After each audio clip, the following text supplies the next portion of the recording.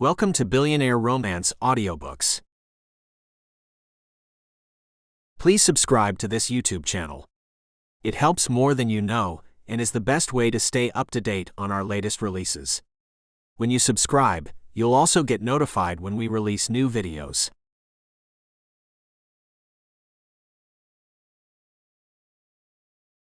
Beautiful Assistant. A Second Chance Romance. The Dirty Network Series Book 2. Audio copyright 2024 BFA Publishing.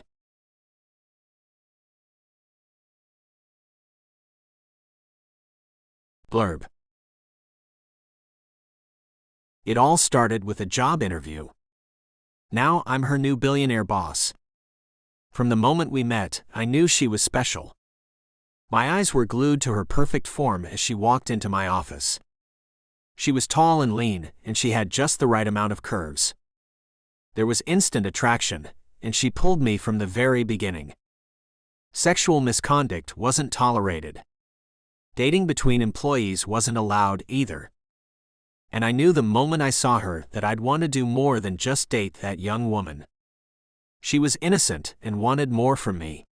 So I gave it to her. The pleasure was endless when we finally gave ourselves to each other. I'd made the rules, so whose business would it be if I decided to break a couple of them?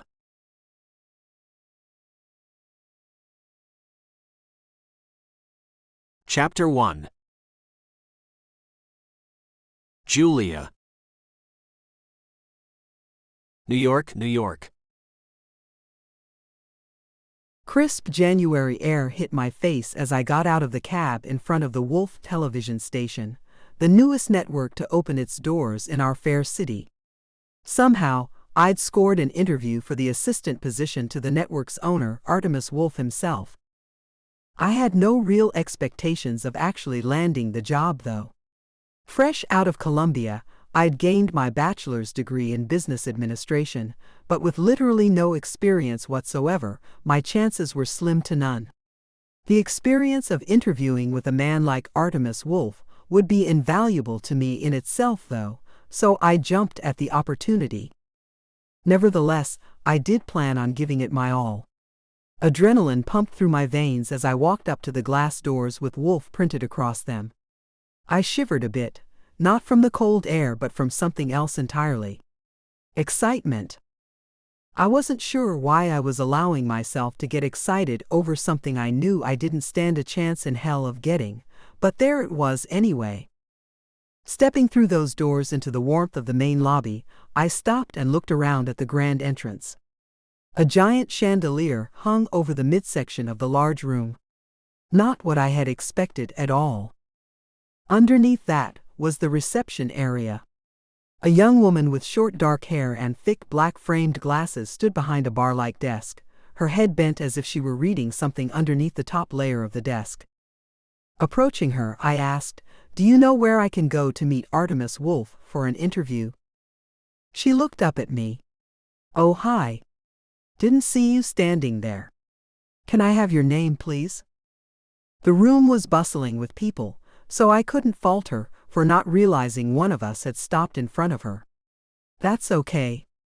My name's Julia Bengal. I've got a 10 o'clock appointment with Mr. Wolf. I know I'm 15 minutes early, but it's my nature to be ahead of schedule whenever possible." "Cool." She picked up a pen and made what looked to be a check mark on something before looking back up at me. "I'll need to see your identification, please, Julia." Pulling my driver's license out of my purse, I handed it to her. She looked it over, wrote something else down, then handed it back to me. "Thank you." I put it back into my purse and looked in the direction she pointed. "You'll take the elevator to the far left. You're going to the penthouse, so press the large P button. You'll be in the lobby when you step off the elevator. Brady is the receptionist up there, and he'll tell you what to do when you get there." She winked. "Good luck, Julia Bengal." "Thank you." Leaving the desk, I went to the elevator and felt that a knot had formed in my stomach. I was quickly disintegrating into a nervous wreck, something I hadn't expected would happen to me. This was supposed to be nothing more than practice for me. Is this what I could expect with every interview I had? I expected to have many of them before landing a job. This was terrible news for me. The elevator was full of people. It took forever for me to get up to the penthouse, and I was the only one left by the time I got there. I found it terrifying to be all alone in the large elevator. When it stopped and the doors opened, I saw another chandelier hanging in the reception area. Both of them were smaller than the ones on the ground floor, but more ornate. A short guy was polishing the brass bar that ran across the front of his desk. "Hi, I'm Julia Bengal." I came to his desk as he walked around behind it, tossing the white cloth he'd been using into a waste bin. Pulling off a pair of blue surgical gloves, he tossed those into the trash too. "You're early." "He'll like that. Take a seat, Miss Bengal, and I'll let him know you're here." Before my butt had even hit the chair, a man was coming out of the office right off the lobby. "Julia Bengal," he called out to me.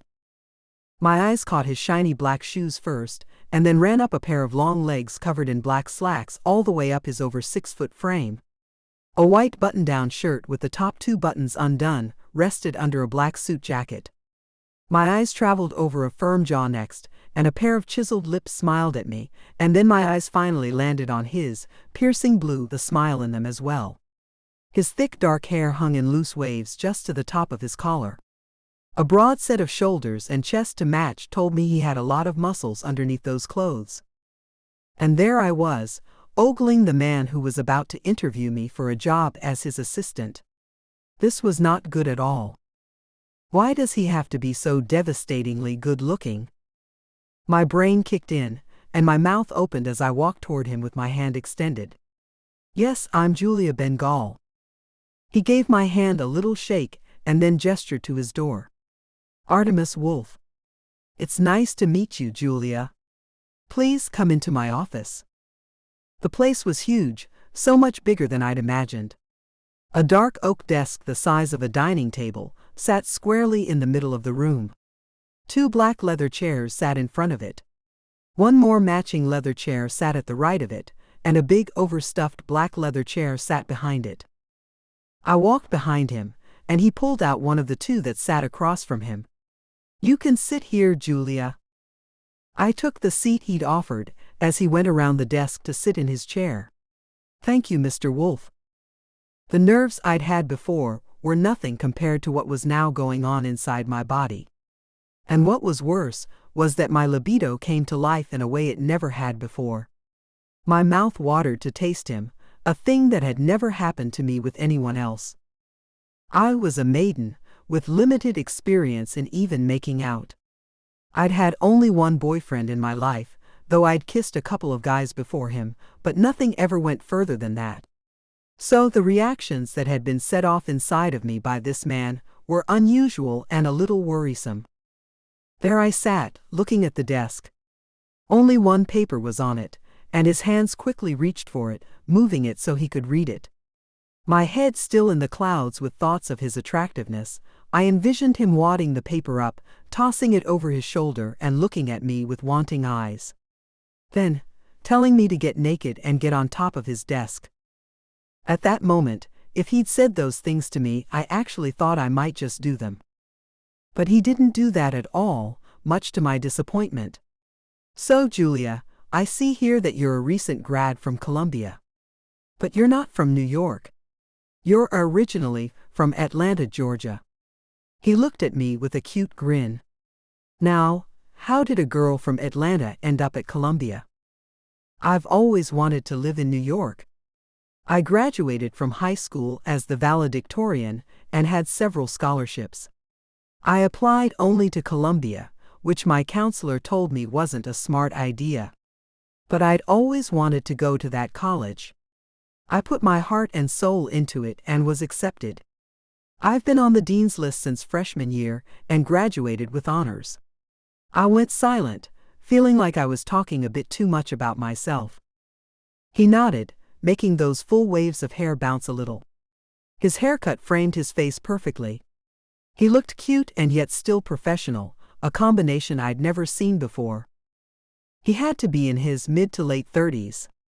He had that mature look about him, while still holding onto the young guy within him. And there I was again, ogling the man who'd be my boss, if I got the job, which I still didn't think I would.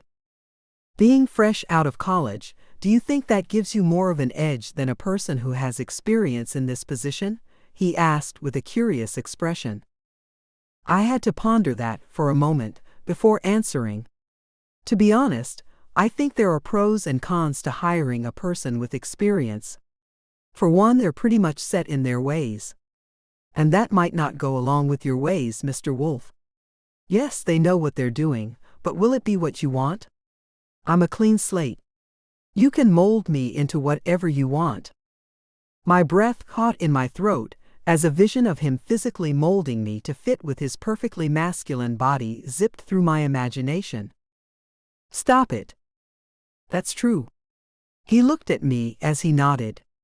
My last assistant had a ton of experience, and she kind of took over.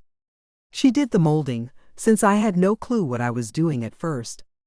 It would be nice to get to do the molding this time around. Does that mean that I have a real chance of getting this job?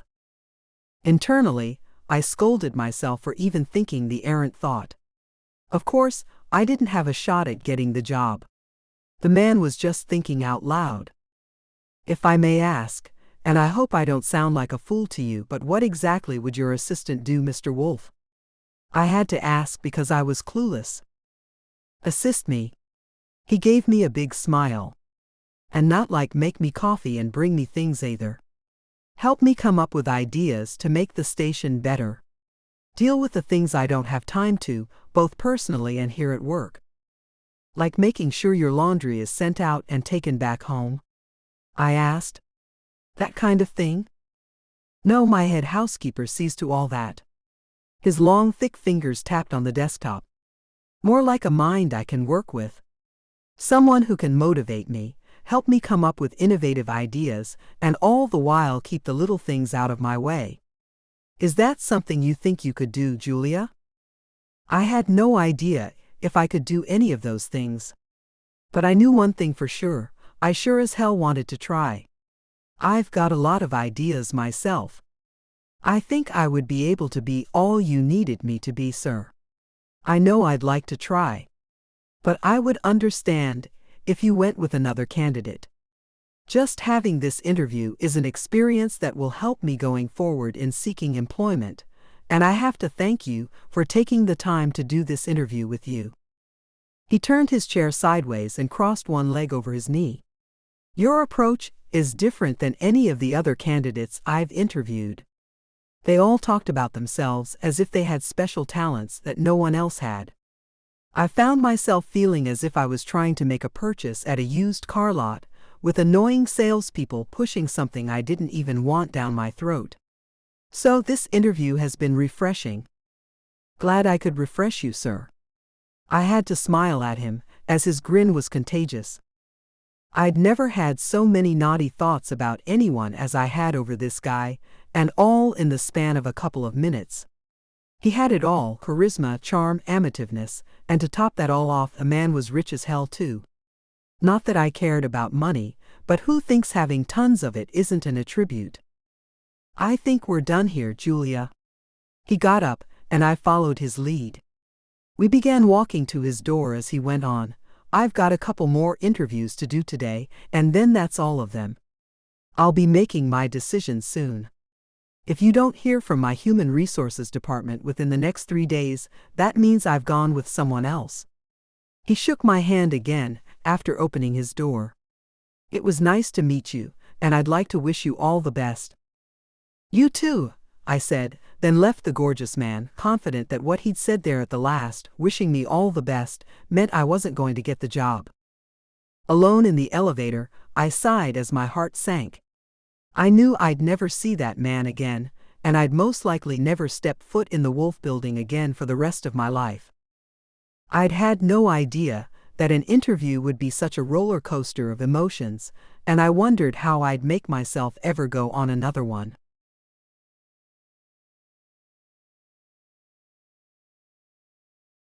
Chapter 2. Artemis. My eyes were glued to her perfect form as she walked away from me. Tall, lean, and with just the right amount of curves, Julia Bengal was a walking heartache. Shiny black hair hung bone-straight down her back, and bangs hung to her dark brows framing her face, accenting high cheekbones. Coffee-colored eyes shone out at me as soon as I faced her. It felt as if she could see all the way through me, right to my very soul. She wore sensible business attire, a black skirt that went below her knees and a white satin blouse that she'd tucked into the waist of the skirt. A short black jacket made out of the same material as the skirt rounded out her outfit. Her lack of jewelry and her sensible flat black shoes told me she wasn't trying to show off her phenomenal looks to get the job she'd just interviewed for, but was simply being true to her style and herself. As a matter of fact, she hadn't acted like any of the other people I had interviewed at all. I could tell nerves were coursing through her, but she'd managed to keep them mostly under control. Hell, the girl was just happy to have gotten an interview, being new to the workforce and lacking experience with the whole process of getting a job. I knew I couldn't hire her, though. Even though I'd looked through her application and found she'd graduated with perfect grades and even made the dean's list all 4 years of college. She'd been in the running from the start with those grades. But once I saw her and felt my body react in a way it never had before, I knew I couldn't have her around me as much as I would have to if she became my assistant. And I found that to be a damn shame. But my company had rules. Rules I'd come up with myself in the hopes of setting a better standard for our industry. Physical misconduct wasn't tolerated. Dating between employees wasn't allowed either. And I knew the moment I saw her that I'd want to do more than just date that young woman. A knock came at my office door. "Ashton here, Artemis." I hit the button under my desk, opening the door for the producer of all our news shows at Wolf. "Come in." He jerked his head back a bit. "Did I just see a woman coming out of your office?" "You did." I leaned back and put my feet up on my desk. "I've just finished interviewing her. I have to say she's perfect, but I won't be able to hire her." Ashton took a seat as a crooked smile filled his face. "If she's perfect, then why can't you hire her?" "Because I had an instant attraction to her. Looking up at the ceiling, I wished things could have been different. But they couldn't." "Wow, how unfair is that?" Ashton drummed his fingers on my desk. "I think you need to think about what you've just said, Artemis." I had no idea what he could be talking about. "And why is that, Ashton?" He pushed his hand through his dark hair as he let out a long sigh. "You can't not hire her simply because she's attractive. It's not fair, not to mention a little sexist. That's almost as bad as hiring her just because she is attractive. The bottom line is, if she is the right person for this job, then you should hire her. And what is it that makes her so right for this job anyway?" It was hard to figure out how to word it, but I gave it a shot. "She's raw. Willing to be molded." I rubbed my forehead as I thought about that. In more ways than one, I'd bet. I looked at my friend for help. "See, I can't stop myself from thinking naughty thoughts about her. It would be disastrous to be around her as much as I'd have to be if she were to be my assistant." Ashton seemed unfazed by my admission, and he sighed once more.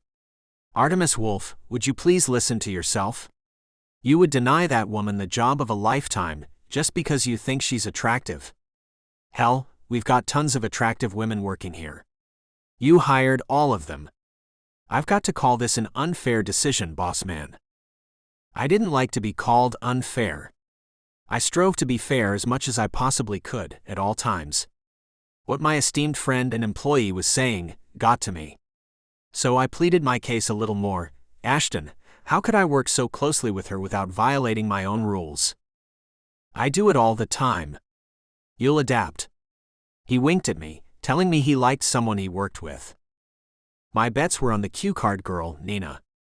The two often ate meals together, and I always seemed to find them laughing about something together. I'd even caught each of them sending some longing looks from time to time while the other wasn't watching. But Ashton was a professional and knew his limits.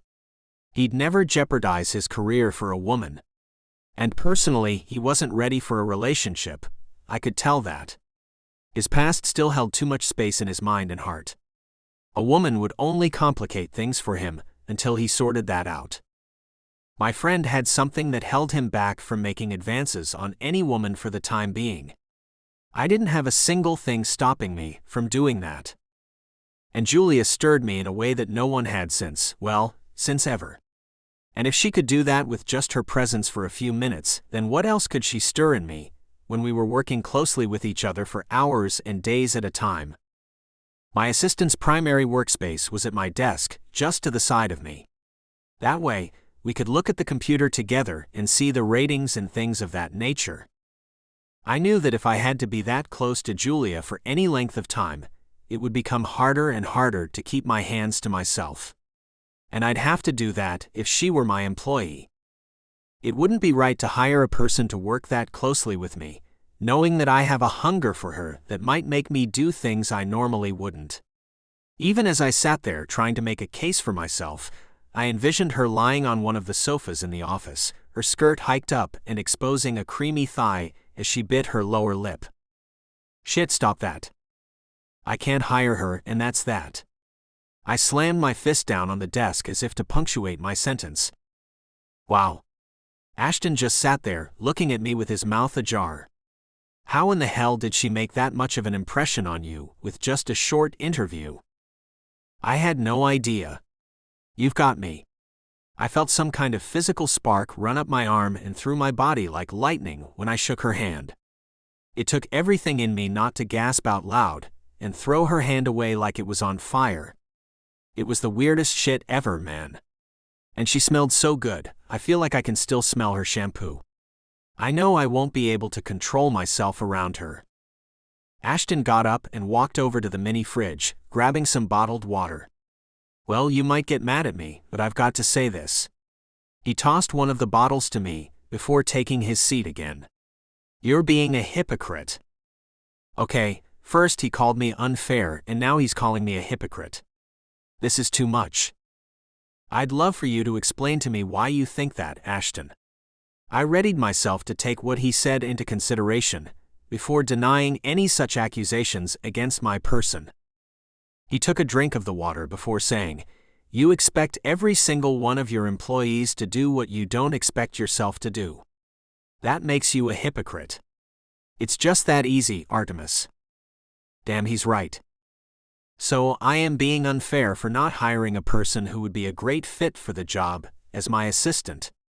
Along with that, I'm being hypocritical by not hiring a person I have an attraction to, because I've hired other gorgeous and great people to work here and have made rules that don't allow them to form relationships. My friend might be onto something when I put it that way. I was being unfair and a hypocrite, two qualities I didn't like in other people.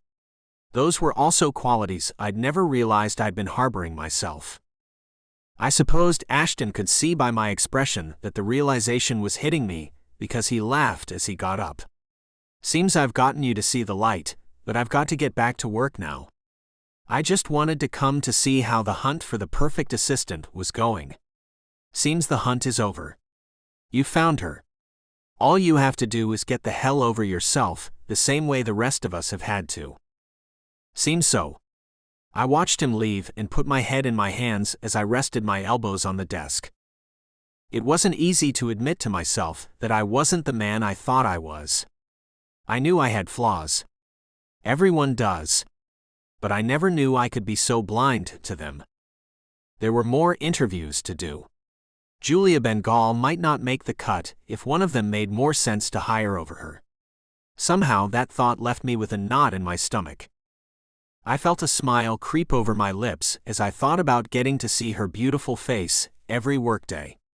Hearing that soft voice, deep for a woman, with a side of sultry that I was sure she had no idea sounded so damn good and feminine, would be nice too. Could I do it? Could I hold back and maintain my self-control the way I demanded my employees do? Shaking my head, I knew it would be hard. But I also knew that Julia Bengal was just the right kind of person to help me take Wolf to where I wanted it to be. The very top. I wouldn't settle for anything less than that, and I needed the perfect person by my side to help me get there. Lots of late nights would be expected. Long hours too. Hell, I was getting ahead of myself. She might not even accept the job once I offered it, and let her know all that the position entailed. But I knew I'd offer her the job. I knew she'd stay on my mind through the remaining interviews. She'd already cemented herself in my head, it seemed. I prayed she wouldn't do the same thing in my heart. A cloud of doubt surrounded me where my will and determination were concerned. But what could I do? I expected that out of everyone else. Time to face the music myself. Why does that sound so damn scary?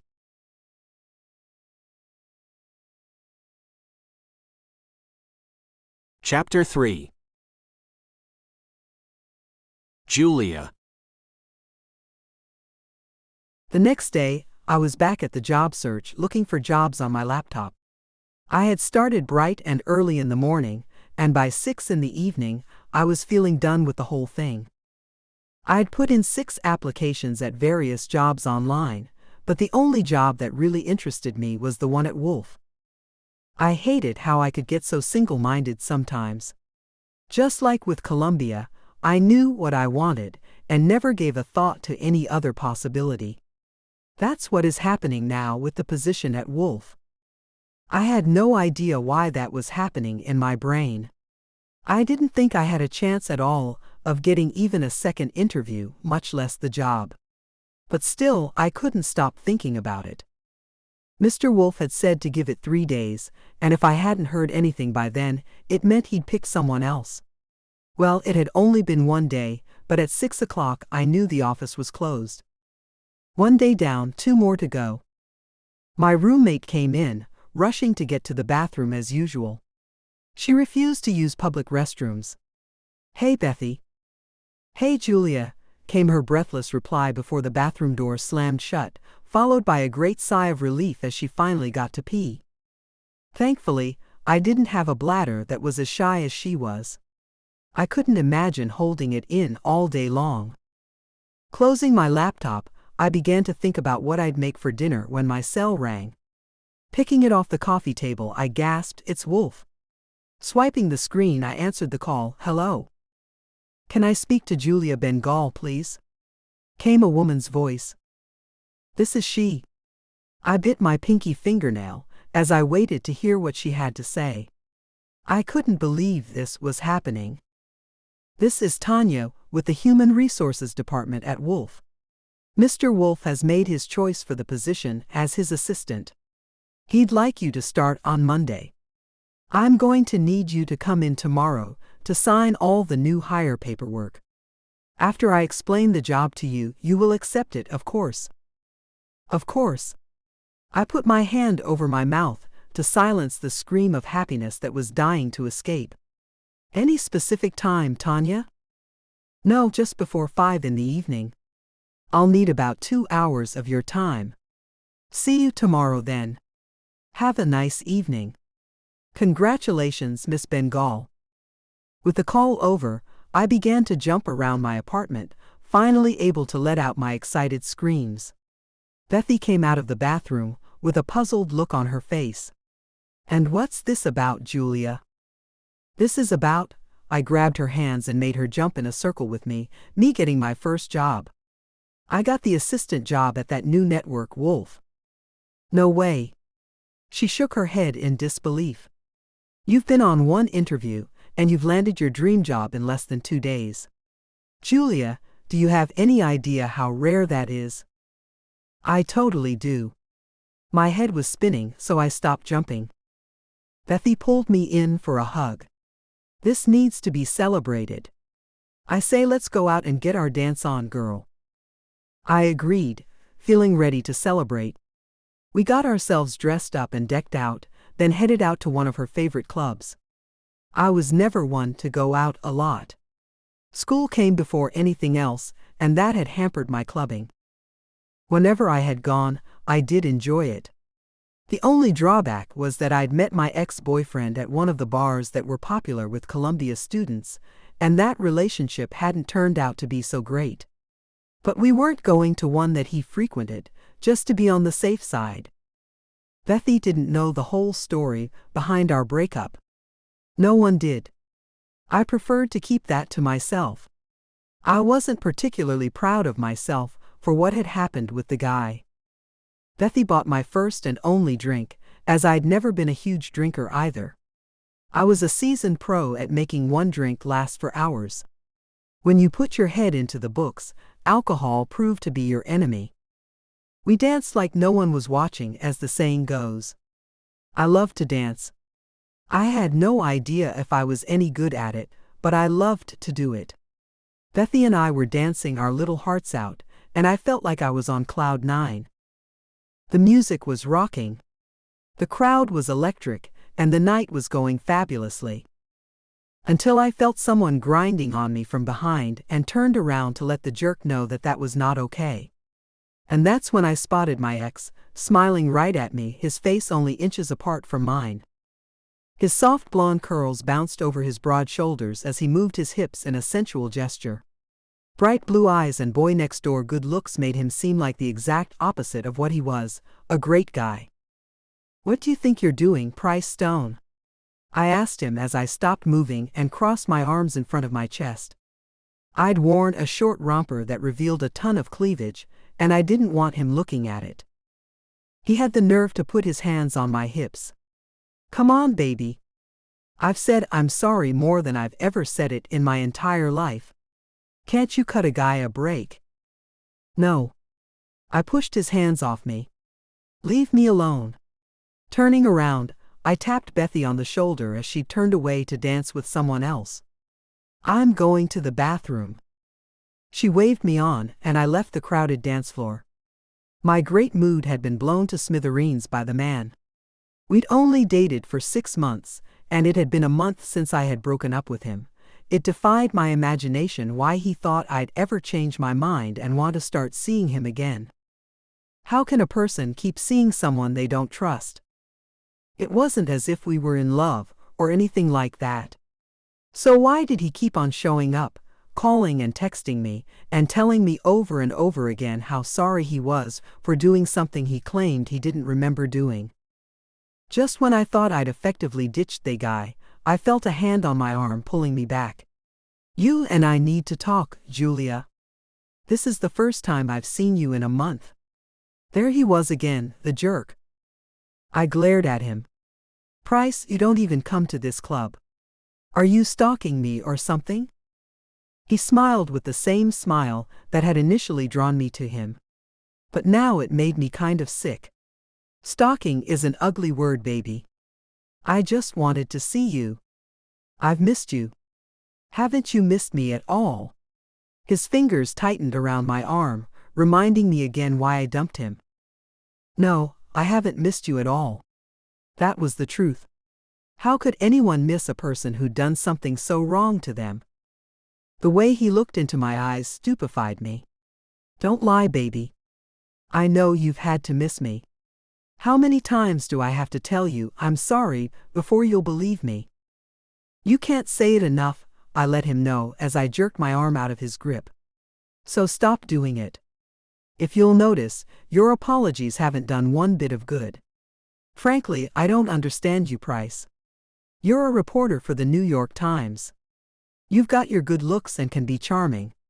So, what's stopping you from moving on and finding yourself another victim? I mean girlfriend." His expression changed to one of hurt. As if my words really had an effect on him. "Victim?" He shook his head sadly. "Julia, I don't remember what I did. I have to take your word for it. And I have. I was the one who woke up with a large bump on the side of my head, and I didn't see a mark on you. But I believed you, apologized to you, and swore it would never happen again. Why can't you accept the fact that people make mistakes, baby? I am only human. And I don't want anyone else. I only want you." He couldn't seem to recall that I had shown him the bruises he'd left on me. In the month since we'd broken up, I'd started to think that he only wanted me because of my status as a maiden. My ideas about intimacy were different from most people's. I'd always thought that intimacy was a lot deeper than most let it be. I wasn't religious, just deeply spiritual. I knew that intimacy with the right person could be a spiritual experience. One that made a connection between two people that would last forever, like eternally. I knew most people didn't think the way I did. But I wasn't about to change my beliefs because of what other people thought. And I knew that Price Stone wasn't the man that I wanted to be with for the rest of my life. So he wasn't ever going to get into my pants and take my versus card the way he likely hoped he would. It wasn't in me to be mean to anyone, but I had to stand up for myself. If I hurt the man in the process, that couldn't be helped. Price, I don't want you. There is nothing you can do to make me want you. If you want to know the truth, I had no plans to ever sleep with you. Maybe that'll help you get over me. There would never have been any, Price. Do you understand that completely now? He shook his head. You don't know that, baby. We were getting close. Hell, I'd finally gotten you to come over to my apartment. That told me you were getting comfortable with me. And that night would have led to more nights where you and I could be all alone in the comfort of my place. More nights where we could really get to know one another. I knew it would take a lot of time with you. I was ready for that. I was in it for the long haul, just the way you told me you would be. He was taking my words out of context, which was something he excelled at. I wasn't telling you that I wanted that with you, Price. I was just telling you that, to let you know how I felt about intimacy. I'm sorry if you understood it differently than how I meant it. Yes, I was getting more comfortable with you, that's true. And just when I gave you more of a chance, you went and blew it. I gave him a good look over for a moment, thinking about my next words. And it doesn't look like you learned anything from the experience, anyway. You need to stop drinking, for one. And just as those words left my mouth, the expression on his face jumped from sad and misunderstood to one of elation. I'll quit drinking. For you, I'll do that. I'll do anything for you, baby. You've got to believe me. Give me one more chance, please. I'm begging you. A few people around us had become invested in our argument. I couldn't help but notice the women who looked ready to pounce on the good-looking, well-built man who was pleading with me for one more chance. If I had real feelings for the man, then it would have bothered me that those women were waiting for me to walk away and leave him to them. There had been a part of me that had liked Price in the beginning. I never would have started dating him if there hadn't been. But a larger part of me had always felt that he couldn't be trusted. And that part of me had turned out to be right. Looking into his blue eyes, I stuck to my guns. Price, this is over and it's going to stay over. Leave me alone. And then I walked away without looking back. Because when someone hurts you, you've got to have the backbone to not give them another chance to do it again.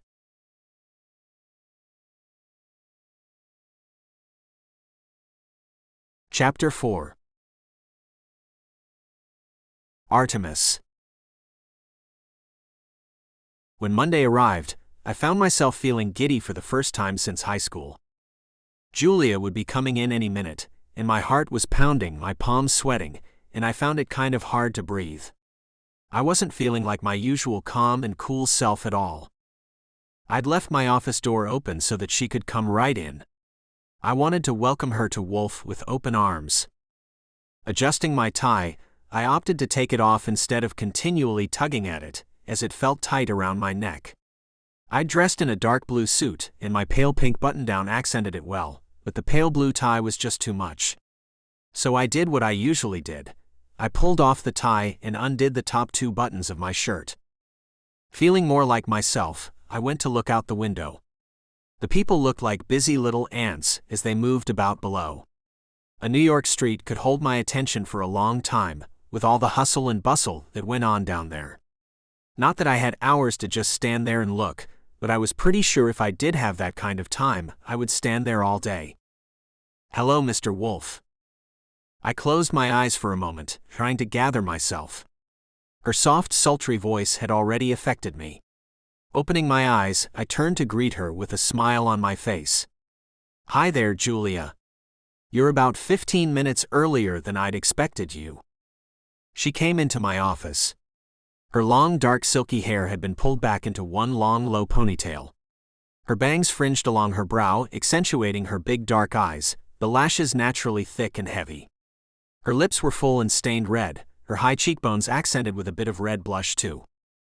Her navy blue suit matched mine perfectly. I had to comment on it. "Look at us. We match." Her palm ran over her light pink shirt. Right down to the dress shirt too. "How funny. People will be thinking we planned this." She laughed lightly, the sound musical, the tones tickling my ears. "I bet they will," I agreed, then led her to her office. "First things first. Let me show you your office." Pushing open the door that adjoined our offices, I let her walk in first to her new space. "Wow. I can't believe this." She went to the bank of floor-to-ceiling windows that gave her a wonderful view of the New York skyline. "This is gorgeous."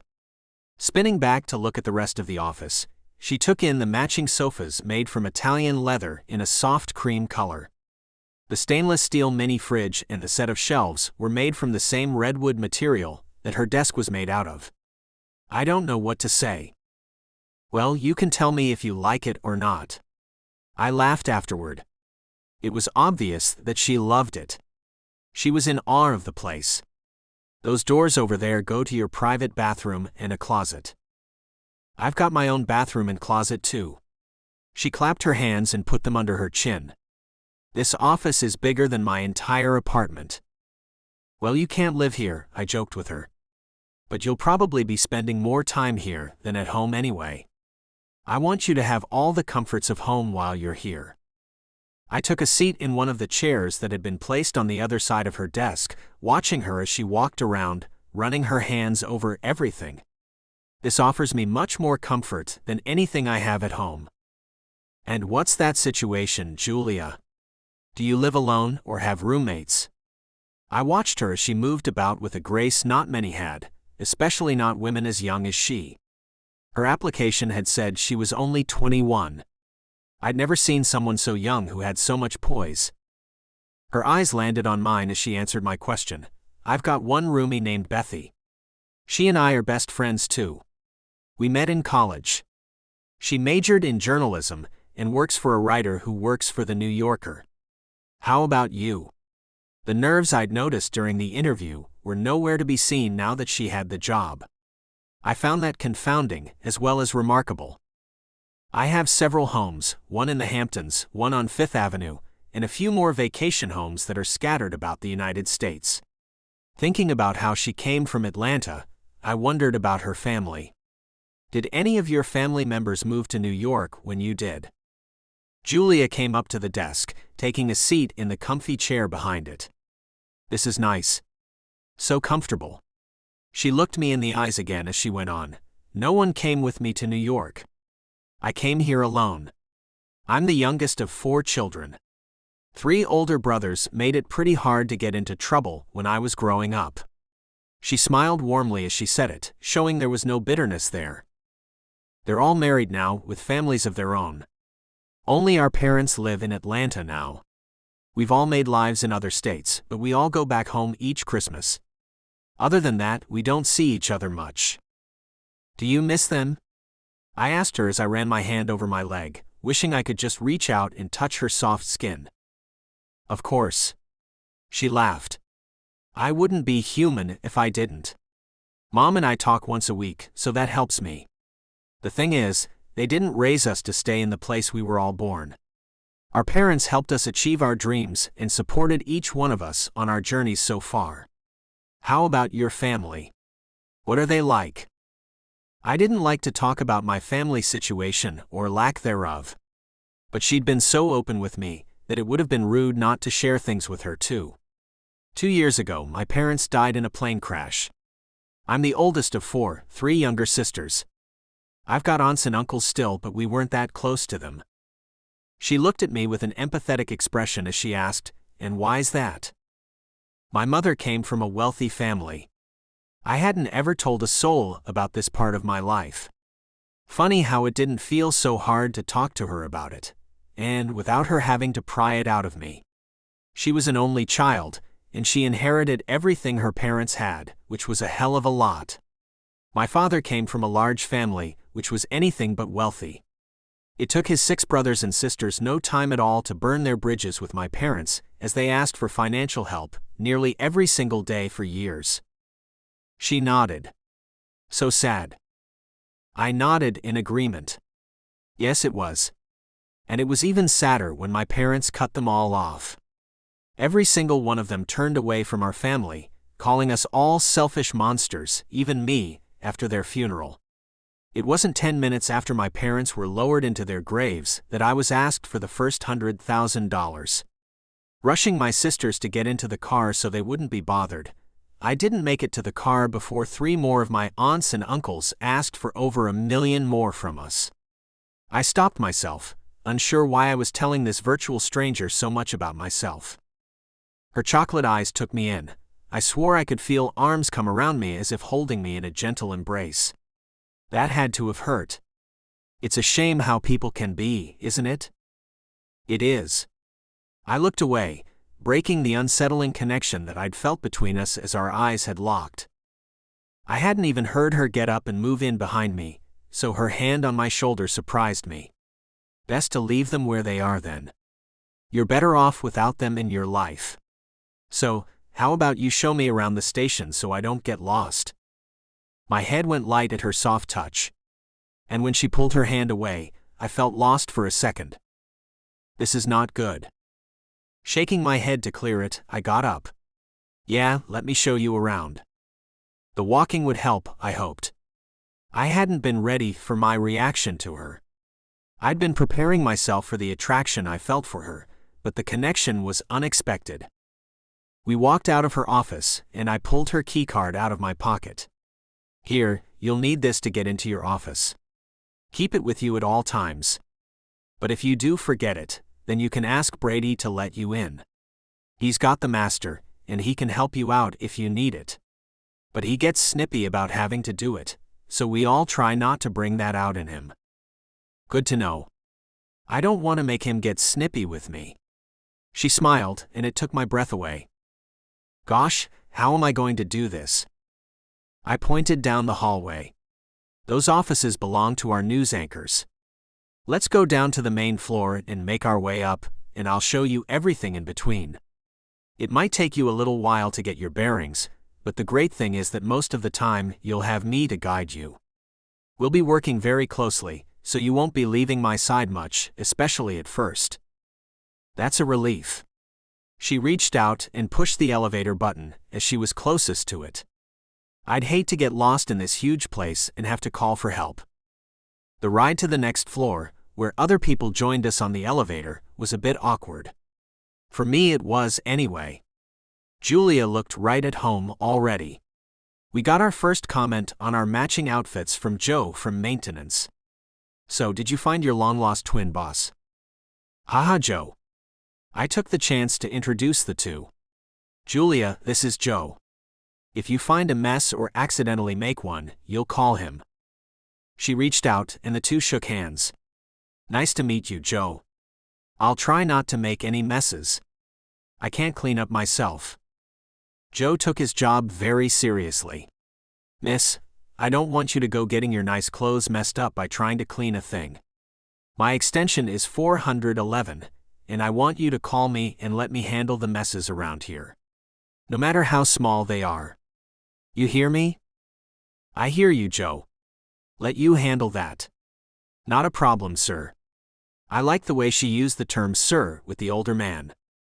Respect for others has always gone a long way in my book.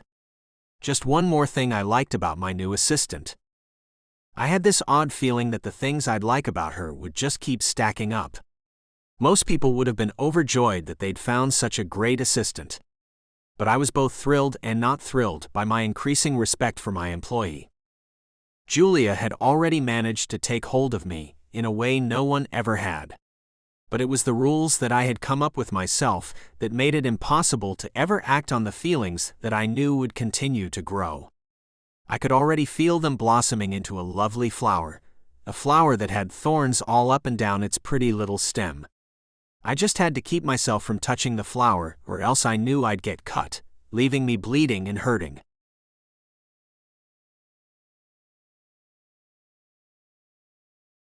Chapter 5. Julia. The tour had gone great, and the fact that I didn't have to worry about going anywhere on my own for a while reassured me.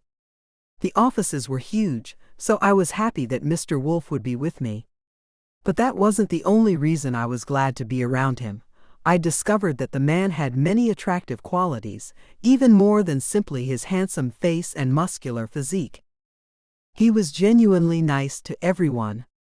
He not only knew everyone by name, he also knew about their personal lives, asking one of the reporters how her sick aunt was doing. From the lowest on the totem pole to the highest, Artemis Wolf treated each of his employees with respect, and that said a lot about him in my eyes. I found it enlightening to know that I would get to work with someone I respected completely. Not in a million years had I expected a man with his great wealth and power to be so down to earth and real. I'd always been under the impression that rich people looked down their noses at others who didn't have the good fortune to have the kind of money that they did. But I'd been wrong, and I could admit that. Mr. Wolf had proven that not all people of wealth were arrogant, stuck-up, rude and boorish. He was none of those things. No, he was better than I had ever expected. We made it back to his office, and I made a suggestion. How about you let me get all nosy and snoop around your office and mine to find out where everything is? He looked pleased with my idea. Have at it. I've got a few emails to answer while you do that. He took his seat behind his desk and went to work on his laptop. A swift knock came at his door and a man called out, "Artemis, it's me." I had no idea who me was, but my boss did. He pushed a button on the bottom of his desk and noticed me looking at him. "You have one in the same place on your desk too, Julia.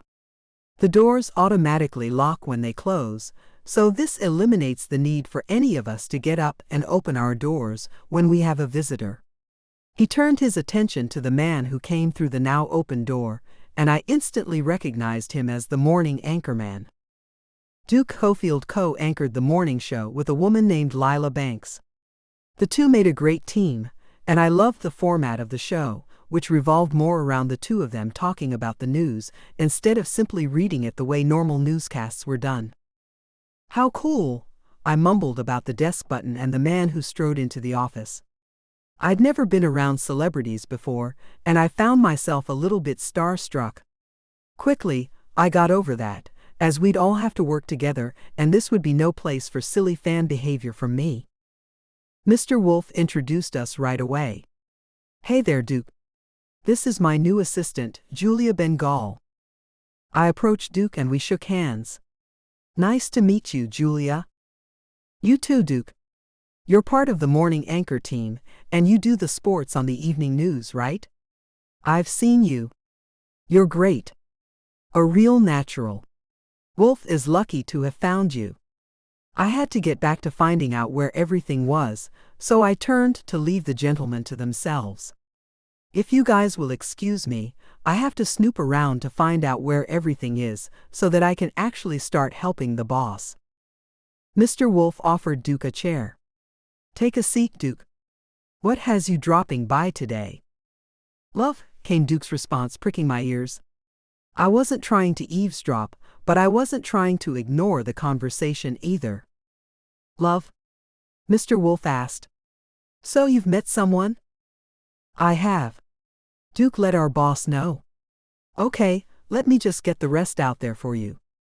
Lila and I are in love." Lila was his co-anchor for the morning news, and I knew that was a no-no at this company. There were strict no-dating rules in effect at Wolf.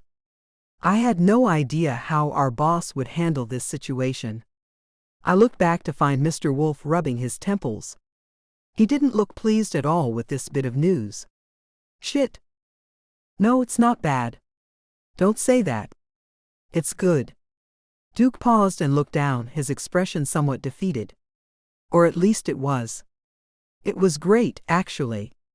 Up until she and I broke up.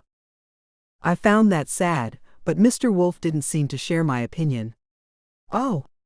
So you've broken up. Okay then. Things will be fine. You'll meet someone else. And I won't have to fire you both. This is good. Much better. Poor Duke clearly wasn't feeling that way at all, and he shook his head. No, Artemis, this is not good. This is anything but much better. This is awful. This is as close to hell as I've ever come. And believe me, I've come very close several times in my life. This is a train wreck is what this it. We've got to come up with a solution, you and I need her in my life. I can't stand not being with her. And I know it's killing her too. Mr. Wolf waved his hand in front of him, as if clearing the air of any negativity. She's okay.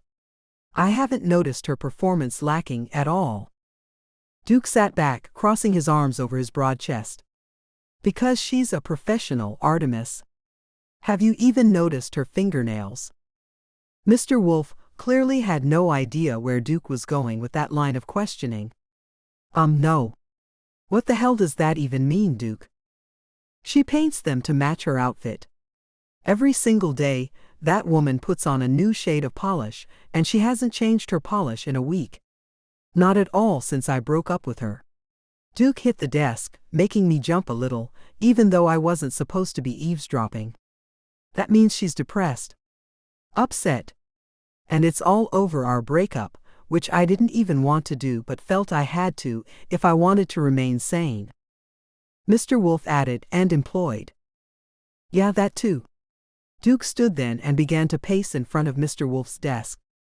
Artemis, there has to be something we can do to be together out in the open and keep our jobs too. For a long moment, Mr. Wolf didn't say a thing. Then he raised one finger as if he'd come up with a great idea, a big smile on his face. You could quit. Duke looked as if he'd been smacked on the side of the head. I'd rather not. I couldn't help but feel for Duke, and figured it was time to step in and salvage this situation if possible. I understood the rules Mr. Wolf had put in place, but there had to be a better way to handle things of this nature. I stepped up to join the men, trying my best to stay confident. If I may be so bold, I'd like to say that losing Duke right now would be a terrible mistake. Just saying, boss. It wasn't much, but it was something, and it made me feel better than not saying anything at all. I got back to digging through things, but my ears stayed pricked, listening to what the outcome might be and hoping for the best. Having to choose between love and your dream job couldn't be easy, and I didn't envy Duke or Lila over this dilemma. Duke was persistent. Artemis, there are legitimate couples who work together. I didn't harass her. Mr. Wolf was quick to reply, good to hear. Now stop messing with her altogether and we'll be okay. Duke's tone was solemn. Do you hear yourself? Yes. Mr. Wolf paused before continuing. I suppose I can't do anything if you two were, let's say, married. Married? That seemed to be a bit of a leap. But I held my tongue, hoping our boss would see reason sooner rather than later. Duke strode toward the door. Artemis, this is insane. You can't possibly expect me to ask Lila to marry me so soon in our relationship. From the corner of my eye, I saw him running his hands through his hair, clearly agitated. I guess I'll just have to quit then, if that's the only way to be with her. He stopped at the door, the brass knob in his hand as he turned to look at Mr. Wolf. I had my fingers crossed that our boss wouldn't let Duke quit. So, this is my verbal resignation, and a written one will be on your desk within the hour. Mr. Wolf stood, shaking his head as he went to Duke. No, you won't be resigning. He clapped Duke on the shoulder. I'll rewrite the rules to allow consensual dating. You win. Hooray! Love won out again, and I knew morale within the staff would skyrocket with this news. It might have only been my first day, but even I had caught one or two people sending longing looks at a coworker during my tour. Duke was ecstatic, laughing as he clapped our boss on the back too. "Thank you, Artemis. You won't be sorry, I promise." Then he was gone in a flash, and I had to assume he was hurrying to try to fix things with Lila. My heart was swelling with admiration for the man who was my boss. "I don't want to overstep, but I think that was the right thing to do, Mr. Wolf. I have to admit that witnessing that makes me even prouder to be working for you. You're a generous man with a big heart." He walked back to his desk and took his seat, rubbing his temples once again. "I hope I haven't made a mistake. I mean, what if they break up and it ruins the morning show? They're both professionals." I went around to the front of his desk to dig through a cabinet in the front of the room so I could see his face while I talked to him. He didn't look as happy as I felt with the decision. In fact, he looked worried.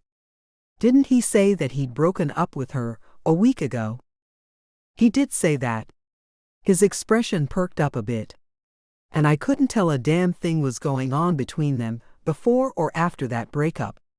"You might just be right, Julia." And then a big smile curved his lips as he looked at me. "You are going to be good for me." "I'm certainly going to try my best, sir." The way he smiled at me made my heart melt. If a friendly smile like that gave me goosebumps, then what would a more intimate, sensual smile do to me? I had visions of falling all over myself if I ever became the recipient of one of those types of smiles. And now that the rules were changed, who was I kidding? My romantic fate didn't sit with this man.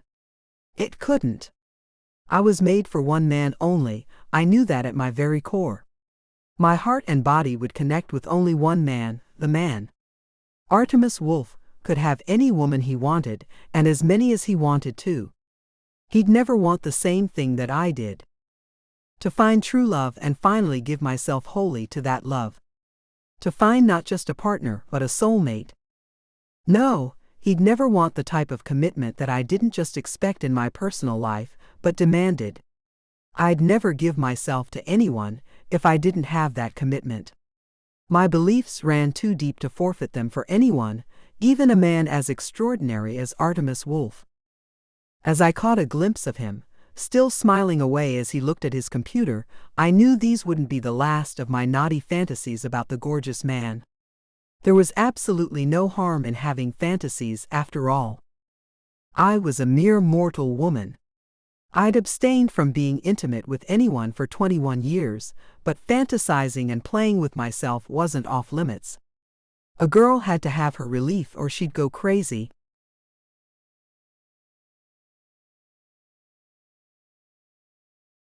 Chapter 6. Artemis.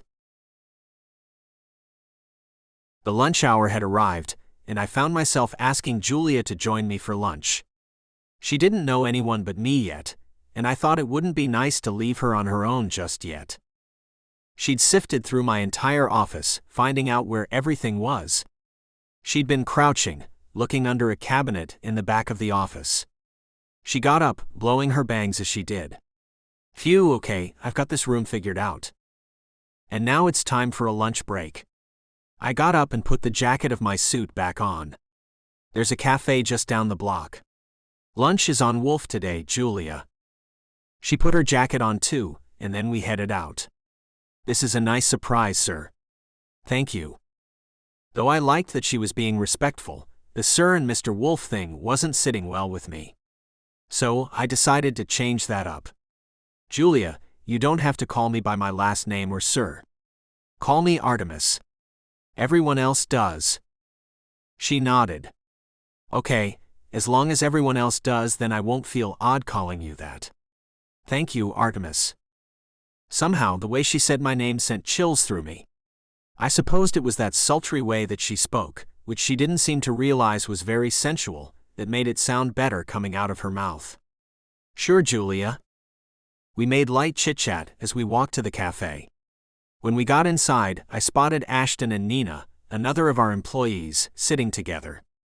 I leaned in close to Julia to whisper, "Now that relationships will be allowed at work, I have a feeling that these two will come clean about having one. I see them together more often than not." A smile lit up her pretty face. "Then it should be fun telling them about the changes, shouldn't it?" "It should." I led her to the table to join them, as they sat at a table for 4. "Hey, you two. Care if we join you?" "Have a seat," Ashton replied, gesturing to the empty chairs. "First, let me introduce the two of you to my new assistant, Julia Bengal. Today's her first day." I nodded in Nina's direction. "Julia, these are Nina Kramer and Ashton Lang. She's in charge of the cue cards, and he produces the news shows." Julia shook their hands, telling them how nice it was to meet them both, before taking her seat across from me. I have to say that so far, everyone I've met has been so nice. I'm excited to be working with all of you guys. I couldn't help myself. The words spilled out of my mouth, and I'm excited to be working with you, Julia. I know this is your first day, but we'll have to work a bit late this evening to get those changes made and emailed to each one of our employees before the workday starts tomorrow. Ashton looked puzzled. "Changes?" "Some pretty big changes," I told him, grinning like a maniac. Ashton and I were pretty close, and he'd never let on that he might think of Nina as anything more than a friend. Sure, he'd had some experiences in his past that might have been stopping him from pursuing the woman, but he'd be free of the station's rules if that's the path he wanted to take. The guy was a hard man to read.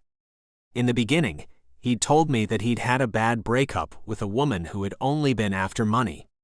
For a long time, he'd left out that there had been another relationship after that horrendous one. He'd only let me and Duke in on that information last week. And it was that more recent relationship that had really affected him in a bad way. "How big?" Nina asked me as she sat up, getting very interested in the topic of our conversation. "Pretty big," I admitted. "You see, it came to my attention today that the dating rules may be a little too extreme." Nina was quick to react. "It's not that extreme, Artemis. Lots of businesses have that same policy. It is hard to work with someone once you've broken up, you know." Maybe she wouldn't be as happy about my news as I thought she'd be. I went on anyway. "It will still be up to each individual whether they think a workplace romance is a good idea or not, but I'm changing the wording of the policy to allow dating between Wolf employees." I waited for Ashton's reaction, and when I got none, I began to wonder if the relationship between him and Nina really was only platonic after all. Ashton nodded. "Did this come about because of Duke and Lila?" Julia gasped. "You knew about them?" He chuckled. "Duke and I are pretty close. As a matter of fact, Artemis, Duke and I have become very good friends." He turned to look at me. "Frankly, Artemis, I'm kind of surprised you didn't see that coming from him." With a shrug, I had to admit, I just didn't see it. I suppose I'm not great at reading what's going on behind the scenes. Anyway, by tomorrow morning, you'll all have that information in writing in your inbox, and that means Julia and I have a lot of work to do. Nina looked at Julia with wide eyes. "Your first day, and you're already working late. Is there a significant other who'll be waiting for you at home, Julia?" She shook her head. "My roommate is the only one who'll be wondering where I am. I'll shoot her a text to let her know so she doesn't worry about me. She's a bit of a worrier." Without giving it a second thought, I told Julia, "Let her know I'll be taking you home when we're done. No subways, buses, or cabs for you when you work late. I don't want anything to happen to you. You're quickly becoming my right hand, Julia." "That's nice of you, but not necessary. I'd hate for you to have to go out of your way," Julia tried to insist. But this was something I wasn't going to budge on. "Nonsense. I've got a driver and a town car, and it won't be any problem at all. Your safety means more to me than having to go out of my way anyway. This will be the rule from now on. If I keep you late at work or any one of my homes, then I will see to getting you back home safe and sound." She nodded and smiled slightly at me. That's very nice of you, Artemis. I won't balk about it anymore. I can see it's important to you.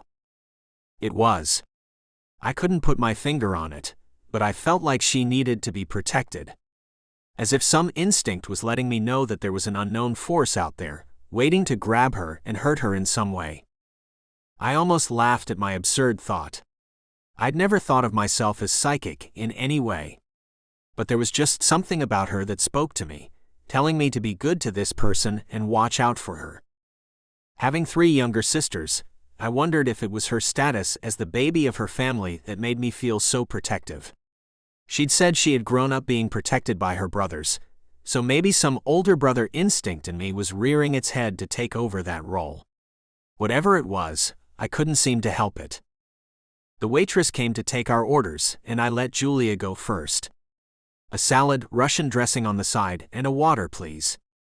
That wouldn't be enough to feed a bird. And what else, Julia?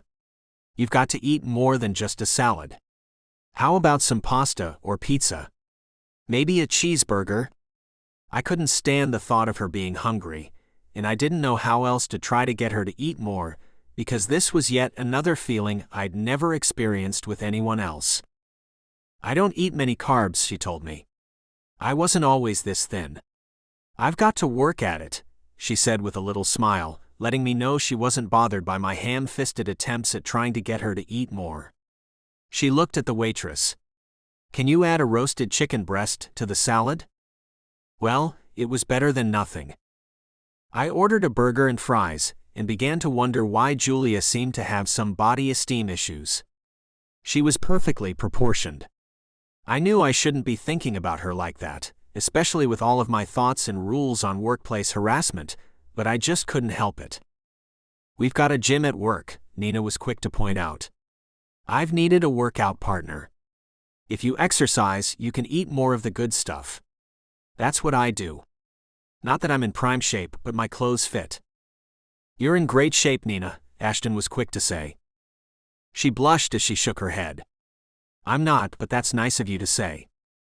I mean it. He leaned forward to look at her and make her look back at him. Hey, look at me. She raised her head and looked him in the eyes. Don't ever knock yourself. You're a beautiful woman, and you're better off if you accept that fact, Nina. As I watched their exchange, it was hard for me to determine their real feelings about one another. On the one hand, Nina's blushing told me that she was attracted to Ashton. On the other, Ashton was acting as any good male friend would, and not anything more than that. What was even harder was remembering that I wouldn't have to be so vigilant about watching out for certain things, like my employees getting too personal with each other, as long as it was consensual and above board. With the rule change, I wouldn't have to monitor them nearly as much as I had been. And as I looked across the table at Julia, watching her on her phone, I knew it was all because of her that I'd had a change of heart. While Duke was pleading his case to me, Julia kept drawing my attention, making me think about not being able to talk to her the way I might want to someday. Touch her the way I knew I wanted to even then. Make her mine in every way there was. Make her mine? Since when had I wanted to make anyone mine? I dated plenty of women, and never found one of them that I wanted to be around for any length of time. My mother had been on me to find someone and settle down and follow in the steps of 2 of my sisters. Mom had gone on about how Mandy and Macy had already given them 4 lovely grandchildren, and she'd always assumed it would be me who would have the first grandchild, and I hadn't given her even one. Angela, at 22, was still young enough when they'd passed away to have avoided our mother's well-meaning nagging about getting more grandkids. But Angela and I were very similar. We were fun-loving, carefree, happy-go-lucky individuals who were always looking for what was around the corner, instead of checking out what was right in front of us. But now, all of a sudden, I was looking at what was right in front of me. And it made me forget completely about anything that might be around the corner. The girls were talking amongst themselves, and Ashton leaned over to whisper, "And how's this new assistant thing going? Is she anywhere near the league of Mrs. Baker?" he asked, referring to my old assistant, who had quit after a health scare. "Not at all, Ashton. I caught Julia smiling, and it stirred something deep inside of me. I wanted to see her smile all the time. I'd make sure to try to keep a smile on her beautiful face. Julia is in a league of her own, and I wouldn't have it any other way. She's really the most perfect person to be my assistant. I do believe I'll achieve great things with that woman by my side. He laughed quietly. You're talking about her as if she's your wife, Artemis. Was I?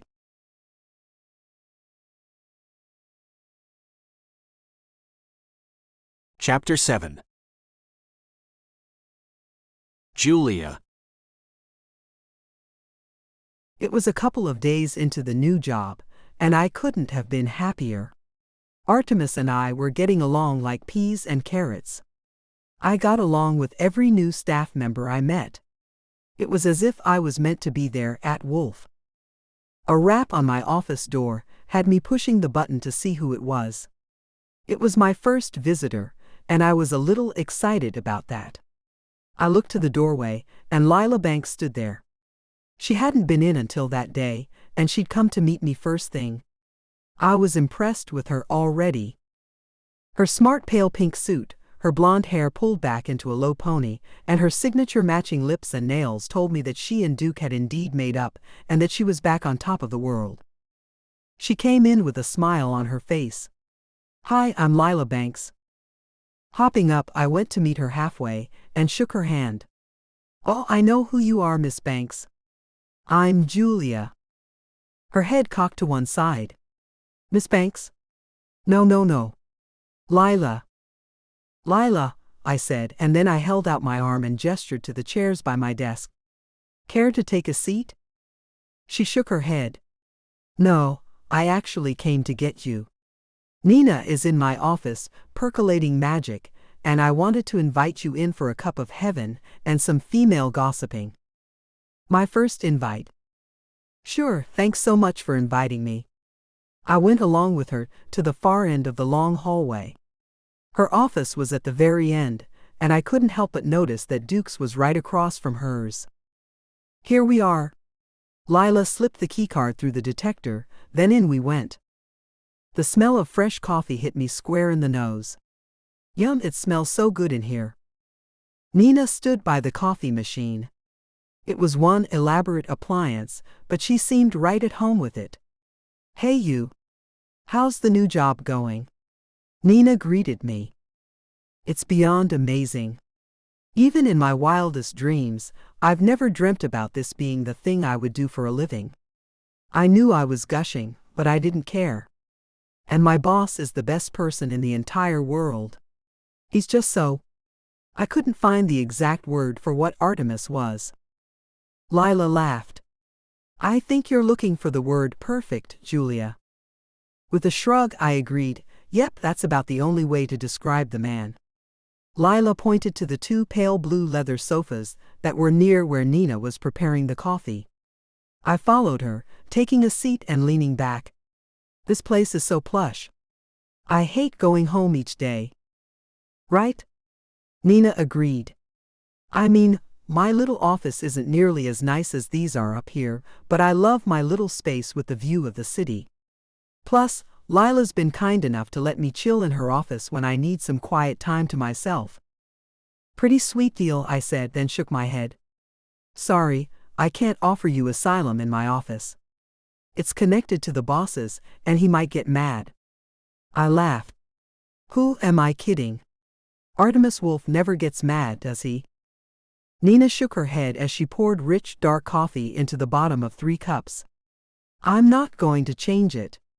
You know what they say about those nice types. They're nice only until you tick them off. And I'm not going to risk ticking off our boss man at all. I love my job and I love how well we all get along." Lila was all smiles and I just had to ask, "So you and Duke back together, Lila?" She nodded. "Yes. And it's so great to have our relationship out in the open. It was such a struggle before." She wagged her finger at me. "Duke tells me that you were an integral participant in the conversation he had with Artemis." He thinks that had you not been there and offered your advice, Artemis would have let him go. I don't know. I didn't want to take credit for Artemis making what I considered to be the right decision. I do, Lila said as she nodded. I've seen a change in our boss since you started working with him. Yeah, he's more laid back, Nina added, then handed me the first cup of coffee. Here ya go, Julia. Tell me what you think. Cinnamon, brown sugar, and thick cream combined with the coffee to create a bevy of tastes that blended so well together it defied imagination. Oh gosh. This is the best thing I've ever tasted, Nina. I'm not kidding. This is amazing. Lila took her cup, sipped it, then closed her eyes as she let herself savor the drink. Ah. Her eyes fluttered open. Our Nina here was a barista before she came to Wolf. What a godsend, huh? I had to nod in agreement. You know I'm part of your pack now, right? The coffee has reeled me in. You won't be able to get rid of me now. Good, Lila told me with a wink. Because 3 is better than 2. Us girls have to stick together. Nina took a seat on the other end of the sofa I sat on. Lila sat across from us, and we drank in silence for a minute, taking the time to enjoy the creamy concoction before jumping into conversation. I knew instinctively that I'd love hanging out with these women. So, who has any good gossip? Nina asked. I don't know if this is considered gossip or not, I said as I wrapped my hands around the warm cup to embrace the goodness. But Artemis was sure you and Ashton would come clean about already being a couple, Nina. He told me he sees you two together more than he sees you apart. So what gives, girl? Her dark blonde hair bobbed around her face as she shook her head. Hell if I know. The man is a mix of actions that I don't understand at all. Lila was looking a bit tight-lipped, which I thought was kind of odd. But I didn't really know her yet, so who was I to say anything about it? So I asked Nina, what kinds of actions? Nina leaned up and put her coffee cup on the coffee table between the two sofas. Okay, I've caught him looking at me. He's spoken to me in ways that make me think he likes me. But then 2 seconds later, he's going out of his way to act like we're just friends, even going so far as to play punch me in the arm like I'm his pal or some shit. And then he's always calling out to me when he's heading out to grab a bite, telling me to come with him. Clearly, he likes your company. I tapped my fingers on the cup I held. But that does sound a little confusing. I have to admit, when I first met you guys at lunch on my first day, I noticed things between you two. It seemed as if you'd known each other for a long time. And he clearly thinks you're beautiful too. Yes, he does. That slips out of his mouth often, believe it or not. Nina looked confused. So, if he says those things to me and looks at me the way he does at times, then why is he keeping himself in the friend zone? Lila looked like she wanted to say something, and I caught her opening her mouth before snapping it shut and taking a drink. Nina noticed her odd reaction too, then looked at me as she jerked her head toward Lila. I took the hint. So Lila, what's your take on the Ashton situation? Her blue eyes darted back and forth between us. Can you two swear to me that what I tell you will never leave this room? Now I was intrigued, and so was Nina obviously. You've got our solemn promise, Lila, Nina replied. What do you know about Ashton Lang that I don't? Not that long ago, Duke told me something, but he told me not to tell anyone. Lila put the coffee cup down and gave us each a stern look. So if this gets out, I'll know why. You got me, girls? I got you, I said. Nina agreed. Me too. Come on, Lila. You've got my wheels going. What's up with Ashton? Lila was finally going to let us in on the big secret. She sat back and laced her fingers together, resting them on her lap. About 2 years ago, Ashton was engaged to a woman.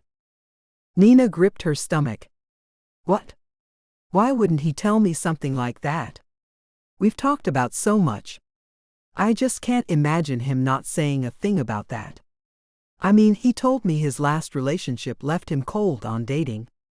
He said she was a liar and a cheat, and only wanted him for his money. Is that the fiancée, Lila? Lila shook her head. That woman was before the fiancé.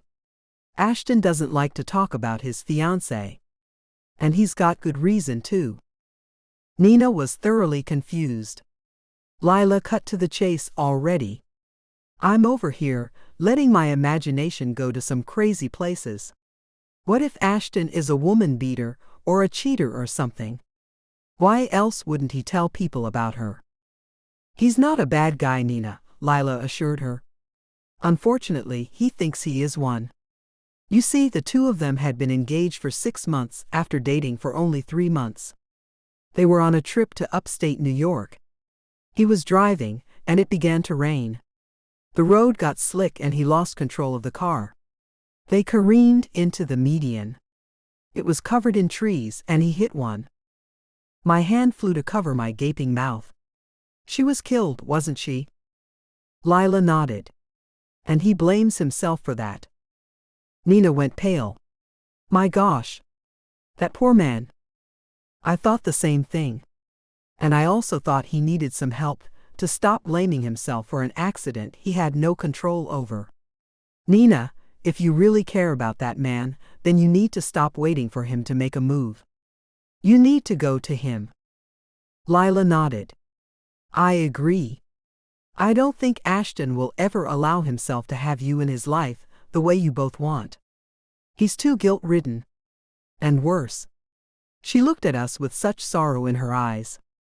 He told Duke that he has nightmares about it at least once a week. He can't stop reliving that terrible night in his dreams. My heart clenched. I felt so much sorrow for the man. But I knew the love of a good woman could make miracles happen. I'd seen it before. My own mother had saved my father from a life of loneliness. He was a Marine who'd seen too much over the span of 3 separate tours. He was a drunken mess when she met him, using alcohol as a way to hide from the horrors that filled his mind. She helped him, and with her help they were able to find him even more help, psychological help. He'd needed her to get him on that right path toward professional help, and things got better for them both. Nina, do you think that's something you can manage at the beginning of a relationship? I asked her. Because it will take a person with tremendous strength to help him. She shook her head. I have no idea if I can be the woman he needs. She looked at Lila. Thank you for telling me about that. It all makes much more sense now. The man is hurting. But no one is broken beyond repair, Nina, I offered. She only shook her head again. I'm not sure if I'll be able to do that. I've always been the type to let the man make the first few moves. I don't even know how to take the lead. And I sure as hell don't know how to help someone who has suffered such a tragedy. I can be his friend, but anything more than that might be a bit too much for me. My heart ached for her and Ashton now that I knew so much more about him. I'd always been an empathetic person. It was hard on me at times, feeling so much emotion from others. Empathy was a gift and a curse, especially when you couldn't control a damn thing that happened to the people around you.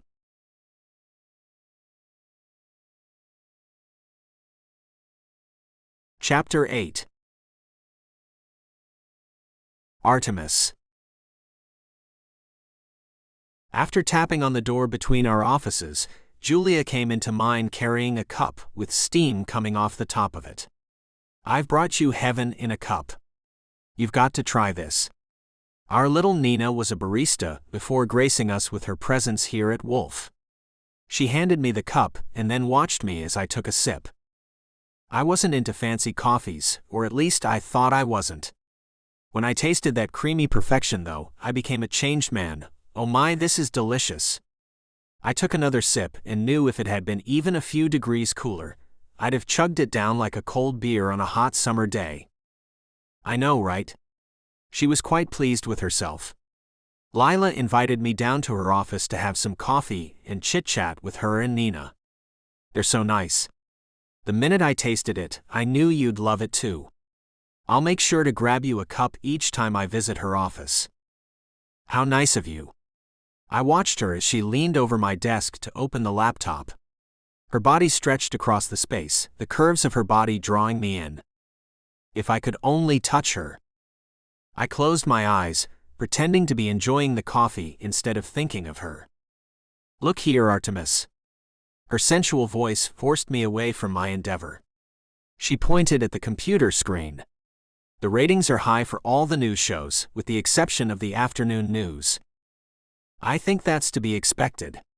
There aren't many viewers wanting to watch the news at noon." I placed the cup on my desk and tried to ignore how great she smelled, her nearness making her scent hover right next to me. When she leaned down, her face inches away from mine, I looked at her bone structure, which I often caught myself doing. With her dark hair and tall frame, I'd often wondered something about her. She stood back up and tapped her chin with her finger. "We need to come up with some ideas to bring those ratings up." "Can I ask you something, Julia?" I wasn't sure if my question would be considered rude or not, but I had to know for some reason. "Sure." Her smile did it to me again, it made my heart swell. I tried to ignore that too. "Do you know if you have any Native American blood flowing through your veins?" She laughed as she nodded. "I happen to have a good amount of Cherokee in my veins. My mother's mother was a full-blooded Cherokee. She married an Irishman, and my mother was their firstborn. She tells me all the time how much I look like my grandmother. I'd love to meet her and your grandfather." I'd had no idea that was going to come out of my mouth, but it had. She turned away from me, her head bent a bit. "I wish you could. They've both been gone for some time." How stupid of me. I got up, feeling bad for bringing up something that would make her sad. "I'm sorry, Julia. I didn't mean." She turned back with that smile on her face again. "Don't be sorry. They lived long and good lives. I'll see them again when it's my time to join them." She was remarkable. "You've got a different outlook on life, don't you, Julia?" Her head tilted to the right as she ran one hand through her long hair, which she'd left free that day. "Different? I don't know. I'm sure there are many others who see things the same way I do. I'm not so revolutionary. I get the feeling you're pretty religious." I shook my head. I shouldn't have said a thing like that. Religion was never a great thing to bring up with coworkers. "Ignore me, Julia. I don't know what's gotten into me. I have no right to pry into your personal life so much." She laughed, a light and happy sound. "I'm not worried about answering anything you want to ask me. And the thing is, I'm not religious at all, but I do consider myself very spiritual. My beliefs run deep. And I believe we all go somewhere when our bodies no longer function. Grandma and Gramps are where they're supposed to be now. Wherever that is." I was impressed again by her. "So, you find no reason to be sad when a loved one passes on then?" "What is there to be sad about?" she asked me with a serious look on her face. "Are you sad when a baby is born?" "No. But death isn't the same thing as birth." I had no idea why she was comparing the two. When a baby is born, it makes a transition from one plane to another. Do you think the spirits on the other plane mourn the loss? She looked at me with wisdom in her eyes that went well beyond her years. How could someone so young hold that much wisdom in them? I had to be honest. This is all a bit over my head. I'm not a spiritual man. Mother made us go to church when we were kids, but when I got old enough to do what I wanted, I didn't go anymore. I don't believe in reincarnation, which it sounds like you do. I do believe in heaven and hell, and I think my parents went to heaven, and I hope I'll see them there. But I do feel sad about losing them from time to time. I definitely miss them not being in my life any longer." She seemed to be pondering something as she rocked back and forth, her arms crossing her body as if she were hugging herself. "Do you ever dream about them?" At first I didn't. And then one night, about a year after their deaths, I did. And now I dream about them from time to time. Pushing my hand through my hair, I thought about the last dream I'd had about them. They were both in it, and there were bright pink flowers everywhere. We were in the middle of a meadow. I had no idea where, but I felt happier than I'd ever been, and they were there with me. Some people believe that when the dead come to you in your dreams, they're visiting you. I dream about my grandparents all the time. She sighed and sat on one of the sofas, looking as if she was recalling something. The night before I saw the job listing for Wolf, I had a dream, and both of them were in it. I was running in a field covered in pink flowers. They were waiting for me on the other side of that field. All of a sudden, there was a pack of wolves running along with me. The leader was big and had thick black fur and piercing blue eyes. She looked directly into my eyes. Eyes like yours, actually. I had no idea what to say to that. The girl was intuitive, that was for sure. But was she more than that? I had to admit it was a bit scary, but far more intriguing. And when you saw me for the first time, did you recall that? She shook her head. I just remembered that right now. Funny, huh? Or maybe just projecting. Guess so. I looked at the computer screen, at the numbers she didn't like for the afternoon news, and wondered what we could do to spice that program up. Suddenly, she was right there next to me. How about this idea? We bring in local heroes each day and bring their stories to life. For instance, a firefighter saved a boy in a burning building. We can ask what happened to him just before he did the heroic deed. We bring on a different New York hero each afternoon, making it all about that one person. We'll make the afternoon news extra local. She'd done it again. Lights went off in my head, and I was immediately excited about it. I say you're one hell of a smart young woman. That's a great idea. She nodded. Good. I like it a lot too. And we can really do it in a way that's different than anything else out there. We should really work on this as soon as possible. But that can't be right now, because we've got 2 video conferences to do, and then it'll be the end of the workday. I had a great idea. Can you come to my place after work tonight? Julia nodded. I am at your disposal, boss. I like the way she thought. Good to know. Then I'll take you to my penthouse once we're done with the conferences. We'll have some dinner, and then you and I can map out a real plan for the big change in that program. I'm in. She looked happy and satisfied. I'm glad you and I think alike. It makes this so much more fun. I'm glad you have great ideas. That makes things so much easier. I got up and went to grab my cell from the breast pocket of my jacket, which I'd hung up earlier. Now tell me what you want for dinner, and I'll have my chef make it. I'm easy. I'll eat anything, so don't make anything special for me. I usually just eat a salad most nights. She ran her hand over her flat stomach, and I recalled the tiny amount she'd eaten the other day at lunch. And I hadn't been able to get her to go eat after that first day either. She always claimed she packed her lunch. What she didn't know was that I checked the fridge in her office to see if she had anything in it. And it was always empty. I'd get the girl to eat if it was the last thing I did. My chef knew how to make exceptional food. It would take more willpower to turn down her food than it did to turn down greasy burgers or pizzas. I'll tell her what to cook for us then, since you don't want to. I tapped in a text to the chef, telling her I wanted lobster and some salad of her choice to go along with it. I let her know I had company coming, and that I wanted one of her best meals. I also asked her to relay to the housekeeper to make the small dining room an intimate and lovely experience for my guest.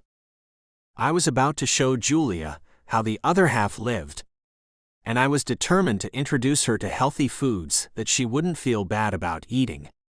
She was not going to be starving herself, not on my watch. But I knew better than to talk to her about it just yet. I'd ease her into eating better without her realizing it. Do you drink wine, Julia? I thought I should ask before telling the chef which wine I wanted with the meal. I'm not opposed to it. But I'm not a drinker by any means. 1 glass is about all I ever drink. She pulled out a pad of paper and a pen from my desk drawer. Ready to head to the conference room to get things started? I was ready to get at least one thing started, and that was Julia on the road to feeling good about her body.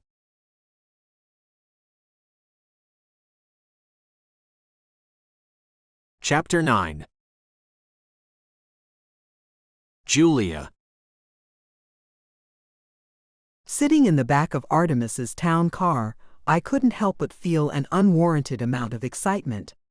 He sat on the other seat across from me, and something about being in such a small, enclosed space made me think back to the way I'd felt that first day I'd met him. It was just business that had him taking me to his penthouse on Fifth Avenue, I kept reminding myself.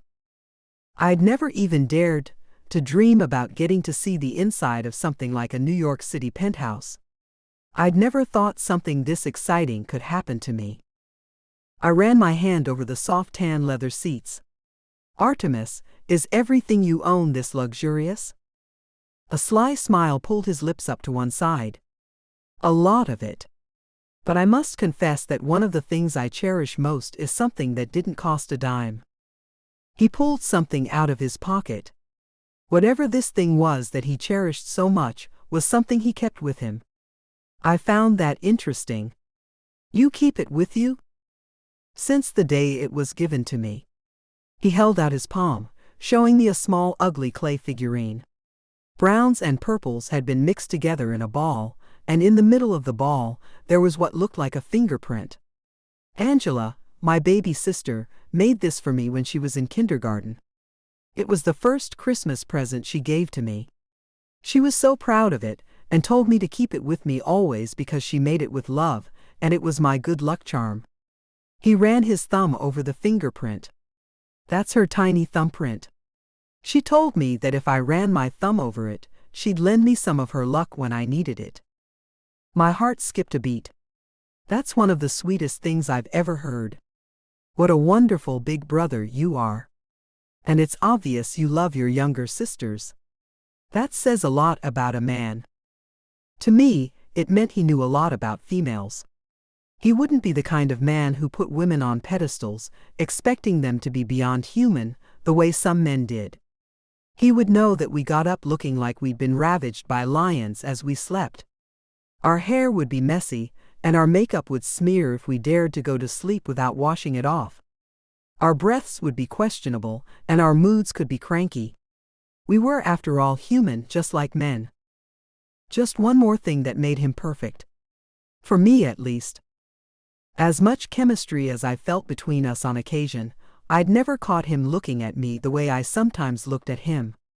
He wasn't only business with me, he treated me like a friend more than an employee, but I knew he and I had a work relationship, and that was all. The car pulled to a stop, and Artemis pocketed his good luck charm as the driver came around to open the door. I slid out first, and Artemis came out right behind me. His hand touched the small of my back, sending sparks all through me. I've got a surprise for you, Julia.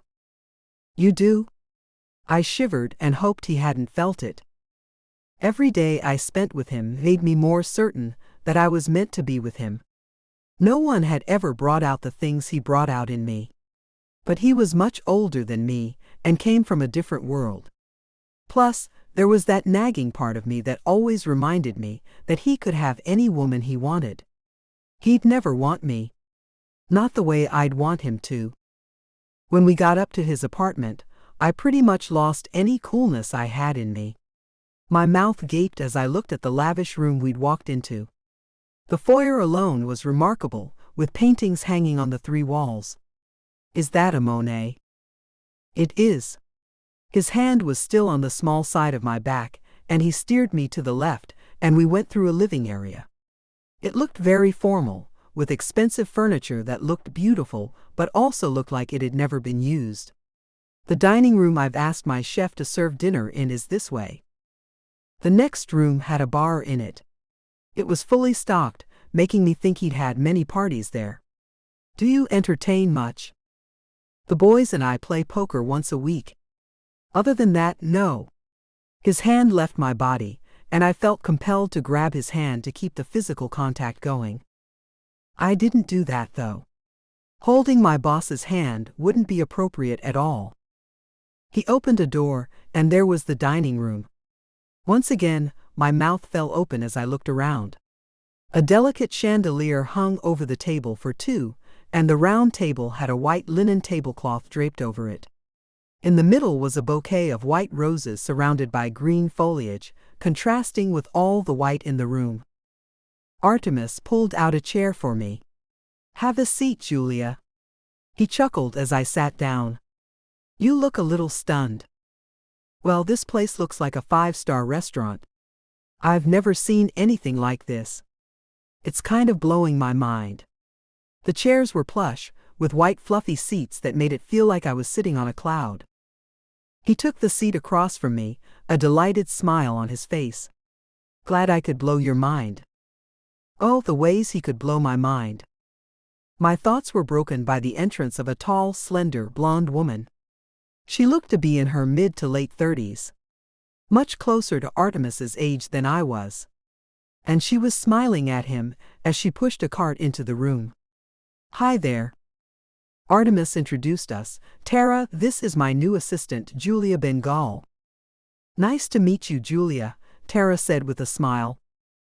"You too, Tara."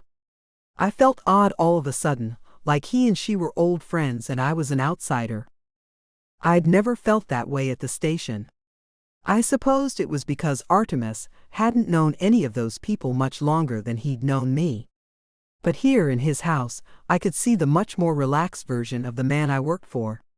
And he was completely at ease with this woman. And I didn't like that much. She placed a couple of wine glasses in front of us and then filled them with white wine. "I've made a 3-course meal for you two this evening. We'll start with the amuse-bouche." I must have looked lost as she clarified what those words meant. "That's a fancy French way of saying flavorful bites.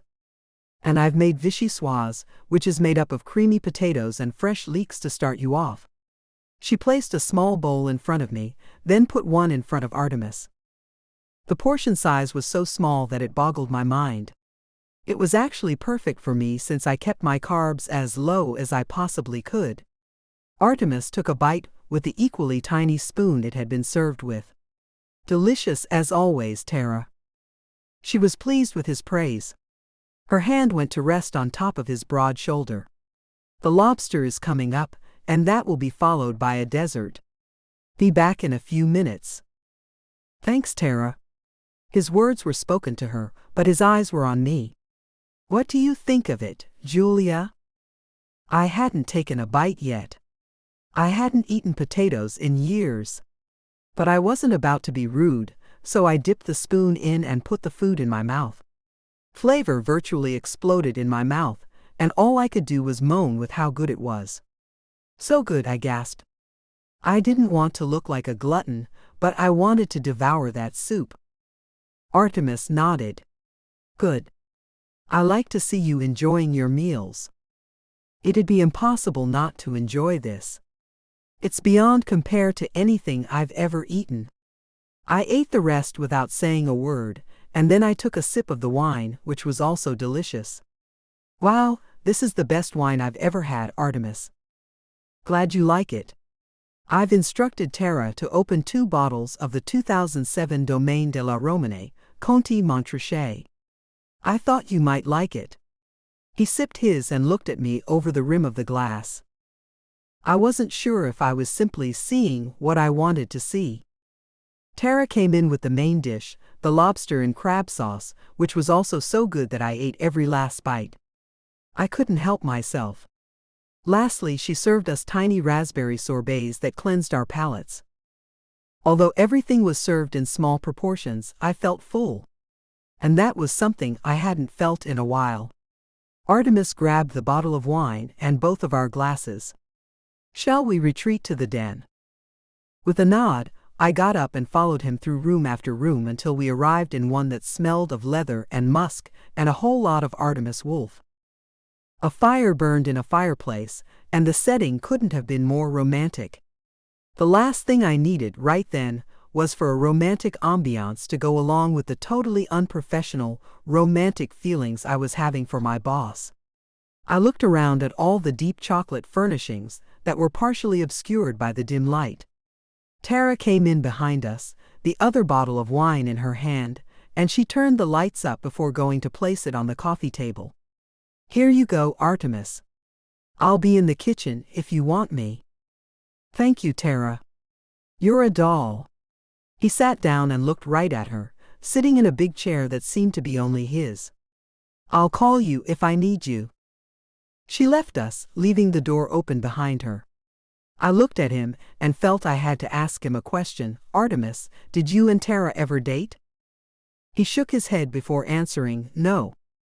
I've never dated anyone who works for me." My heart crashed. Never. I knew what that meant and wasn't happy about it. But with so many good things happening in my life, I wasn't about to tempt fate by asking for any more than what I'd been given. I already had a great job working under a great boss, with terrific coworkers to boot. Who could ask for more than that? After planning out the new format for the afternoon news, we found that time had gotten away from us. It was 11 o'clock already, and I'd consumed more alcohol than I probably ever had, since the wine was so delicious. "Oh, Artemis. Look at the time.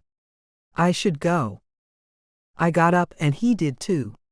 But he didn't walk me out. Instead, he took both of my hands in his, standing in front of me. "Stay the night. My driver will take you home early in the morning, so you can get dressed for work, and then he'll take you to work too. I'll drive myself to work tomorrow. It's late, and I've got plenty of bedrooms for you to choose from." My eyes were locked on our clasped hands. My lips were numb from the alcohol, and my body was tired. A nice hot bath before hitting a comfy bed sounded like heaven to me. "Thank you, Artemis. I am tired." He let go of one hand, but still held the other as he led me to the hallway where the bedrooms were. He stopped at the first door. "This is my room. Would you like to stay in the one across the hallway?" When he opened that door, I found a big bed that looked incredibly soft. "I didn't bring anything to sleep in," I said, trying not to blush. "I'll grab you one of my t-shirts. Go take a bath, and I'll leave it on your bed." He leaned forward, leaving a kiss on the top of my head. "See you tomorrow, Julia." He closed the door and I just stood there. I was in my boss's house. I was about to wear his shirt to sleep in. And I knew I was going to have very realistic dreams in a bed that belonged to Artemis Wolf.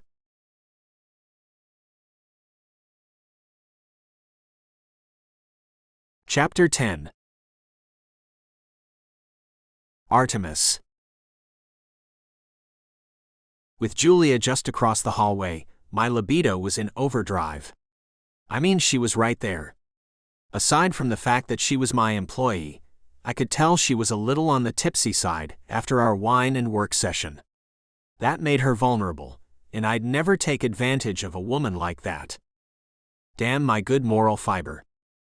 Looking at the bottle of water on my nightstand, I thought about Julia and thought maybe I should take her a bottle of water too. She had no idea where to get one, and it would be rude of me not to make sure she had access to anything she needed. Wouldn't it? Going to the small fridge in my bedroom, I took a bottle out and proceeded to the door. I knew I wasn't going over there just to give her the water and then leave. And that wasn't a good idea. Going back to the fridge, I put the bottle back inside and went to get into my bed. Pulling the blanket up, I lay there, staring at the ceiling. I wondered how long a person should wait before asking someone out who worked for them. A week, a month, a year. Shaking my head to try to rid my mind of that thought, I switched to wondering how it would play out, dating someone who you also worked with. Everything would be great until things fell apart, and you'd be stuck seeing them at work every day. I would have bet $1 million that that would be as awkward as it got. Had I made a mistake by hiring a woman I knew I was attracted to? Had I doomed myself to eternal physical frustration because I'd listened to Ashton when he told me it wouldn't be fair not to give Julia the job? Would the feelings I had for Julia ever stop growing? Would they eventually die if I ignored them? I had so many questions, but there was no one to ask. One thing I did know was that there was no harm in having a little me time with that woman, starring in my fantasy. So I did what any red-blooded American man would do. I took a hold of the situation. Julia Wolf? Was I really that invested in the woman? Did a part of me really see her as a potential wife? I shook my head before getting up to clean up the mess I'd made in my bed. Going to the shower to clean up, I turned on the water, then stepped into the tiled shower, which was big enough for 6 people if need be. I had no idea why anyone would actually make a shower that damn big, but when people built things for the wealthy, they made everything bigger. Like the bathtub, that was the size of a small swimming pool at my home in the Hamptons.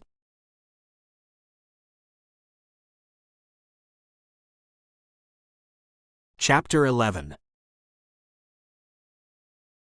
Julia. The wine knocked me out as soon as my body hit the bed, thankfully. Artemis was the only thing on my mind as I bathed that night. I thought of a million reasons why I needed to go to his bedroom, but I was lucky enough that all the wine I drunk made me too tired to think of any excuse that stuck. It kept my butt in my own bed, leaving the boss alone for the night. I'd have been humiliated if I'd woken up in his bed. Getting up super early so I could get back to my apartment to get ready for the workday, I called Artemis's driver, telling him I was ready to be picked up. As I walked out of the building, I found dawn had come, and it was light enough outside for me to see my surroundings. To my astonishment, I saw Price Stone sitting in his car just across the street from the building Artemis lived in. To make things even more astonishing, he stayed long enough to wave at me before taking off with a frown on his face. Is he stalking me? If he was, he didn't seem to even be trying to hide what he was doing anymore. And that was scary. I got into the back seat of the car and took my cell out of my purse, debating whether or not to call the jerk and yell at him. In the end, I decided not to engage with him. I'd leave him thinking that I didn't care what he was doing. Maybe that would finally show him that I wasn't going to give him any of my attention. Maybe then he'd move on. I'd come to the conclusion that Price Stone had never been told no before. That had to be the reason he was being so tenacious. He liked getting his way, and I wasn't letting him. The driver waited outside of my apartment building while I got ready, so I hurried, thankful that Bethy was still asleep and out of my way. Sharing one bathroom wasn't always easy. Going back down to the car, I found Price sitting in his own vehicle just across the street again. He waved once more, and I shot the finger at him. I knew I shouldn't have done that. It was just giving him attention after all. But I couldn't stand him thinking he was getting away with anything. Once again, I held my cell phone in my hands, contemplating calling him and telling him he had to back off, or I was going to have to go to the authorities to make him stop. But as I sat there in the back of the car, thinking about that, I knew no one would help me. Except for that one time, the time I didn't even report to the police. Price hadn't hurt me at all. He just asked me for another chance and told me how sorry he was. Who would go out of their way to help me when I'd missed the opportunity to turn him in when he'd first hit me? Getting to the office, I went inside, looking over my shoulder to see if Price's car was anywhere to be seen. I didn't see anything, so I went inside and up to my office. How could Price think he could just keep bothering me like this? I had told him a million times that things were over between us, forever. I didn't even want to be the man's friend. And yet, he still had the audacity to follow me around. Did he know I'd spent the night with my boss? Had he followed the car when Artemis and I left the station last night to go to his place? And if he had he gone so far as to go inside and try to find out which apartment was Artemis's? My mind ran away with me as I went up the long elevator ride to the top floor. On one hand, I wasn't afraid of Price at all. On the other, there was a nagging worry that he might do something crazy. As if following me around the city wasn't crazy enough already, I scoffed to myself. But what would I do if he took things even further? What if he hit me again? Would I call the police? Or would I walk away the way I had last time, and not report a thing to anyone at all? I hadn't told a single soul what he'd done to me. Shame filled me about that now. I should have told at least one other person about that incident when the bruises were still fresh for them to see. Now, he could say I was lying, and I wouldn't have even one person to back me up on what my accusations were. I'd made a big mistake, I was realizing, but I had no idea how to rectify it at all. When I got to the top of the building and stepped off the elevator, I saw Brady scrubbing away at the seats in the lobby. "Good morning, Brady. Is the boss in yet?" "Not yet, Julia." He stopped his incessant cleaning to point down the hall, the blue surgical gloves on his hands making them stand out. "Someone sent bagels and donuts to all of us up here on the top floor this morning. If you're interested, it's all in the first conference room. I've left that door open so everyone can go in and grab something if they want." With a nod, I asked, "Have you grabbed anything for yourself?" "Oh, not me," he shook his head as he gave me a serious look. "I only eat what I make myself. One never knows what someone else might be doing to the food after all. But you go ahead and enjoy. You eat out all the time. Your stomach is practically the same as a stray dog's by now." With no idea how to take that, I decided to forego the food and went straight to my office. Brady, being a major germaphobe, didn't intend to say rude things like that, but from time to time some managed to come out. I couldn't let it get to me. Opening the laptop on top of my desk, I took a seat and then set to work on checking out last night's ratings. My fingers drummed on the desktop as I looked at some satisfying numbers. After a few minutes, the phone on my desk rang, which hadn't happened once since my first day. I answered it without having a clue as to who it was, which felt odd after having caller ID on my phone forever. "Hello?" "Julia Bengal, please," came a woman's voice. "This is she," I answered, feeling a little odd about it for some reason. "This is Wolf Reception in the lobby.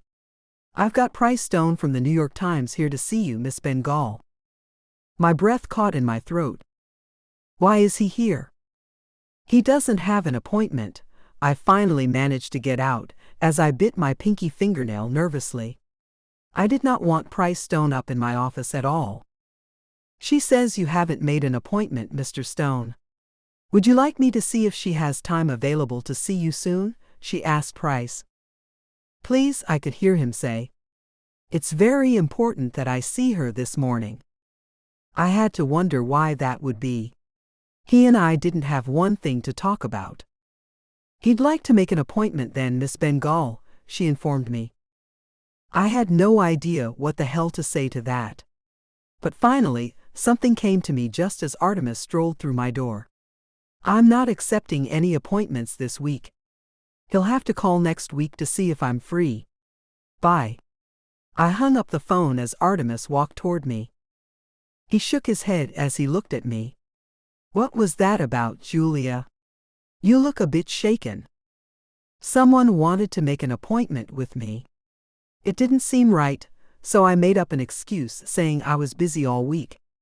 I didn't know what else to do. My hands were clasped in my lap, but I began to fist them with aggravation and a little bit of fear too. What the hell is Price thinking? The phone in Artemis's office began to ring, and I jumped up to answer it, nearly sprinting from my office to his. I picked up the phone, feeling Artemis right behind me.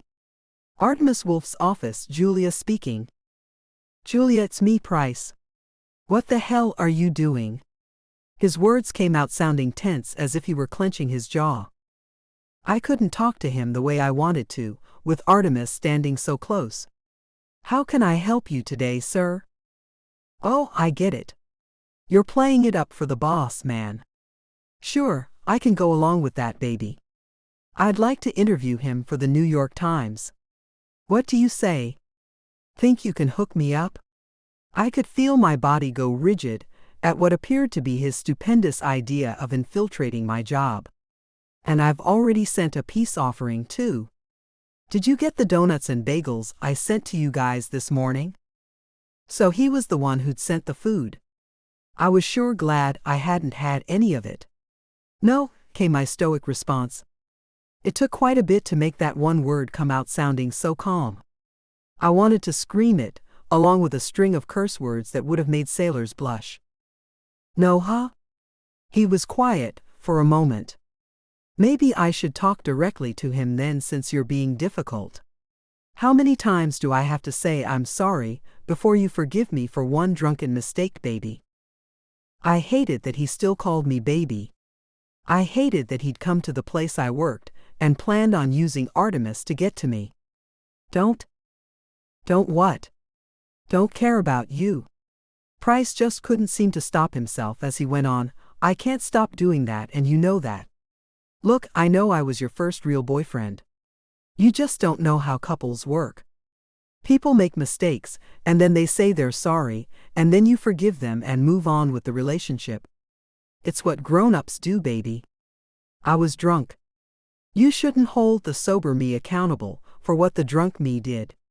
Hell, I don't even remember doing any of what you told me I did the next day. Well, I'm sorry that you don't understand. I started thinking about my job and what that meant.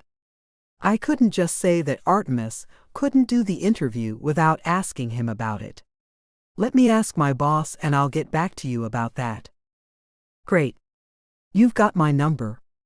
I look forward to hearing your pretty voice on my cell again. I've missed you like you can't understand, baby. I hated the man.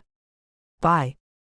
Artemis looked at me with a curious expression. Ask me what? Placing the phone back on his desk, I took a deep breath so the anger I felt wouldn't come through in my words. Price Stone from the New York Times would like to interview you. Artemis put one hand into his pocket while the other held his chin. Do you know if he's any good? He's no good at all. He's a man who hits women. But as a writer, he was excellent. I couldn't say anything other than that. He's good at his job, sir. Artemis furrowed his brow. Sir? I don't think that's necessary, Julia. Just Artemis is fine. Let's not go backward. And if he's good, and you can vouch for that, then I'm fine with doing the interview. It might get us even more viewers, right? I knew that it would. So even though I didn't want him to do the interview with Price, I had to say it should. But I don't want to be around the jerk. Artemis took his seat behind his desk.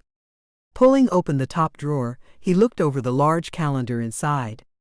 Set it up for a week starting this Friday. At the Penthouse. And I want you to be there too. I'd known he would. Of course. And now I have to see that jerk again and try to hide everything from Artemis. Damn.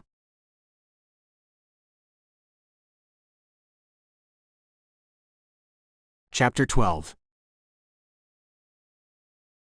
Artemis.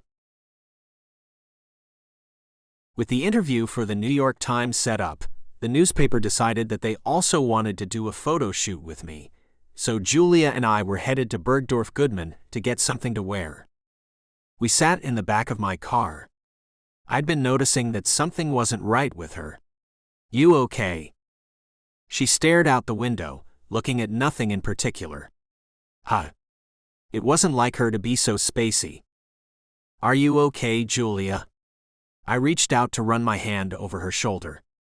You haven't exactly been yourself these last few days. Is everything okay?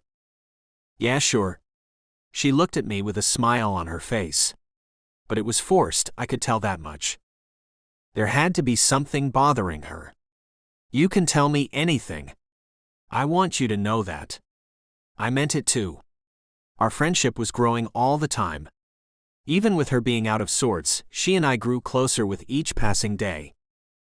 My driver stopped at our destination, and Julia took the opportunity to avoid having to explain anything to me.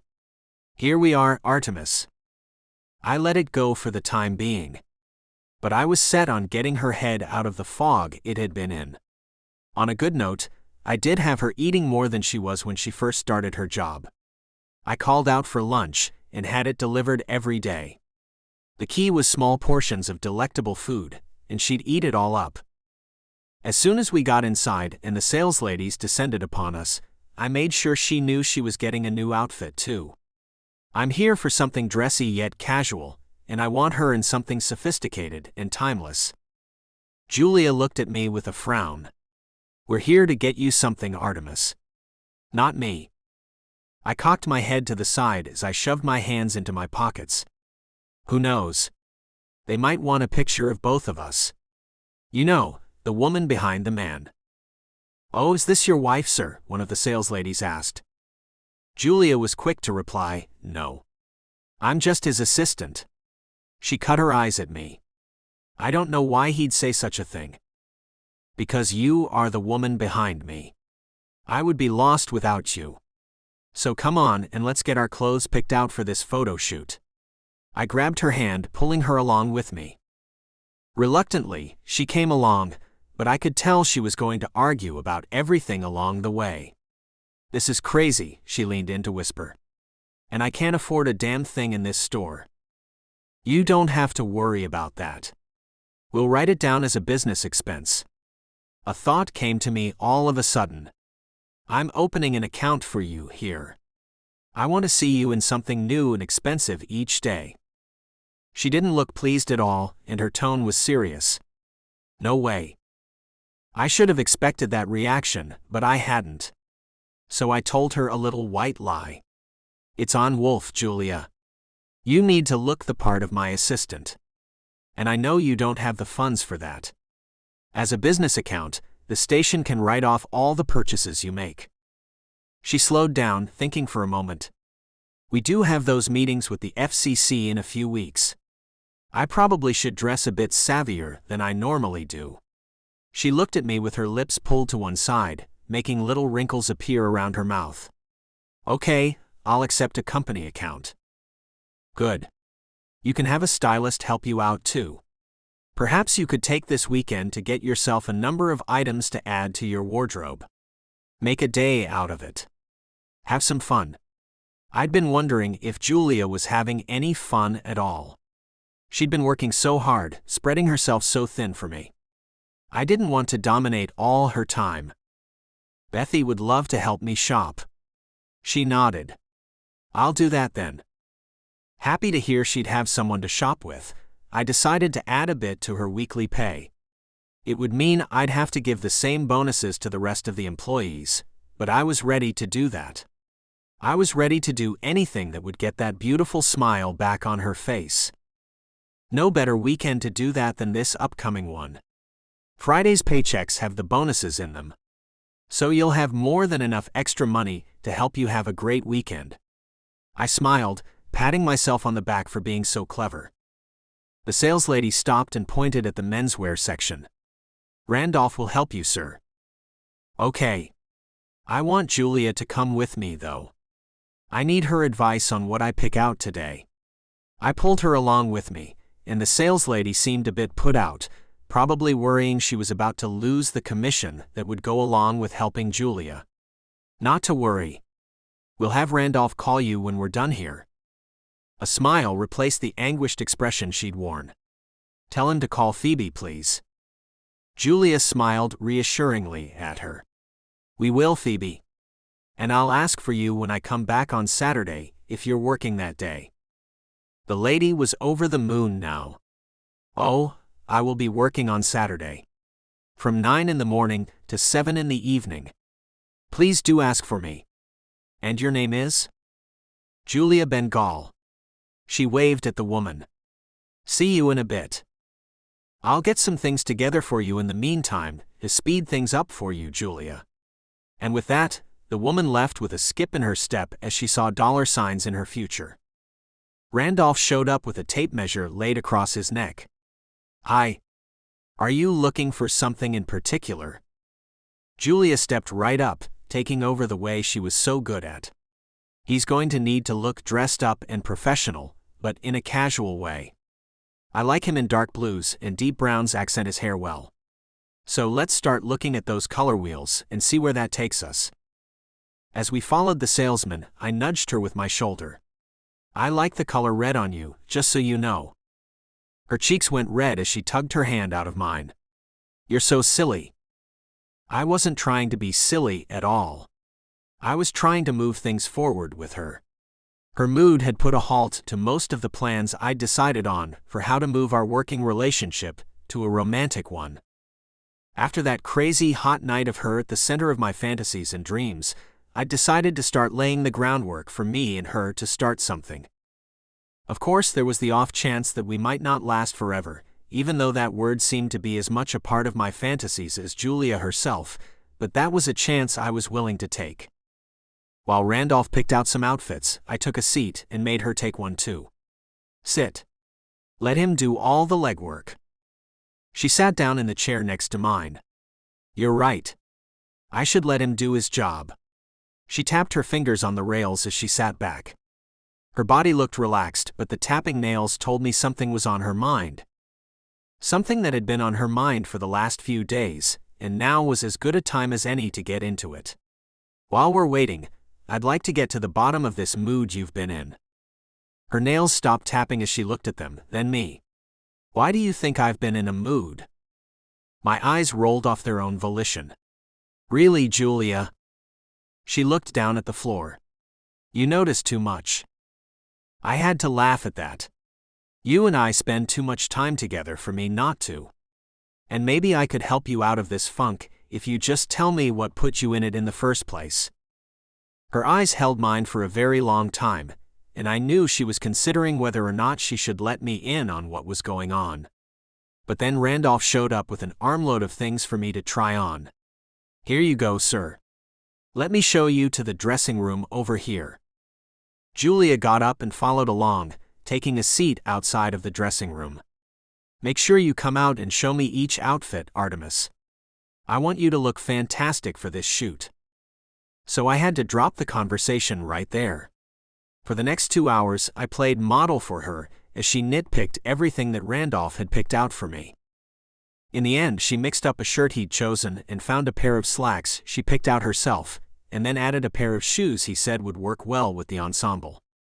I finally had my clothes picked out, and we went to get her something too. I'd never tried on so many damn clothes in my life, and vowed I would never shop for myself with her again. I had wanted to let my stylist pick something out and send it to me, but Julia wasn't having any of that. She wanted me to be as close to perfect as possible for this interview. She even went so far as to make up some questions for me to answer, and gave me several mock interviews. With her as my coach, I didn't think failure was an option. As we looked through the clothes her saleslady had picked out, I found Julia wasn't nearly as picky about her own clothes as she'd been with mine. Her exact words were, the red dress, the black heels, the black pearl necklace. Wrap that up, and we'll be ready to go. Add some matching pearl earrings, I added. And a purse too, something nice and expensive. Like that black Givenchy over there. That one will do. Artemis, that's too much, Julia argued. I've got a black purse already, and some earrings too. I could only shake my head. No. I want it all to match. I looked at the saleslady. If you have a bracelet that'll match, add that too. Julia crossed her arms over her chest. Artemis. It's on the station and is a tax write-off, Julia. Now let me do what I have to in order to keep our tax debt down. I was particularly proud of coming up with that excuse as a reason to buy her things. The fact was that it made me happy to buy her stuff. It made me happy to order things that I knew she'd eat. The expense was nothing compared to the joy I felt when I was able to provide anything for her. I knew she loved everything she'd gotten that day. I had even overheard her and the saleslady talking about how gorgeous everything was, and how happy Julia was with everything. And they were already talking about what they'd be looking at on Saturday. So Julia could balk all she wanted. I knew our little shopping trip had improved her bad mood.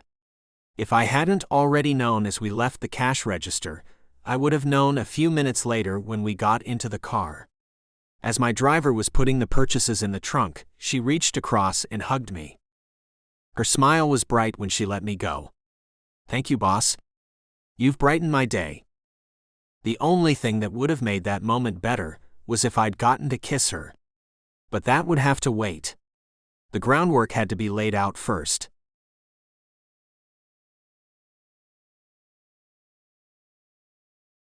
Chapter 13. Julia. The day of the photo shoot had arrived. Artemis was taken away, much to his dismay, and I was told to stay in a waiting room. Flipping through social media on my cell, I sat in an uncomfortable chair with my ankles crossed. I donned a Fendi cold-shoulder knit top in blue and green with thin horizontal stripes. It was only one of the items I'd picked up on my weekend shopping trip to Bergdorf Goodman. As unsure as I'd felt when Artemis had first suggested the trip, it hadn't been a hardship at all to pick out so many lovely items. With Bethy there to help me put money out of my mind, I'd let myself go and bought what I wanted without worrying about how I would ever pay the bill. Since Wolf was taking care of it all, I had nothing to worry about. The shirt I wore cost just under $1,000, making it something I never would have even looked at on my own. The whip-stitch black leather pencil skirt I'd bought as a staple of my new wardrobe cost over $3,000. Another item I would never have considered if I had to pay that price myself. But Bethy and the saleslady had both told me that the skirt would outlast me. It was a piece that would go with almost anything, and I would come to depend on that skirt as one of my go-to pieces of clothing. When you added the knee-high runway mesh boots in black, also made by Fendi, my outfit was worth around $5,000, and it felt that way too.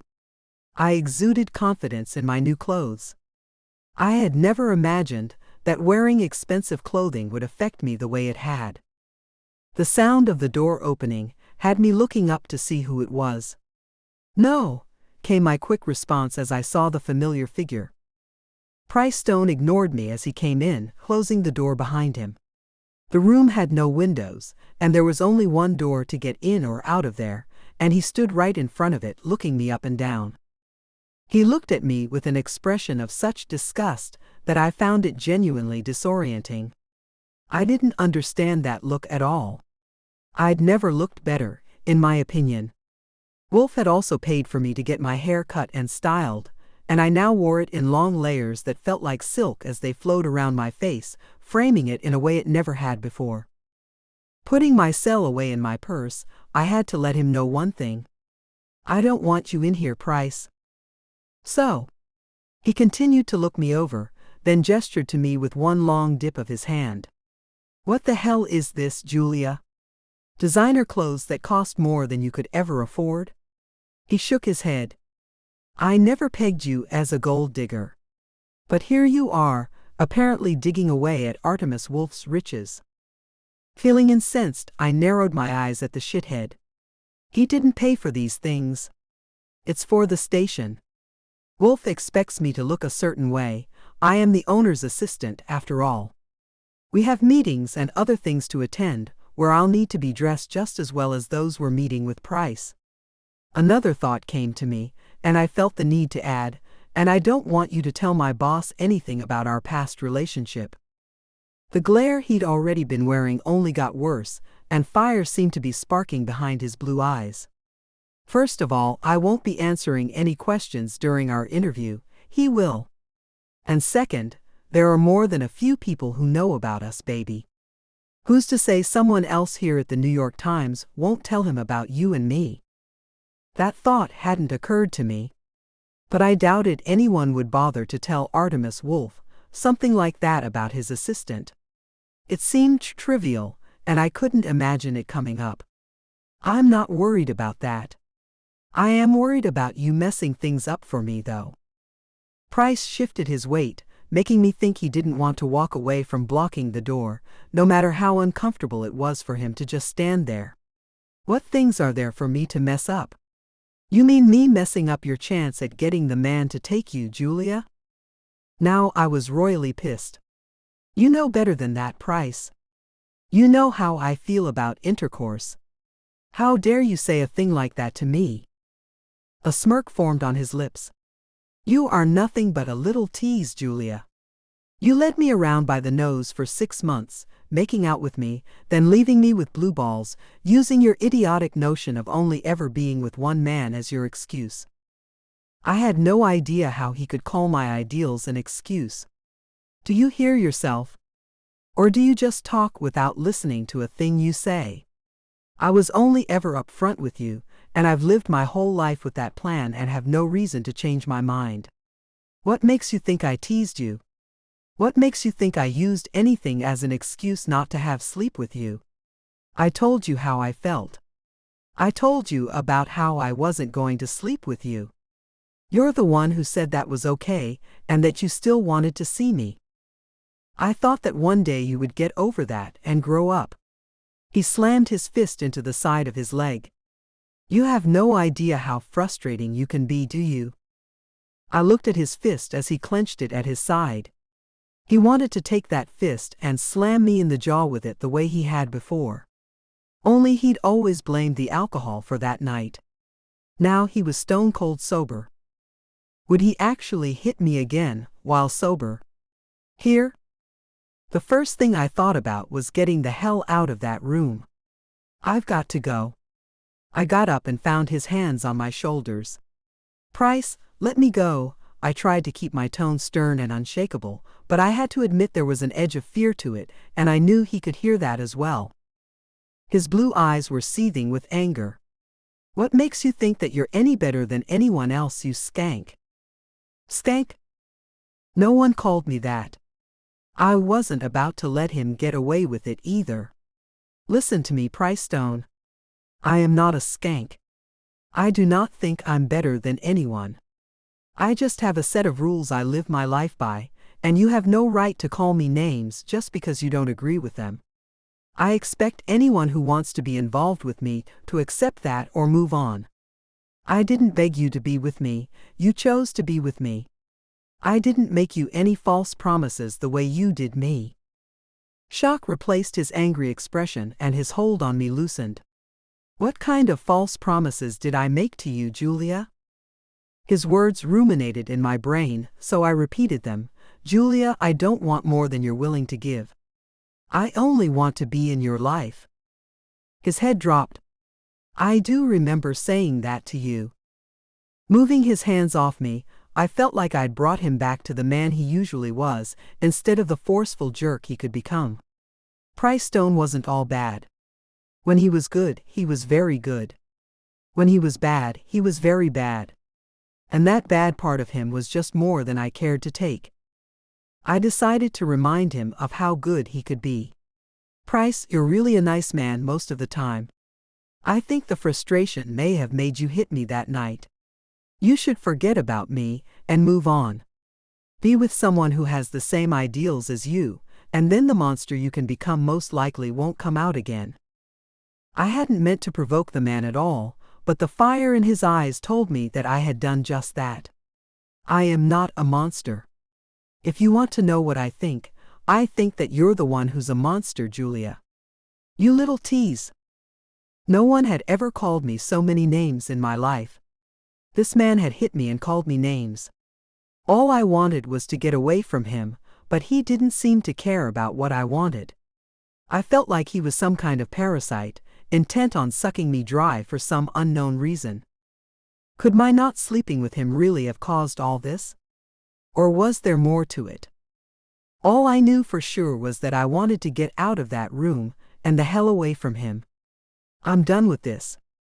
I turned to leave once more, heading toward the door. In a swift movement, I found him once again grabbing me by the shoulders before pinning me to the wall. His hot breath flowed over my face, his lips mere centimeters from mine as he pressed his forehead against mine. No, you're not done with this. His body held me against the wall while he moved one hand up to cup my face in his palm. Julia, I am sorry, baby. I really am. I care so damn much about you. It makes me do things I normally wouldn't. I didn't care what he said. I knew he was capable of controlling himself. Things like hitting me and then stalking me when you didn't get your way. Please stop talking about that. His lips grazed my cheek. Let's just put this behind us, baby. I just want to get back to where we were before you said I hit you. His audacity stupefied me. I didn't just say that you hit me, Price. When you came to my apartment the next day, I showed you the bruise on my cheek that I had to hide with makeup.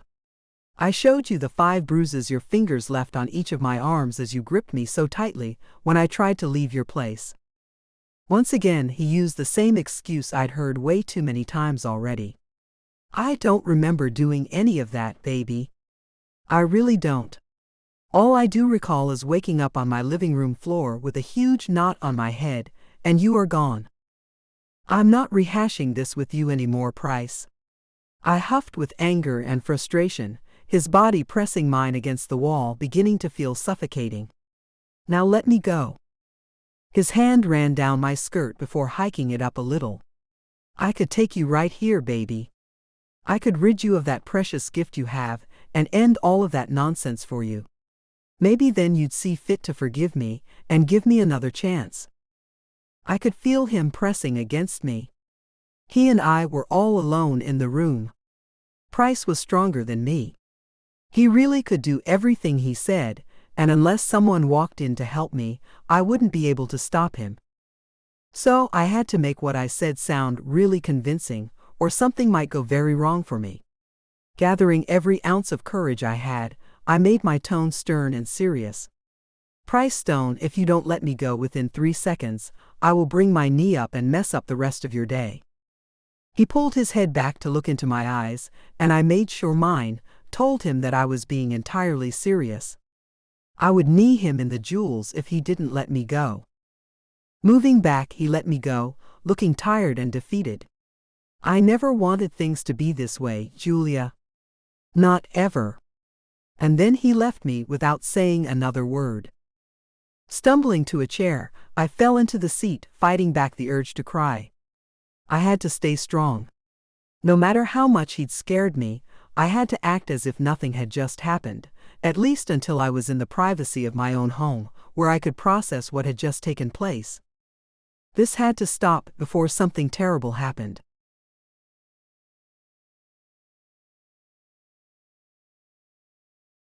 Chapter 14. Artemis. Sitting in Price Stone's office at the New York Times, I couldn't help but feel a little odd. The man sat there at his desk, acting as if he was in charge of the whole damn company. Which he wasn't. I had the distinct impression he was trying to out-alpha me for some reason. We had already had a bit of an issue getting the interview off the ground in the first place, as he had been entirely unwilling to conduct the interview at my penthouse as I'd initially requested. That alone didn't leave me with the best impression of the guy, and it just kept getting worse by the second. Julia sat next to me, fiddling with her cell as Price ran his finger over a sheet of paper, which I assumed had the questions that he'd be asking me written down. He cocked one blonde eyebrow and then looked at me. This is interesting, Artemis. It says here that you've never been married and that you're 36 years old. Is that right? Yes, it is. I had no idea what the man was getting at, or what my lack of wedding bells, or my age for that matter, had to do with anything. His lips pulled up to one side as he asked me another question. Does that mean you're not entirely heterosexual then? Stunned, I sat there in disbelief. Is this jerk kidding? I am entirely heterosexual, Stone. What are you trying to say? And why is that relevant to Wolf? With a shrug, he went on, men your age are usually either married or at least divorced. And most men your age have children. Any children no one knows about, Artemis? This guy wasn't turning out to be what I thought he was. I looked at Julia. I thought you said he was good, Julia. Not some jerk with an agenda to ruin me. Julia stopped messing with her cell to look at Price. The remainder of the questions you ask will be aimed at getting to know Mr. Wolf and his company. She tapped her nails on his desk. I've heard you call him by his first name several times, and I don't want to hear that again. He is Mr. Wolf to you, Mr. Stone. One more irrelevant question, and this interview is over. She held up the consent form to show him. And I will shred this consent form, and you won't have one word you can write about Mr. Wolf. Do you understand me, Mr. Stone? All he did was nod and look a bit pissed. But after that, the rest of the interview went fine. I had to admit that Julia had not only surprised me with the way she'd handled the situation, but had impressed me more than she already had in the past. And I'd already found her very impressive. After the interview was over, she and I got into the back of my car, and the driver took us back to the office. Julia hadn't been herself the whole time we were in Price Stone's presence. I wondered if she felt about him the way I had. That man was a wolf in sheep's clothing. What did you think of him, Julia? She nodded. That's a good way of putting it. He gives off a bad vibe. He did more than that. He looks like some upright great guy. I think it's the blonde hair and blue eyes that make him look trustworthy and charming, which I doubt he is. I can see right through that man. He's not what he seems to be. I agree. She looked out the window, seeming kind of melancholy. But none of that matters. You don't ever have to deal with that man again. He's a thing of the past. Don't give the jerk a second thought. I knew she was right. Why waste an ounce of time or energy on a man like Price Stone? But I did want to say one more thing. Julia, he acted like he was jealous, in my opinion. Like it was all some pissing contest to prove he was a better man than me. I can't figure out any other reason why he'd question my sexuality like that. Do you think he has a thing for you, and that's why he acted that way? She shook her head. No. I think he's just an insecure jerk. Now let's not talk about him anymore. He leaves a bad taste in my mouth. She was right about that. He'd left a bad taste in mine too. So I moved on to other business. Not that it was really business so much as social, and step one in my plan to get Julia to see me in a romantic light. Do you have any plans for Saturday night? This Saturday night? She asked as she pulled up the calendar on her phone. Yes, this one. My nerves began to kick in. I took a deep breath to calm them. Please be free. Tapping the screen of her phone, she said, I'm free. She looked at me. Why do you ask? Please say yes. I've been invited to a charity event. The invitation has a +1, and I thought since it's only a day away, that you might go to it with me. She looked like she was on the fence, so I added, I'd hate to have to try to get a date last minute. I hope you'll come with me, and save me the problem of finding one. It was the right approach. She was always ready to help someone who needed it. In that case, I'll be happy to go with you. But I have no idea what I should wear to something like this. Do you? You'd look great in anything. I didn't say that though. I'll send something over for you to wear so you'll feel comfortable and will fit in with the crowd. I wanted to buy her something anyway. I loved looking at things and picturing her in them. It had become a hobby of mine, although I'd never meant for it to become one. Julia rarely left my mind. I fell asleep thinking about her, dreamt about her, and even woke up thinking about her. Anytime I found myself without something to think about, there she was. The event should have some dancing at it, and my arms already ached to hold her while we danced. It would be the first time I'd get to hold her the way I'd been dreaming of, if she could dance. Julia, do you like to dance?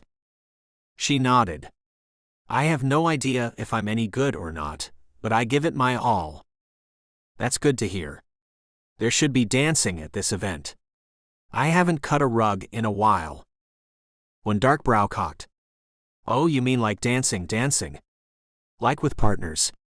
Not dancing by yourself, right? Yes, I mean the type of dancing where I lead and you follow. That kind. Can you do that? I crossed my fingers on the side of my leg where she couldn't see what I was doing. It was childish and silly, but I couldn't help myself.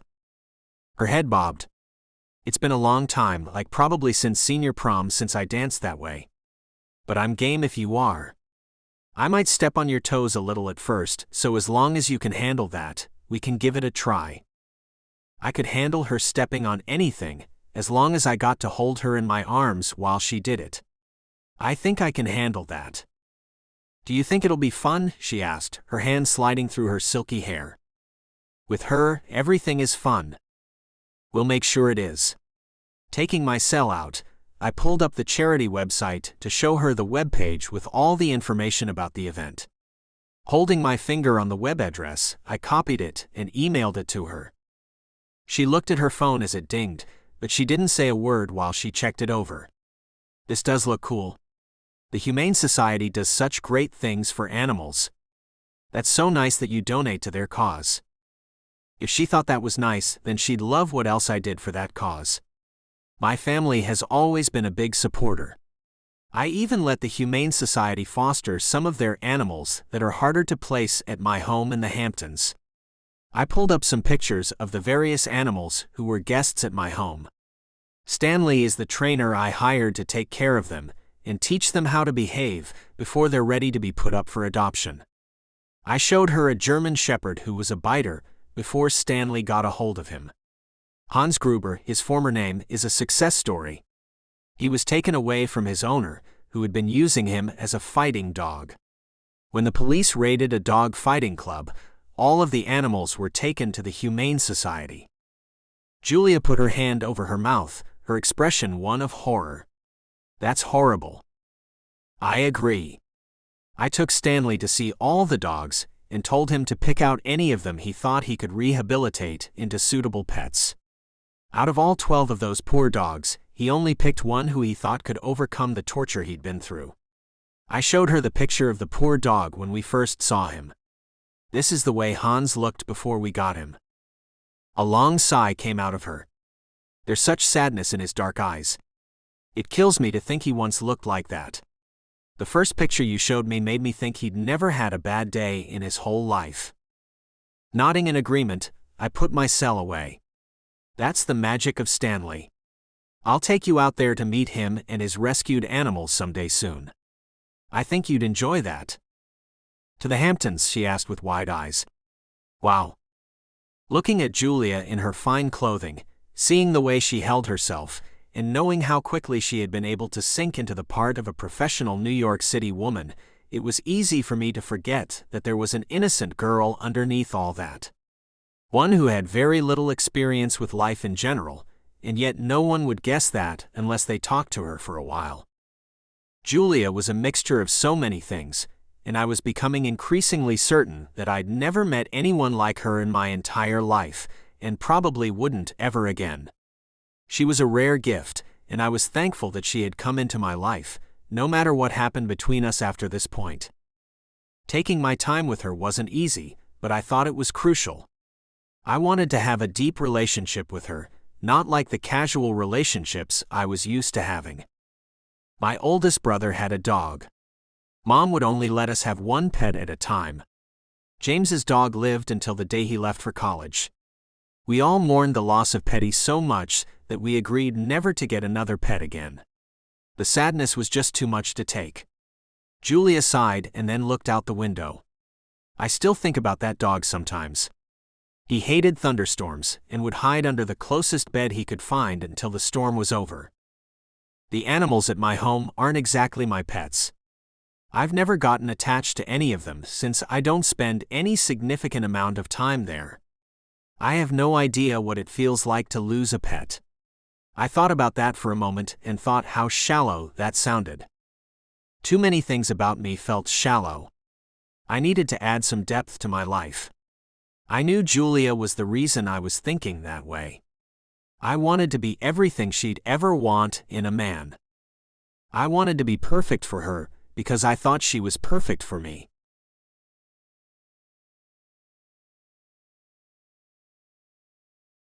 Chapter 15. Julia.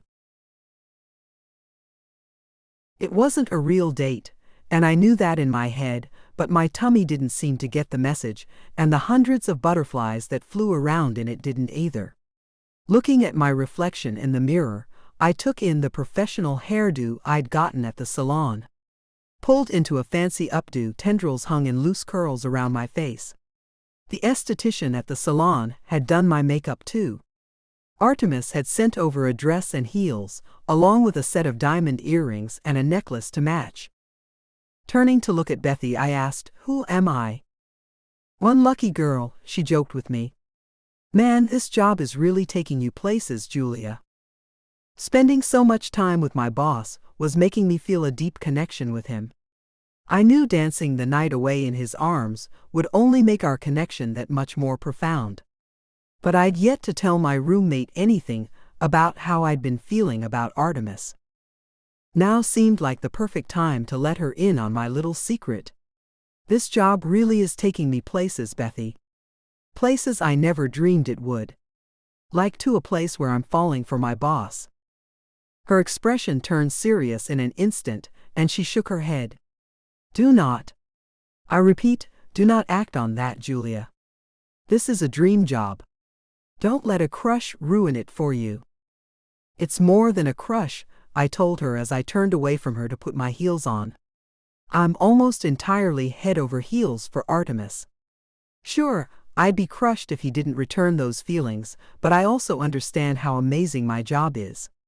I don't take any of this lightly." "Has he told you he has feelings for you, Julia?" she interrupted me. "No." I slipped on one high heel, teetering on it as I slipped the other one on too.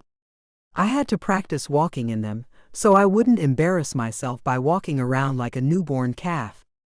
"Help!" Bethy came to me, taking my hand and placing it on her shoulder. "Steady there, girl." Walking out of my bedroom, we went to the living room, where there was more space for me to get my bearings. "If he hasn't said anything to you about having feelings for you, then don't you think that means that he doesn't have any for you?" I wasn't entirely sure about that. "I don't know. This is new to me." I wobbled and nearly crashed before regaining control. Damn, these things are so high. 6-inch heels are new territory for me. I can't believe Artemis sent over these stilts and expects me to dance with him in them. Bethy looked a little surprised. "Wait. He said he wants to dance with you at this thing?" "Yes." I looked at her, thinking that her eyes were a little too wide and that she looked a little too worried. "That's not good, Julia. I thought he only asked you to go with him because he didn't want to have to go looking for a date on such short notice. Now he wants to dance too." She shook her head. "I don't like this. I foresee an ending where you're fired or feel like you have to quit because you two have an office fling, and then when things end, so does your job." "You can see all that?" I asked her, then laughed. "Didn't realize you had psychic abilities, Bethy." "I don't." She rolled her eyes and then let me go. "Take some steps without using me as your support." Somehow, I managed to walk across the room on my own. "Yes?" She sat on the sofa, watching me as I kept walking. "Messing with your boss is a terrible idea. I've just got to tell you that, Julia. A coworker is bad, a boss is terrible. But Artemis was more to me than just the man I worked for. I genuinely care about him, Bethy. And he seems to care about me too." "Seems to?" She shook her head again. "Just trust me when I tell you that messing with your boss would be disastrous. Trust me on this." The alarm on my cell went off in my bedroom, telling me I only had 5 minutes until Artemis would be picking me up. I've got to use the bathroom and make sure I'm ready to go. He's almost here. Hurrying as fast as I could, which wasn't fast at all on those heels, I made my way to the bathroom. "If he comes before I'm out, let him in and be nice, Bethy." "Oh, I'll be nice. You don't have to worry about that." She snickered, and I wondered what the hell that was about but didn't have time to ask. Only a few minutes later, while I was putting on another layer of antiperspirant, I heard her let Artemis in, and then a few seconds later, she came into the bathroom. "He's here, huh?" I asked. She nodded and came close to me to whisper, "Wow, he's hot." "I know, right?" I held her hands as we jumped up and down and giggled quietly. "I can see why you're falling for him." Then she stopped jumping, and her smile faded to a frown. But seriously, don't let things get out of hand. You can't mess around with that man, no matter how many muscles he has. And it looks like he's got more than any man I've ever met. And try not to look at him too much because he's just too great looking. Remind yourself all night that you're so lucky to have this job and that you won't do anything to jeopardize it. With a sigh, I nodded. Okay. I've got to go, Bethy. See you later tonight. Have fun, she said, then added, but not too much fun. If you know what I'm saying. I did, and I didn't want to think about what she was saying. Going out to the living room, my jaw dropped at my first look at Artemis. Artemis at work was already enough to set off all my hormones, but Artemis in a tux was a sight to behold. Wow. He came to me, taking my hands in his as he looked me over. That dress does look amazing on you. Just like I knew it would. He'd sent over a daring red dress that went to my feet, but had a slit on one side that went all the way up my leg to the lower portion of my hip. A tiny thong was the only thing between me and the dress. I couldn't even wear a bra with it, as it had plunging V's in both the front and the back. As revealing as it was, it still looked sophisticated and glamorous, and I didn't mind the extra skin one bit. It made me feel attractive and fabulous. That's all that mattered to me at that moment. He let me get off my hands, and then put one of his on the small of my back. My insides melted at his touch as we headed to the door. He called out over his shoulder, "Bye-bye, Bethy. It was nice to meet you." She came out of the hallway, waving like a little kid with a smile plastered on her lips. "Bye, Artemis. It was nice to meet you too. You guys have fun. But not too much." I was thankful when he closed the door behind us. Why doesn't she want us to have too much fun? With a shrug, I acted like I didn't have a clue. How should I know? Bethy's a little odd sometimes. On the ride over to the event, it was hard not to gawk at Artemis, so I chose to look out the window more than I looked at him. We made light conversation as we rode the 10 miles to the hotel where the event was held. Artemis took my hand in his, helping me out of the car. His arm slipped around my waist as he leaned in to whisper, "You're much too beautiful for me to let go of tonight. I don't want any men to bother you, so I'll keep a hold on you. If that's okay with you." "It's more than okay." "Sure, Artemis. Thanks." I didn't want him to think I might get any other ideas about why he might be holding that way. Dinner was served, an auction was held, and then the dancing began. Artemis swept me up with the very first song. "Shall we?" Thankfully, I'd mastered the heels by that point and could not only walk with ease but dance pretty well too. The way he held me, the way his body swayed with mine, the way he smelled. It all had me dancing better than I ever had. Our bodies seemed to have been made to fit together. With the heels on, our hips were on the same level. His hand was on the small of my back, the other held mine against his shoulder, and our bodies touched from the waist down. The way his blue eyes held mine made me want to kiss him. Of course, I didn't do that, but I wanted to. His lips parted. "Are you having a good time, Julia?"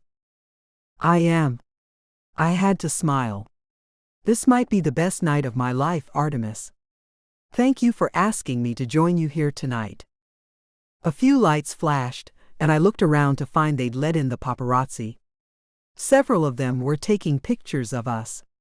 "Smile for them, Julia." I did as he'd said, but wondered how his family would take seeing him in pictures with me. "What will your sisters and friends think about you taking me out like this?" "That's not something I'm worried about," he answered, seeming unfazed by the question. "And you shouldn't be either." "Okay." I let that thought go, but then a new one came to me. "What will Price think?" He'd already accused me of digging into Artemis's pockets. Would he try to ruin this? And what was this anyway?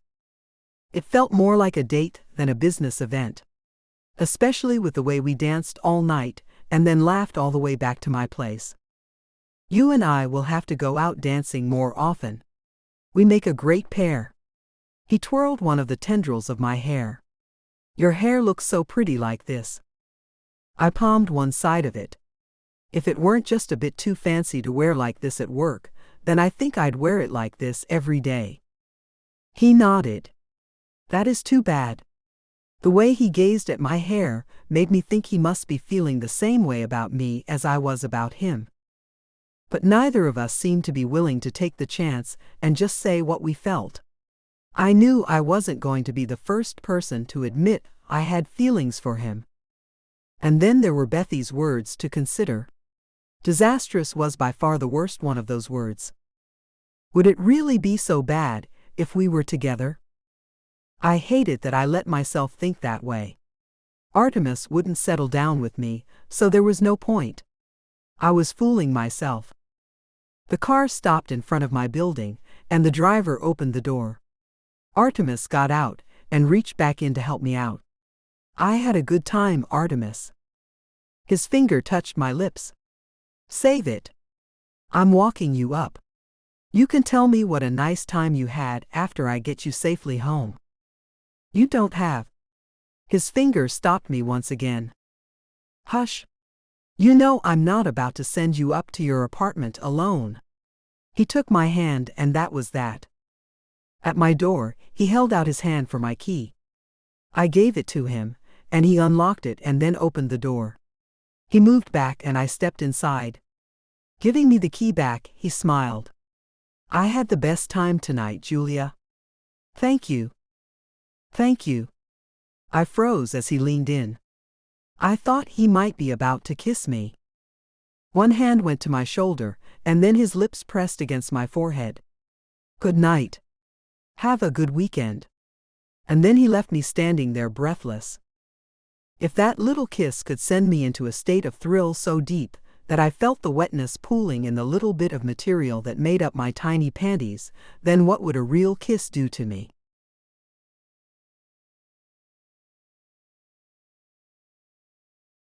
Chapter 16. Artemis. Julia's body was in my arms, the way she moved with me, and how beautiful she looked, it was all too much to bear. The moment my lips touched her forehead, my body sprang to life. All the way back to my apartment, I tried to get that ramrod to go away by thinking all kinds of unarousing thoughts. None of them worked. Her effect on me was too much, and I went straight to my shower as soon as I was inside my apartment. I could still smell her on my clothes as I took them off. Her face filled my mind as I stepped into the shower, the warm water falling all over my body. I leaned back on the tiled wall. Imagining that I had kissed her sweet lips instead of her forehead, I drifted away to a place where only she and I existed. Visions of a moonless night on a deserted island greeted me, a waterfall flowing over us as we made love underneath its clear water. Baby, I've waited forever for this moment, I whispered to her. Her name came out of my mouth then. Julia, you are mine. You always have been. You always will be. Panting, I watched the thick white strands go down the drain. Damn it. Why couldn't I just be honest with the woman? This wasn't like me at all. I wasn't acting like myself, and I had no idea why that was. Wrapping a towel around my waist, I went to my bed and fell onto it. I should just call her. I should just tell her how I feel. My head lolled to one side as I looked at my cell sitting on the nightstand. Just call her. I didn't move. I knew I wasn't going to call her. I knew she wasn't ready for me. But how do I know that? As I lay there, trying to figure out how I could be so certain about so many things about Julia, I found myself really looking at the young woman. There was a naivete to her that showed just underneath the surface of her professional exterior, and that innocence shone through to me. In every fantasy one had about Julia, there was an underlying theme. Forever. I'd never thought about being with anyone forever. So why her? She was much younger than me. Her whole life was ahead of her. What would she want with a man my age? Would she want forever with me? I had never been the kind of man who had insecurities. This was new to me. And then the reality of the situation hit me. I was afraid that if I told her how I really felt, she'd tell me she didn't feel the same way. Those words would shatter me if they came from her mouth. If I asked her to be mine forever and she came back with any reply other than yes, then I thought I might just fall apart and vanish into thin air.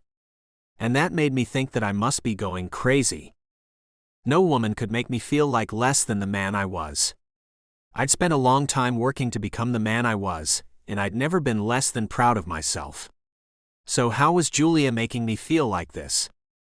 Nothing made sense. And yet, everything seemed so simple. Dancing with her that night, I'd never felt more like a part of another person. Our bodies moved together in a way that I didn't know was possible. Even though I'd purposely picked out shoes with a 6-inch heel that would bring her up close to my height, I'd had no idea how it would feel to have her body that close to mine.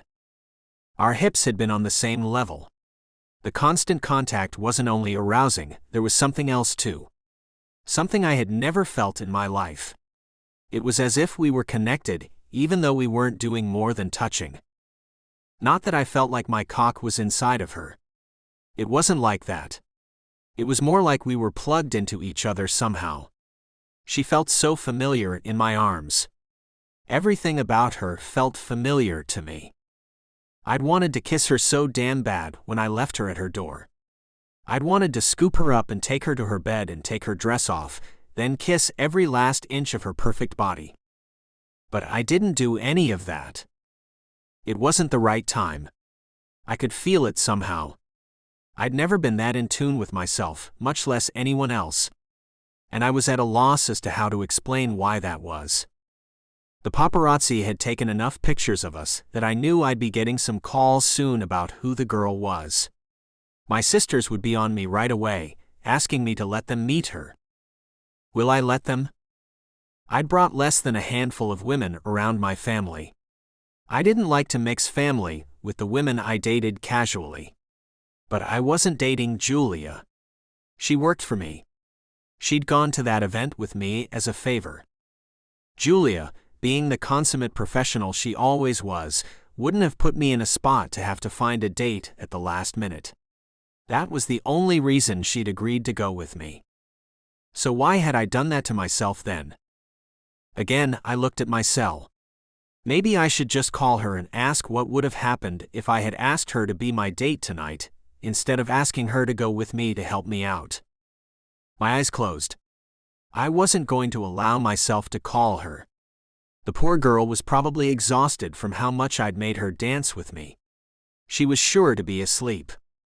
I'd already taken up so much of her personal time. Saturdays and Sundays were her days off, and I dared to intrude on one of them.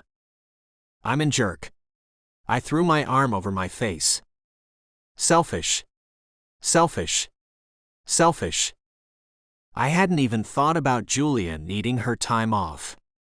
Instead, I'd only thought about having her with me, dancing with her, and having everyone think she was my date. What's wrong with me? I had to ask myself out loud. I should have asked her out properly. And I shouldn't have been monopolizing her time either. She was spreading herself so thin for me. It was then that I realized I'd been taking advantage of her. This was Julia's first job, and it was a much better position than most new graduates obtained. She'd do anything and everything she could to make sure she'd get to keep that job, including going out with me. I'd become the thing that I had most loathed. I was the boss who asked his employee, a woman he was attracted to do more than what would normally be asked of anyone else in her position. Going out on a date, even if I had worded it differently, was going too far. No, I hadn't threatened her with anything to get her to accompany me. No, I hadn't pushed her at all to join me. But she was young, eager to keep her job, and eager to please her boss. And I had taken advantage of that. This was exactly the kind of situation I had wanted to avoid by putting in place such harsh rules at the station. How ironic was it that I was the first one to break the rules so atrociously? I knew I had to make things right, but I didn't have the slightest clue how to do that. Maybe just backing off would be the best thing. I certainly couldn't keep up my plan of showing her that I wanted more from her, not now that I had realized what I'd been doing. As I lay there silently berating myself, a thought occurred to me. I had to adjust my behavior immediately and make sure I was never asking Julia to do more than her job required. No more late nights, which ended up with her spending the night at my place. No more spur-of-the-moment invites, like needing a date for something. None of that. Can I still take her to lunch? I nodded. Yes, that would be acceptable, and would even be an appropriate way to show how much I appreciated all the hard work she'd done for the station and me. But overall, I had to back off. I had to give the girl some breathing room. I hadn't done much of that, having kept her with me as long as I could each day. It was selfish, but I was happy to have figured that out before it had gone too far. But even with that realization, I knew I still wanted more from her. I felt like a pretzel inside. A part of me wanted her, but another part wanted to make sure she didn't feel pressured. Wanting to treat her the best way I possibly could as a boss.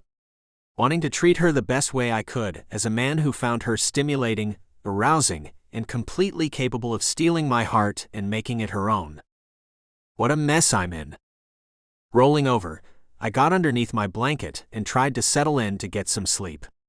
I had a hell of a lot of thinking to do before Monday came, and I saw Julia again. Maybe I could try to think about as if she were one of my younger sisters. It was worth a shot, wasn't it? Just as I had determined this new course of action, her face appeared in my mind. Long dark silky hair hung around her gorgeous face. Pouty lips begged to be kissed. No, I can't think of her the same way I do my sisters. That's out. Was the task of putting my feelings for Julia behind me impossible? Was it impossible to think of that woman as only my employee? Should I do something about that? But what could I do about that besides fire her? I couldn't fire her. Not only because I liked her so much, but also because she was damn good at her job. It also wouldn't be fair to her or even legal. The time had come for me to do whatever I had to for this to work. I could do it. I'd done hard things many times in my life. I could make sure I treated Julia like any other employee, only expecting her to do her normal job. That meant not exploiting my position to get her in my home, and especially not my bed. But I'd keep up with the nice things I'd been doing for her. Having meals brought into the office that she'd actually eat, and letting her keep the shopping account so she could get new clothes. Those were things I'd keep giving her. It wouldn't beat myself up over continuing to have feelings for her, mostly because I knew they weren't going to go away. But I would stop trying to make our relationship more personal, even the things I'd been doing on a subconscious level. I'd seen the light. That meant things had to change.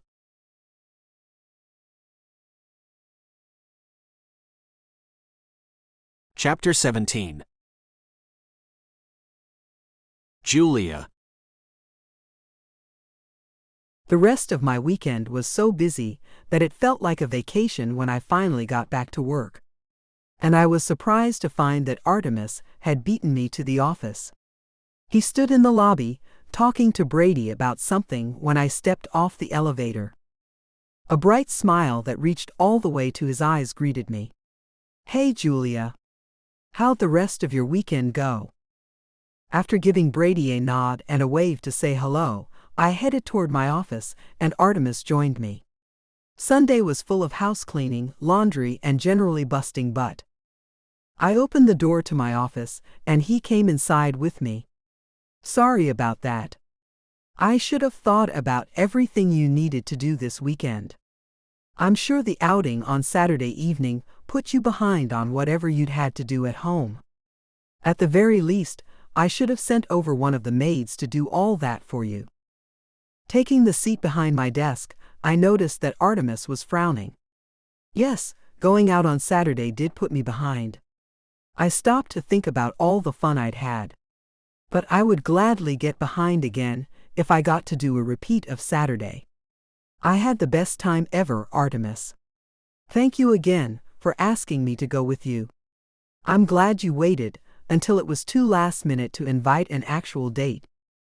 His expression changed to one of surprise. "You are? Is he kidding?" Of course. That was a once-in-a-lifetime kind of thing for me. I seriously doubt I would have ever gotten to go to anything like that if you hadn't taken me to it. My mother thought it was so nice of you to take me too. I told her all about it. And she wasn't angry that I had you go with me on one of your days off?" he asked with worried eyes. He wasn't acting like himself. Artemis, why would she be angry about that? It was a once-in-a-lifetime opportunity. Who cares what day it fell on? Not me, that's for sure. And I had the best time ever. Mom couldn't believe I danced all night long. I have a reputation in my family for being a bit of a klutz. I couldn't tell that at all. You were light on your feet. He took a seat on the other side of my desk, looking much more relaxed than he had been a moment ago. And I had the best time ever too. But I won't be bothering you with things like that anymore. I was wrong to put you in a position where you had to sacrifice your personal time for me, especially when it hardly had anything to do with your job. I realized that later that night. I've been asking too much of you, Julia. I'm sorry for that. What the hell is he talking about? Artemis, I really mean it. I had the best time with you on Saturday night. I felt like a princess. Why would you say that you're sorry for making that happen for me? I don't understand. My hands fisted in my lap, feeling that there must be something or someone behind this sudden change of attitude. Maybe even someone who didn't want us to be together at all. I thought Saturday night had really shown how great he and I were together. We had a connection that couldn't be denied, yet there we both were, denying it. He leaned up, putting his elbows on my desk, then holding his chin on top of his fists. Can I ask you to be perfectly honest with me, Julia? I am always honest with you, Artemis. I waited for his question and wondered what the hell had happened for him to be thinking this way all of a sudden. His blue eyes peered into mine, and he wore the most serious expression I'd ever seen on his handsome face. Did you agree to go with me to that event just to please me? Had I? He'd asked me to be honest, so I gave him an honest response. Artemis, I do like to please you. That said, I wouldn't go just any place you asked me to. I thought the charity event sounded amazing. And it didn't disappoint me at all. I decided to be even a bit more honest than that. I liked that you felt that you could ask me to do that. And I'd love it if you asked me as often as you'd like. I really did have the best time. And the sweet kiss you gave me when you left me at my door was nice too. I tried to say that in the most professional manner I could, while also trying not to blush. The worry vanished from his face, replaced by happiness. That's good to hear. I spent the rest of the weekend worrying that I'd been asking more out of you than is acceptable for the job. Promise me that you'll let me know if you feel like I'm overstepping any boundaries. I don't mean to. To be honest with you, I truly enjoy your company, and that's why I've been taking up too much of your time. But I'll stop doing that. Stop? No, don't stop doing what you've been doing. I reached out to take one of his hands. I enjoy your company too. I haven't felt put out even once. Let's not change a thing. Please, boss. I squeezed his hand as I smiled at him. And please don't feel guilty or worried about a single thing. He blinked long and slowly before asking, do you really mean that? Or do you just think that's what you need to do and say to keep this job? I had to laugh. I hadn't done a thing wrong with the job I'd been given. I've never once felt that my job is on the line. I don't need to do a damn thing I don't want to in order for me to keep this job. I haven't made one mistake since I started here. There are no grounds to fire me, and I'm not jumping through any hoops to keep it. I hated that he thought I was only spending time with him because I wanted to make sure I kept my job. His entire demeanor changed. Artemis sat up, tall and confident. Good. Then let's get to work, shall we? Glad to have things back to normal, I opened up the laptop that was sitting on my desk.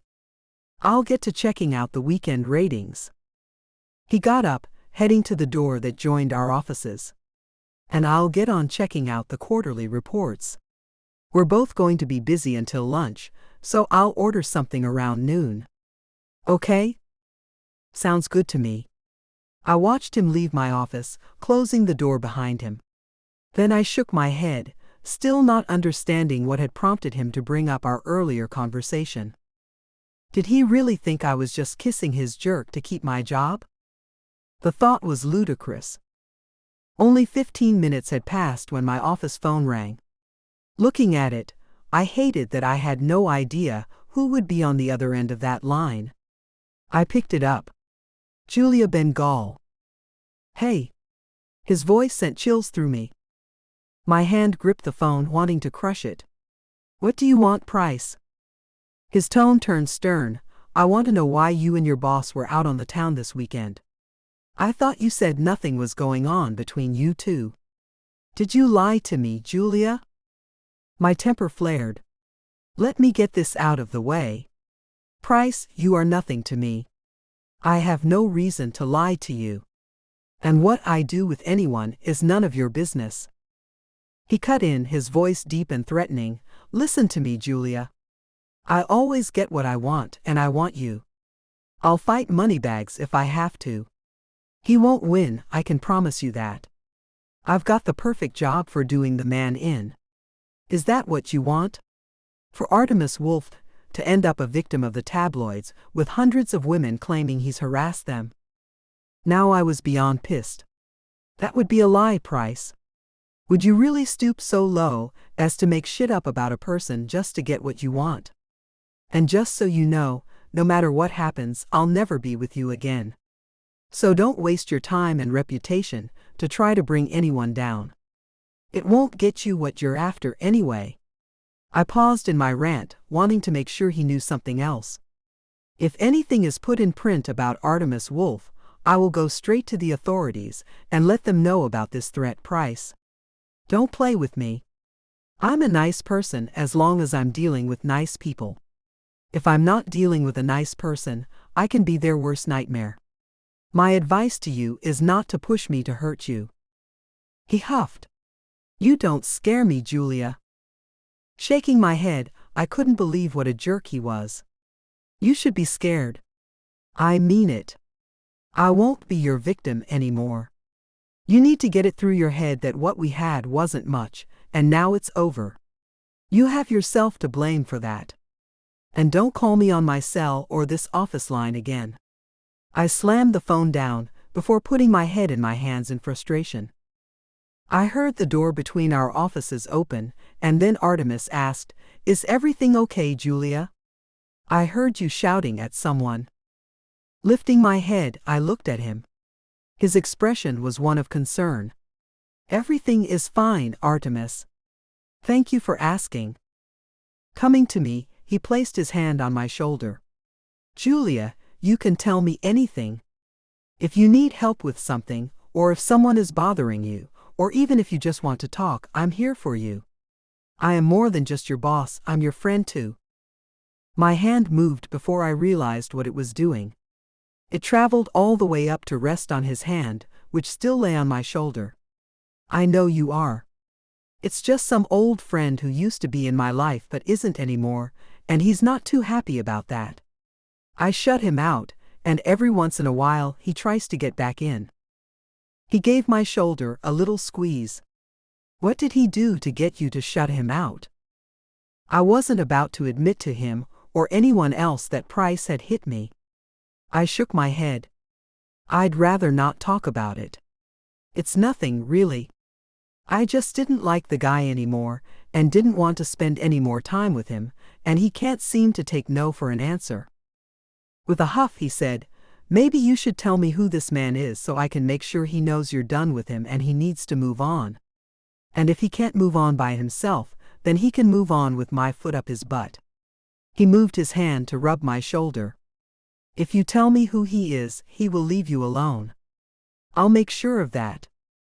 I was pretty sure Artemis could follow through with that promise. But I didn't want to tell him the real reason. I didn't want Price Stone in my life any longer. If I asked him for his help, one day, I would have to tell him what had happened. Thank you, Artemis. I'll tell you what, if the guy gets any worse, I'll definitely ask for your help. Right now, he's just bugging me. It wasn't the truth, and I knew that. Price was escalating, making open threats. And not just about me anymore, but about Artemis. I should have told Artemis all about it. Why does admitting that someone hit me make me feel so damned ashamed of myself?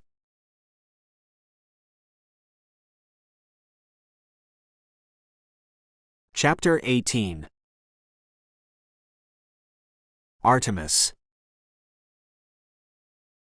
A few days had passed, and I hadn't heard Julia shouting at anyone over the phone again. The man who had bothered her seemed to have gotten the message finally. I had to admit that hearing about the guy made me feel even more protective of her, and even somewhat jealous too. I knew she didn't want anything to do with the guy, but at one time she must have. Going into her office, I found it empty and wondered where she'd gone to. I headed down the hallway to Lila's office. Julia had gone down there quite often to grab a cup of coffee and chat. I could smell the coffee before I got to the door, and I took a moment to take a deep sniff, loving the way it smelled. Julia always brought me back a cup, but I was in need of some caffeine now, so I thought no one would mind if I went in and grabbed my own cup that morning. Lifting my hand to knock, I stopped as I heard one of the ladies inside shout, "You're a what?" Julia's distinct laugh traveled through the door. "Nina, don't look at me like that." Lila asked, "Do you have strong religious beliefs or something? Is that why you're still one?" "One what?" "Not religious beliefs," Julia answered, "but spiritual ones. That's why I've never been with a man." "She's a maiden?" I turned to hurry back to my office, knowing I wasn't in any state to walk into that room. I knew I shouldn't have been listening in on a private conversation, but now that I knew Julia was a maiden, I couldn't unlearn that bit of information. And why was I letting myself think that I would definitely be the one to be her first?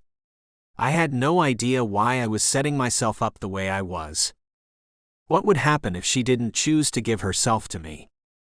I'd be deeply disappointed, to say the least. At the very worst, I would be devastated. I had to calm down. I had to get back to reality. The woman had kept her Versus card intact for some reason. If I'd overheard correctly, she'd said something about the reason behind it being spiritual. What the hell does that even mean?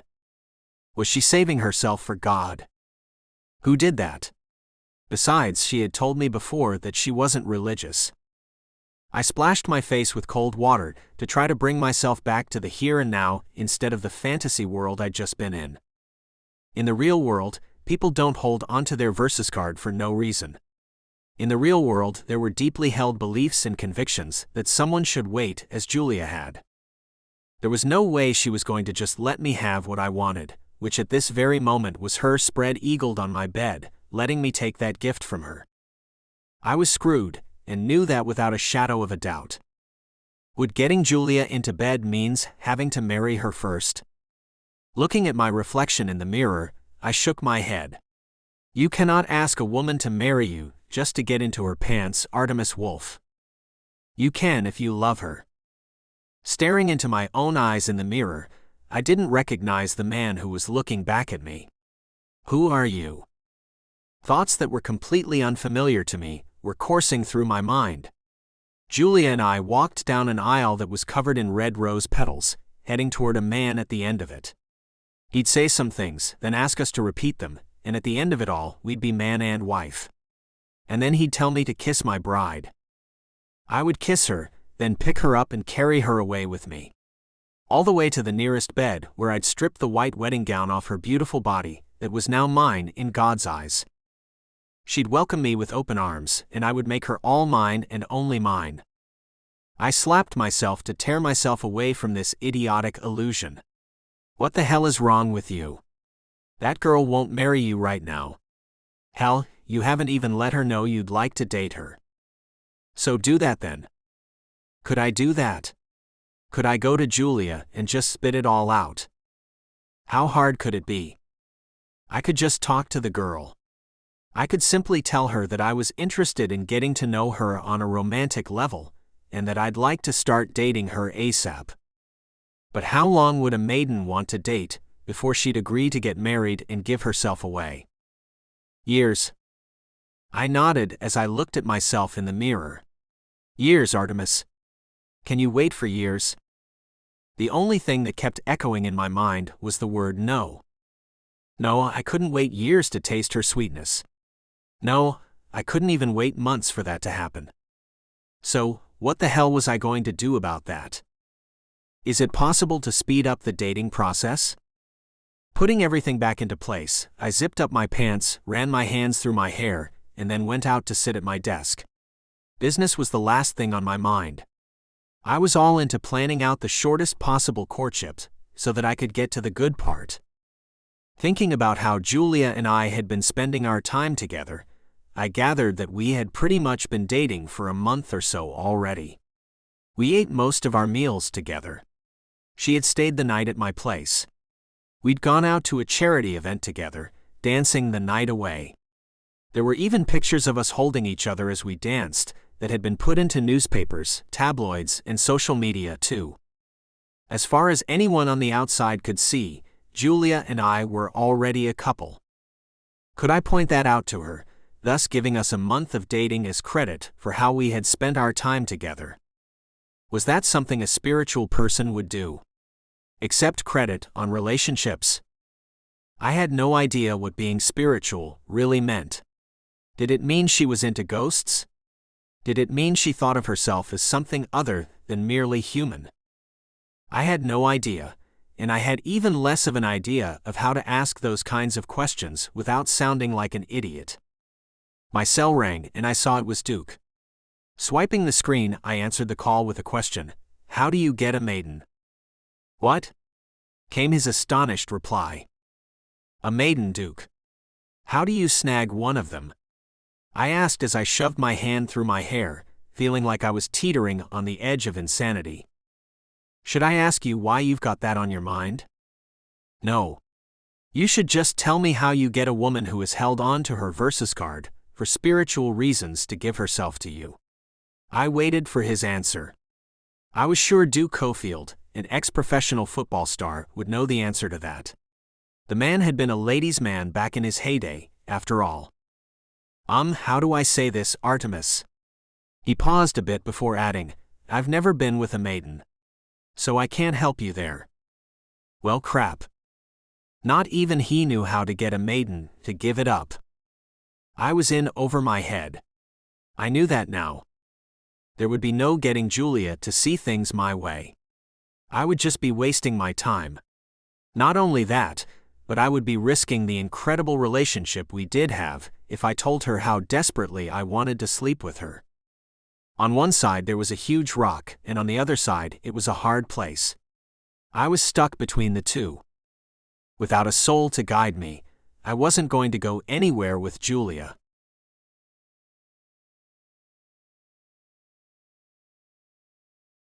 Chapter 19.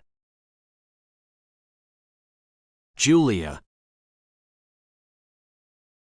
Leaving Lila's office with a cup of coffee for Artemis, I went to my office and straight through to his, only to find that he wasn't there. It was getting close to noon, so I figured he'd gone to lunch with someone. He'd been ordering out and having lunch brought to the office for a while now. So it did seem a little odd that he'd go out to eat without saying a word to me about it. Taking the coffee with me, I went back to my office and sat down, getting back to work. I would skip lunch, since I didn't really like to eat at any of the nearby cafes.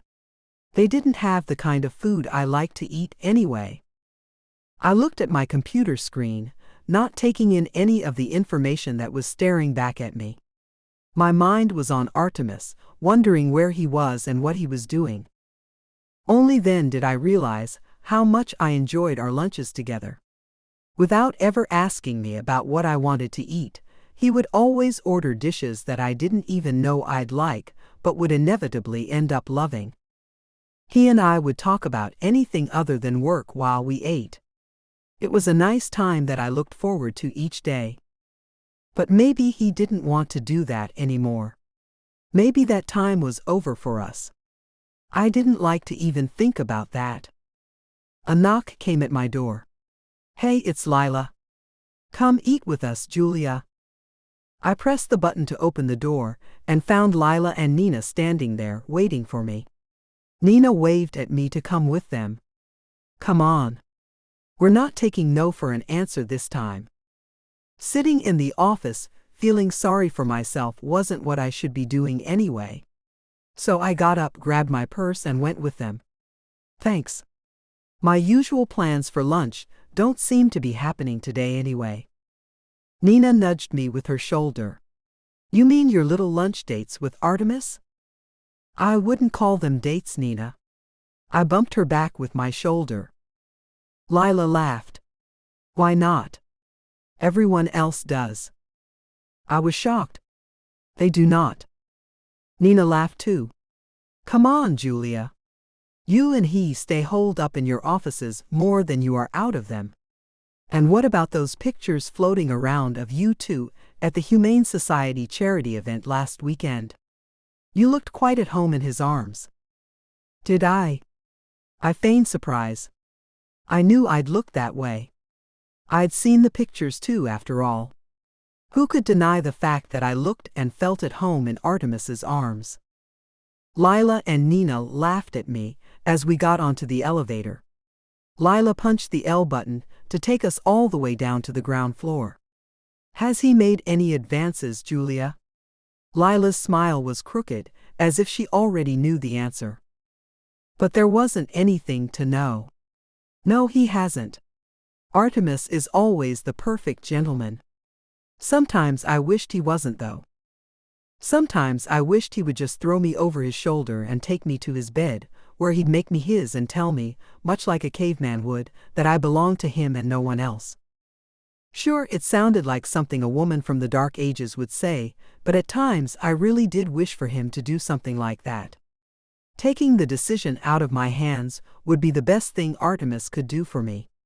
He wouldn't hear any arguments from me, because that's exactly what I wanted to. We walked over to an Italian eatery, where the carbs would be forced down my throat. But I didn't say a word about the restaurant choice. Instead, my focus went to the table of men who sat near the back of the establishment. Lila smiled as she looked at me. "Oh, would you look who's here. What a complete surprise." Nina and I leveled our eyes on her. Lila had known damn well those three men would be there.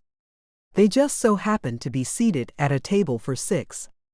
That couldn't just be a coincidence. As we walked straight to them, Duke got up and pulled out a chair for Lila, the two of them sharing a quick kiss. "There you are, baby," Duke greeted her. Nina and I took chairs next to each other, as Ashton moved to take the seat by Artemis. "Here you go, ladies." He smiled at Nina as he sat by her. Only Artemis and I were separated, and I was put out with myself at how quickly I'd noticed such a thing. "Hi there, boss," I said as I sat down. "Hey," Artemis said as he looked at the menu in his hands. The waiter came to give us menus, and then took our drink order. I looked it over, finding very little that I would eat. I still hadn't found anything to my liking by the time he came back to take our orders. One by one the others rattled off what they'd be having, and then it came down to me. I think I'll just have the salad." Artemis cleared his throat. "Or you could try the salmon in dill sauce. She can get that without the bed of rice, right?" The waiter nodded. "Of course." He looked at me. "I can have the rice substituted with some steamed broccoli if you'd like." "That would be great. Thank you." I put my menu away. After the waiter left us, Lila pointed out, "Seems Artemis knows your diet better than you do, Julia."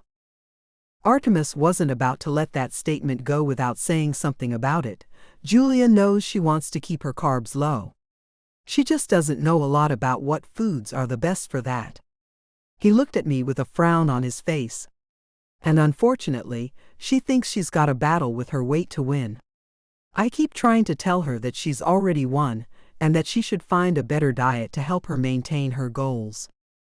Having heard Artemis give me a similar speech multiple times in the past few weeks, I decided to do something I'd never done before.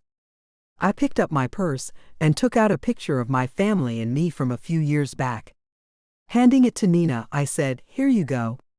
Pass that around so everyone can see why I'm such a freak about what I eat." She looked at the picture, and her eyes went wide. "Oh." My mother, father, older brothers, and I were all obese. Not just chubby. Obese. The rest of my family didn't seem to care about that, and had never bothered to change the way they ate. When I moved out and went to college, my first experience away from home and my mother's fatty cooking, I took the initiative to start living a more healthy life. I knew I wasn't always perfect at it. Not eating enough was just as bad as eating too much, as Artemis had helped me realize, but I tried to make the best of it. Artemis is right. I don't know a lot about the foods I can eat.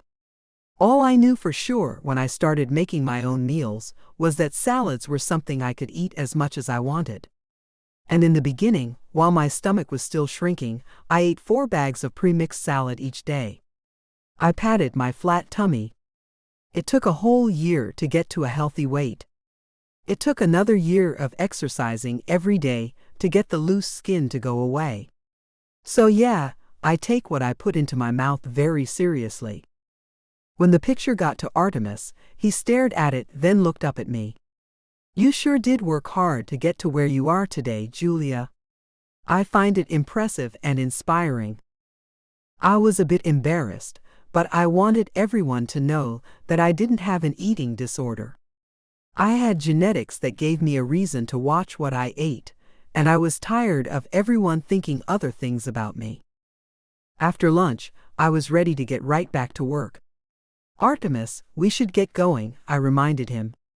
"We've got that FCC meeting in an hour." With a nod, he got up.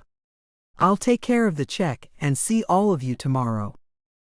I walked out in front of him as he called his driver to meet us in front of the restaurant.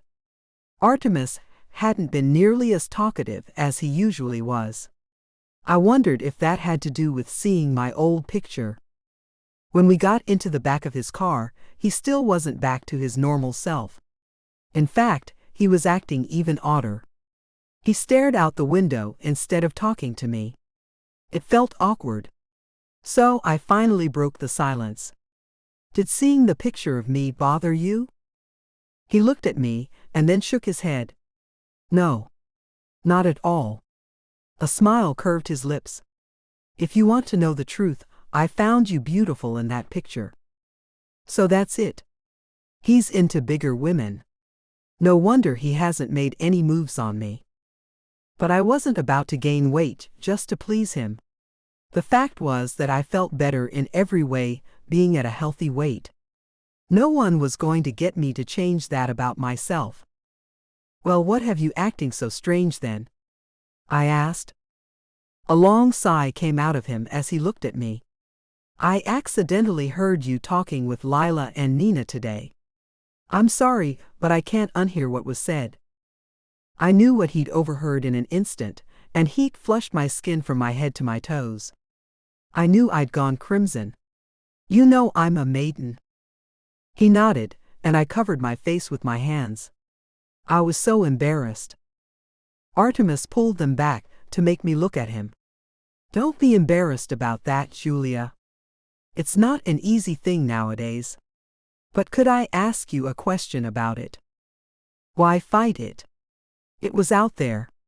What else could he ask me that would be any less humiliating? "Go ahead."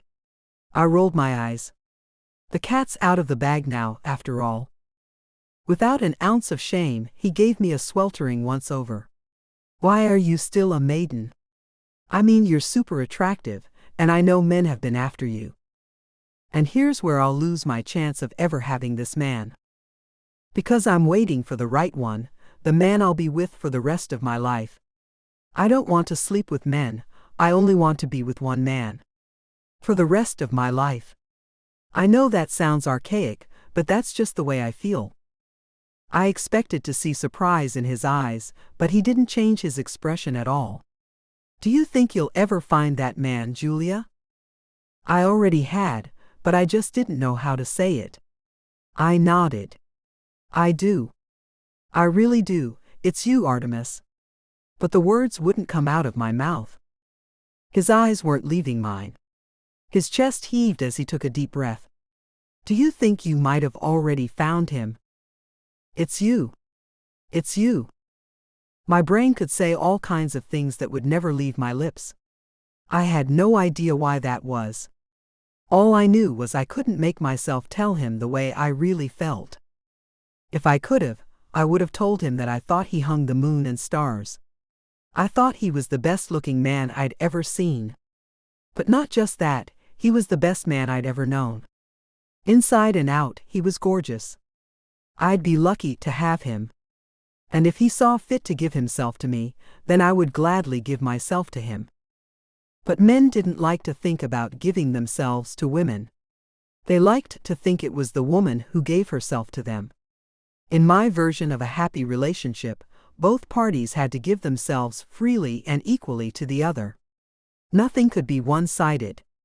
Both had to give it all up, letting the other know they were in it with complete abandonment.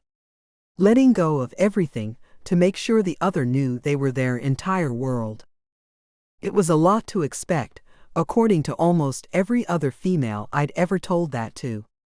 But it was what had been in my head forever, so to me, it was entirely achievable. I gave him my answer and hoped he would read into it. I have. But he doesn't know that yet.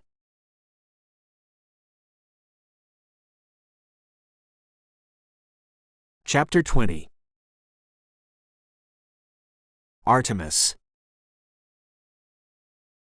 Sitting there, looking at Julia, I had a strong feeling that I was the man she was talking about. But what I didn't know was if I was truly ready for everything that went along with being with her. My fantasies and dreams had already been full of thoughts about being with her and only her. But she hadn't yet told me a thing that would truly let me know that I was the man she was referring to. I could have been wrong. She could have had another man in mind. I knew she wasn't dating anyone. Or I thought she wasn't anyway. Are you seeing anyone, Julia? No. She bit her lower lip, and I thought she might be about to confess all about this mystery man who had so captivated her. But then her cell phone rang. She looked at it and then hit the button, sending it to voicemail. I noticed an angry look on her face. It wasn't a look I was familiar with seeing on her pretty face much at all. Who's that? Not meeting my gaze, she shoved the phone back into her purse. No one. If I knew anything about Julia, it was that she took her time letting people know things about herself. Like the weight thing. It had taken her over a month to tell any one of us about her struggle with obesity. I had a feeling that she was struggling with another situation that she'd take a long time to tell anyone about. Taking her hand, I wanted to make a physical connection with her to let her know I wasn't just some random stranger. I was Artemis, her friend. A person she could trust if she'd only allow herself to do so. How come you don't want to let me in on who keeps bugging you? Her eyes were glued to our clasped hands. I felt her palm begin to sweat. When she gulped, I knew there had to be something wrong. Or something very right. I wasn't sure which it was at that moment. It's not something I want to bother you with. How could she think I would be bothered by anything about her? Was I not being as open with her as I thought I was? I mean, I knew I wasn't telling her how I felt about her, but other than that, I was an open book. Or at least I thought I had been like that. It's bothering me more that you won't tell me anything about this guy. It's the same guy who called you at the office, isn't it? I knew it was. Or at least hoped it would be. I didn't want to think about Julia having more men in her past who were overstaying their welcome in her life. Did she have a habit of seeing someone, then suddenly deciding they weren't the man for her? She was clearly looking for a very specific connection, so did she dump men without any warning when she realized they weren't the one? Did her commitment to her ideals about love and a relationship make her cut men out as soon as the smallest problem arose? Those were all intimidating thoughts. Mostly because I knew problems would arise in any relationship, and if she was the type to think that one little argument meant we weren't right for each other, then I had a real problem on my hands. After making me wait for her answer for what I deemed to be a bit too long, she finally said, "Yes." Thank God. There was only one man in her past. Or had it been? I had to ask, "So, is this guy the only man you've ever dated?" With a nod she answered me, "Yeah. I've been asked out a lot. And I have gone out on what I would call group dates. You know, where lots of people are going to the same place or function. I can't put my finger on why I accepted this man's invitation to go out, but I did. And when I didn't want to anymore, he got mad." Mad? I was a little confused. I knew I'd get mad too, if she cut me off without so much as a reason why. And I couldn't truthfully say whether or not I'd be able to stop myself from hounding her for answers. Did he threaten you or something like that? No. She seemed to be hesitating, weighing what she would and wouldn't tell me. He just wants me to give him another chance. And you don't want to do that? I had to ask. Why don't you want to give him another shot? She shrugged. Because I see no use in doing that. She looked at me, her eyes shining with that now familiar inner wisdom. We had our thing. It wasn't anything spectacular. There were no sparks, no fireworks. But that's not exactly why I ended things though. He's aware of why, and it's a pretty damn good reason. I don't see the need to open up that book again, expecting a different ending this time. Do you understand what I'm saying? You think that what happened to make you dump him in the first place would probably happen again. I knew what she was saying, even if I didn't know the exact reason why she'd had to end things with him. Nodding, she said, "I know it would. I knew it when I dumped him, and I'm even more certain of the way he's been treating me since we broke up. He can't change. And even if he could, it still wouldn't matter to me. I know he's not the guy for me. I've told him that again and again. If you want to know the truth, I think he's just obsessed with me because I'm a maiden.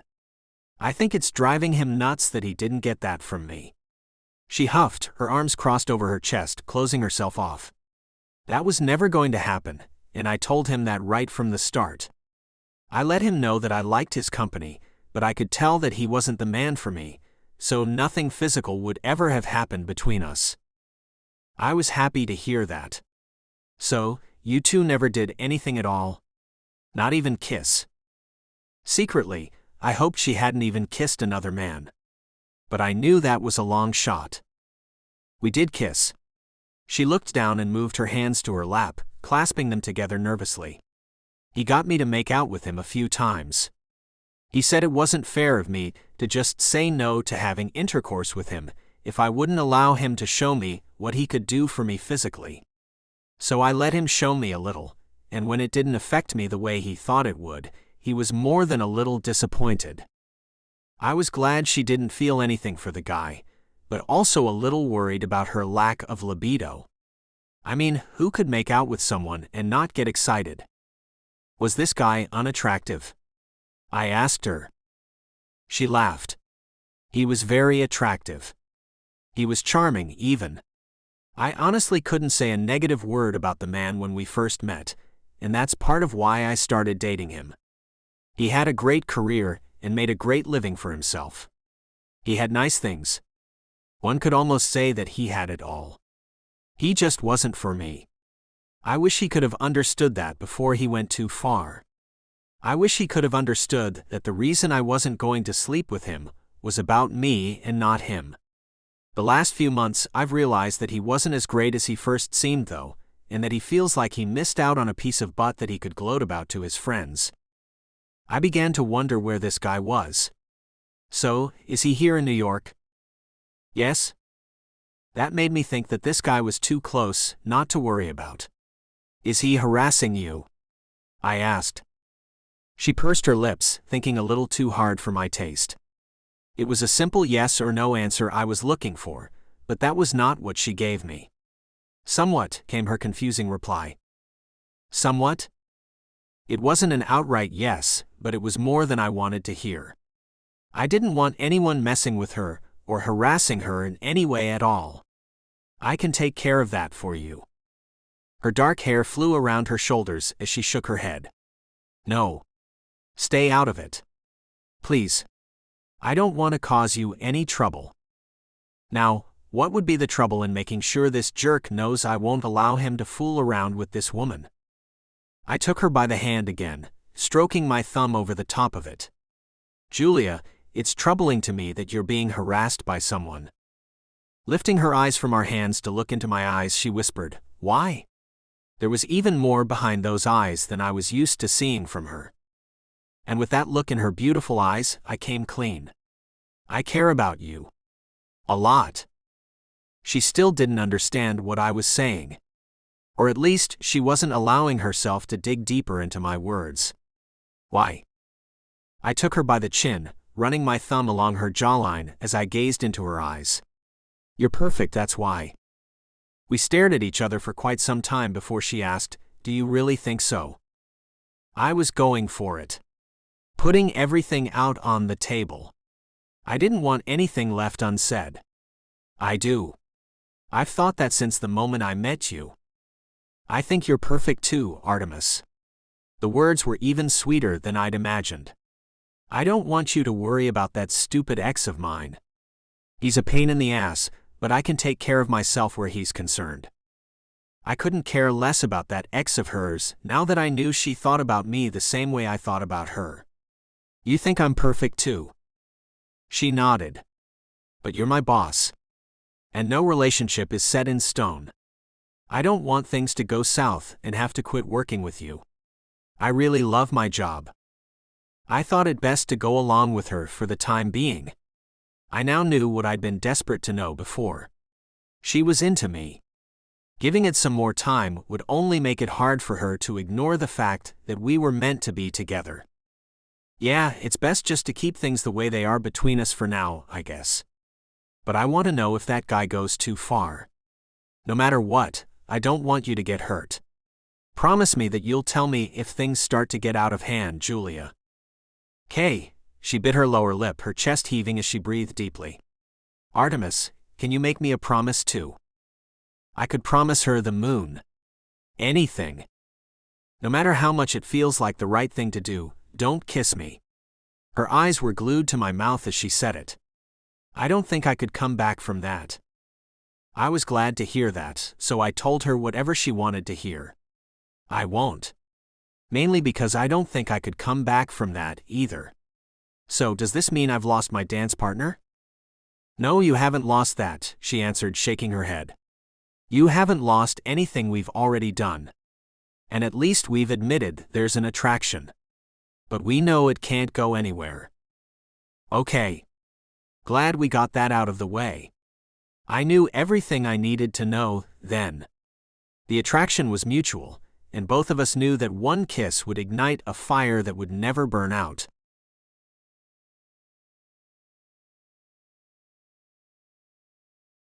Chapter 21. Julia. Seeing Bethy as I walked into our apartment, I found myself feeling rather chatty. Hey, you'll never guess what happened to me today, Bethy. Picking up the glass of red wine she was already halfway through, she cocked one eyebrow at me. Let me try to guess, Julia. You got to meet some big celebrity? I shook my head. Even better than that. I went to the kitchen to grab myself a wine glass and filled it to the brim with the wine she'd left open on the counter. Better than meeting a celeb, huh? She ran her finger around the rim of her own glass. Okay, did you find a $100 bill on the sidewalk? Laughing, I went to sit down with her on the sofa. Nope. You'll never guess. Let me just tell you about it. Okay then. She nodded at me. Shoot. I felt giddy, my insides all wiggly as I let her in on my news. Artemis is into me. She rolled her eyes. You think that's news, Julia? Well, yeah, I do. Pulling the glass to my mouth, I took a sip while my roommate laughed her ass off.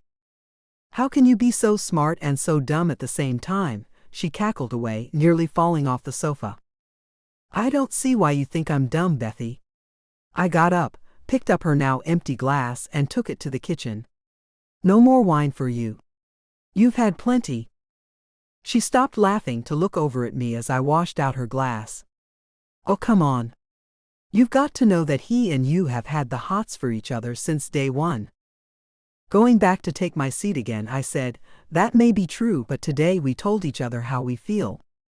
She went silent, her eyes wide. Julia, this isn't good at all.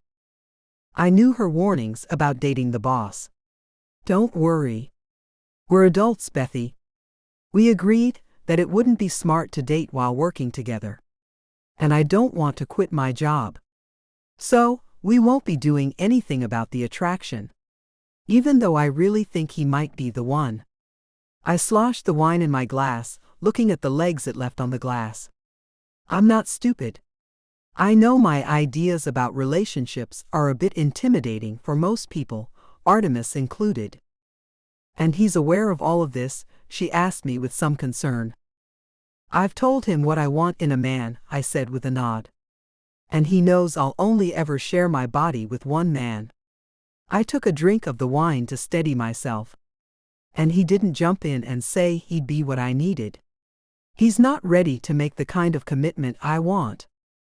Bethy tapped her fingers on the table next to her. Did he tell you straight up that he wasn't interested in seeing you exclusively? No. But we didn't let it get that far. I said that no relationship is set in stone, and that I worked for him and wanted to continue doing that, so we'd have to put the attraction to the side. And he agreed. I put the wine glass down to think about that for a minute. Bethy was already on it, though. He agreed? She shook her head. I don't see a man like that agreeing so easily to not moving forward if there's really an attraction there. And I know there is. He's got a plan, Julia. Artemis Wolf, the great and powerful billionaire turned network mogul, has something up his sleeve, and you're going to have to be very careful now that you've admitted everything to him. Could she be right? Had I misread him? Would Artemis set some type of a trap for me now? And if he did, would I really give a crap if I fell into it? My go-to fantasy of him turning caveman on me rose up in the back of my head. I'm going to take a long hot bath, then hit the sheets, Bethy. If you need to use the bathroom, now's the time. Okay, she said as she got up. That wine has filled my bladder up entirely. I headed to my bedroom to grab my robe and a towel. All the while, I had to wonder if Artemis really did have something up his sleeve like Bethy had suggested. Finding a bath bomb I'd gotten at Christmas, I took it with me as I headed to the bathroom which Bethy had by now vacated. I filled the tub with hot water and then threw in the bomb. An aromatic blend of lavender and a bunch of other flowers filled the room. After stripping off my clothes, I climbed into the tub, settling in for a long, relaxing soak. Dunking a washcloth into the water, I wrung it out, then placed it over my face, covering my eyes. With my body so relaxed, it was easy to let my mind slip into an alternate reality. One where only Artemis and I existed. He was there with me in the bathtub. His hard body was behind mine as his large hands moved over my arms, his lips grazing the side of my neck as he whispered sweet nothings to me. I'd never had sweet nothings whispered to me. I had no idea what words they actually were. But I would have bet anything that Artemis would know how to ignite a fire inside of me using nothing more than his little words. Artemis growled as he gnawed my flesh. The man had an animal wildness inside him, hidden beneath his human exterior as he feasted on me. I shrieked with a sensation that nearly took me under.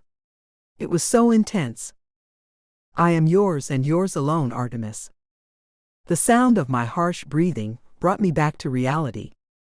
I was in the bathtub, my hand between my legs. My gosh, I whispered to myself. I knew that being with Artemis would be beyond imagination, especially knowing that we were invested in only each other. Giving myself to him while knowing that he was the only man for me would be better than any fantasy my imagination could conjure up. Why do things have to be so damn complicated?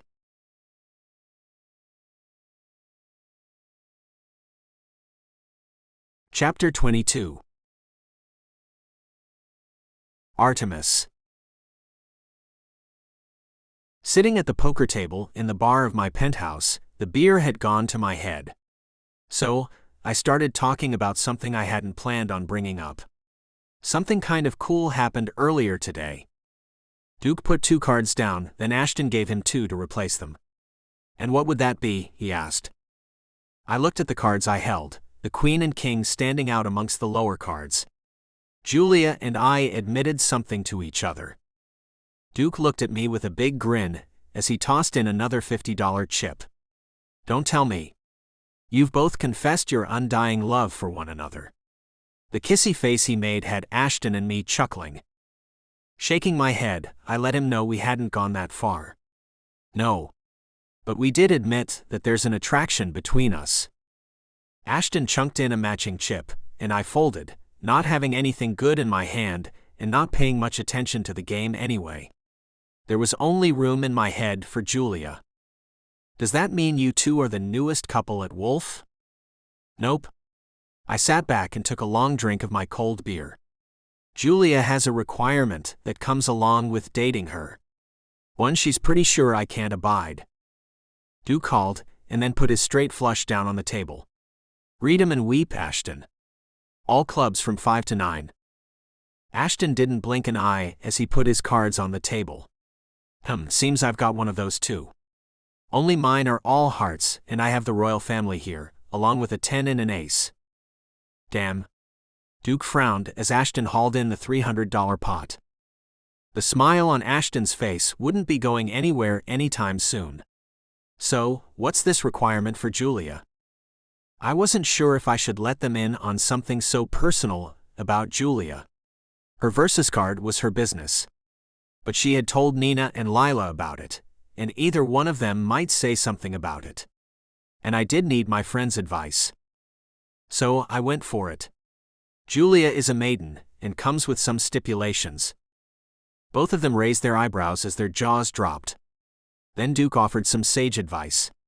Whatever those stipulations are, do them. Ashton nodded in agreement. Yeah, man. Do whatever it is she wants. I knew they had no idea what Julia wanted. It was kind of fun to inform them. I wanted to see what kinds of reactions I would get. She wants to be with one man in her entire life. She won't be giving her first time to any man who won't commit to her. Duke huffed. Like marriage. She didn't say that exactly. I scratched my head, not even certain if she meant we would have to be married or not. She said she's waiting for the one man who's right for her. She doesn't want to sleep with more than one person, so she's been waiting to find Mr. Right. So, she wants you to be with her forever? Ashton asked with a funny look on his face. And you guys haven't even dated? Well, she didn't come to me and tell me she wanted me or anything like that. I overheard the girls talking, and that's how I found out about her being a maiden. Later on, when we were alone, I asked her about it. And when I asked her how it was that she was still a maiden, she told me everything. I asked her if she thought she'd found the right man yet, and she said she had. Duke put his empty beer bottle on the table. And that man is you, huh? Yep. I leaned my head back on my laced fingers. But she didn't even bother to ask me if I thought I was the man for her, or if I was ready to make such a huge commitment to her, for that matter. Instead, she said she knew relationships were never a sure thing and that we should just keep things the way they are. Ashton got up to get us another round of beers. Can you do that? No. I knew I couldn't do that. I'm not sure how I'll get her to come around and see reason, though. And what would the reason be, Artemis? Duke asked as he put the cards in the shuffler. You know. What's reasonable? I took the beer Ashton held out for me. Like not expecting someone to tell you things they don't mean or can't possibly promise. Like telling someone you'll be with them forever. No one can know if they're really going to be together forever. The way Duke cocked his head told me he didn't entirely agree. Lila is the only woman I want. She's the only woman I can see myself with. Don't you think that you can make such a commitment when you've found the right woman, the one you want to see every day for the rest of your life? Do I want to see Julia daily for the rest of my life? Yes. The truth was that I did want to see her. But I had no idea how long that would last. It was just too soon to even think about something like that. I looked at Duke as I opened my beer bottle. You say that, Duke, but if you really feel that way, then why haven't you asked Lila to marry you yet? It's not the right time. But I'm sure I'll know when it is.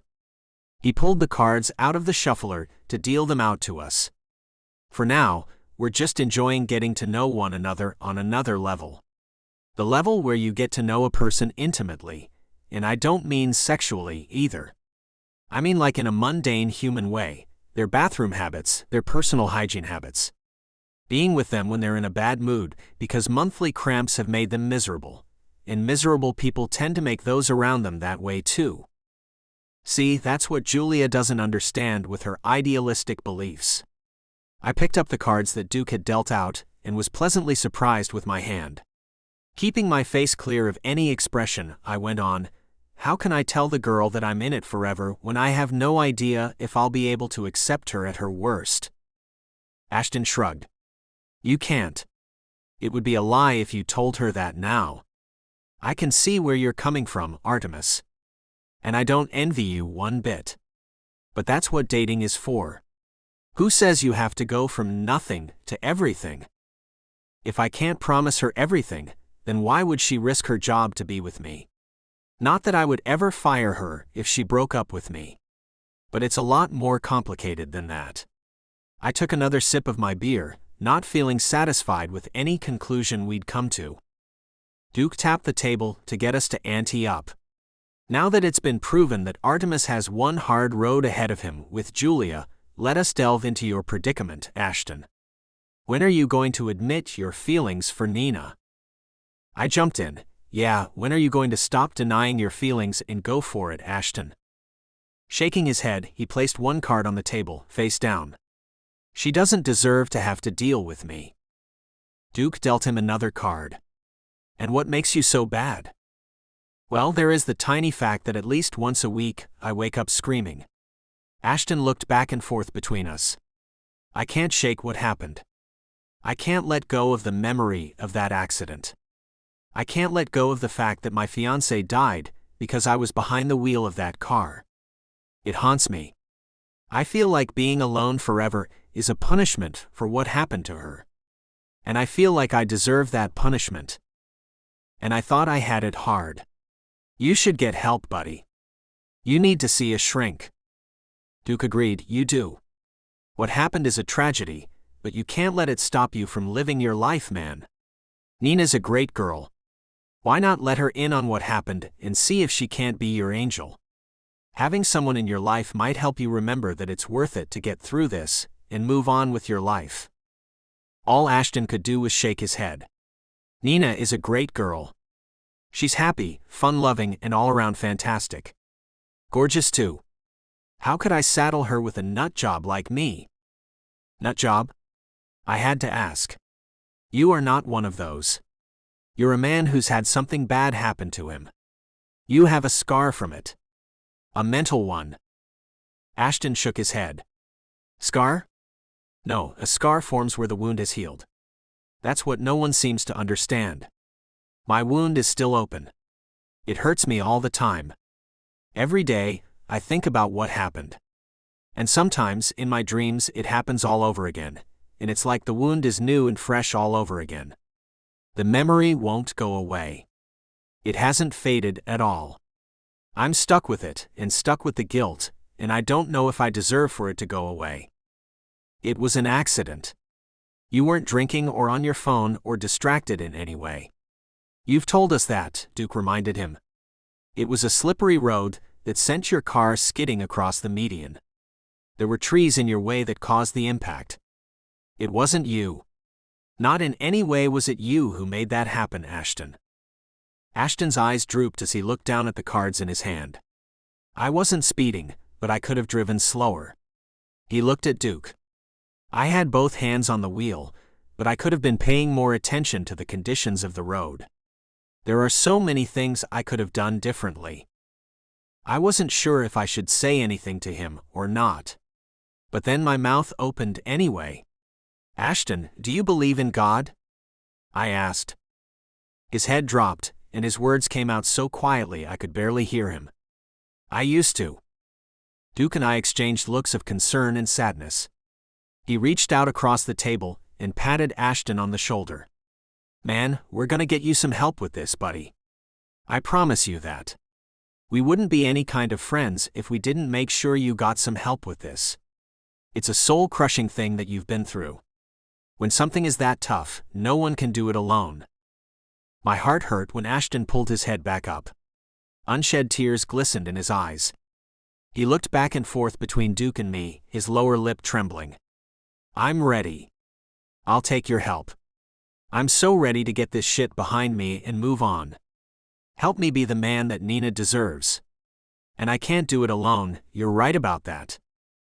Clapping him on the back, I assured him, you've got it, buddy.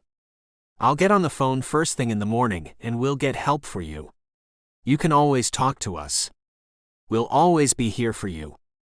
As glad as I was that Ashton had finally given in and was going to let us help him, I knew I still had my own dilemma to deal with. Julia needed to bend a bit, or we'd never get a chance to see what we could or couldn't become. No one could be sure of what life would throw at you. If Julia had held firm to her belief, then she might have missed her opportunity at love altogether. I had no idea if love was in our future. I knew I loved to be around her. I knew I loved the way her voice sounded. I loved the way she smelled. I loved the way she looked. I loved her attitude and personality. I knew I loved all of those things, but I didn't know if I loved her. And if I did love her somewhere deep inside of myself, would that love be enough to last forever?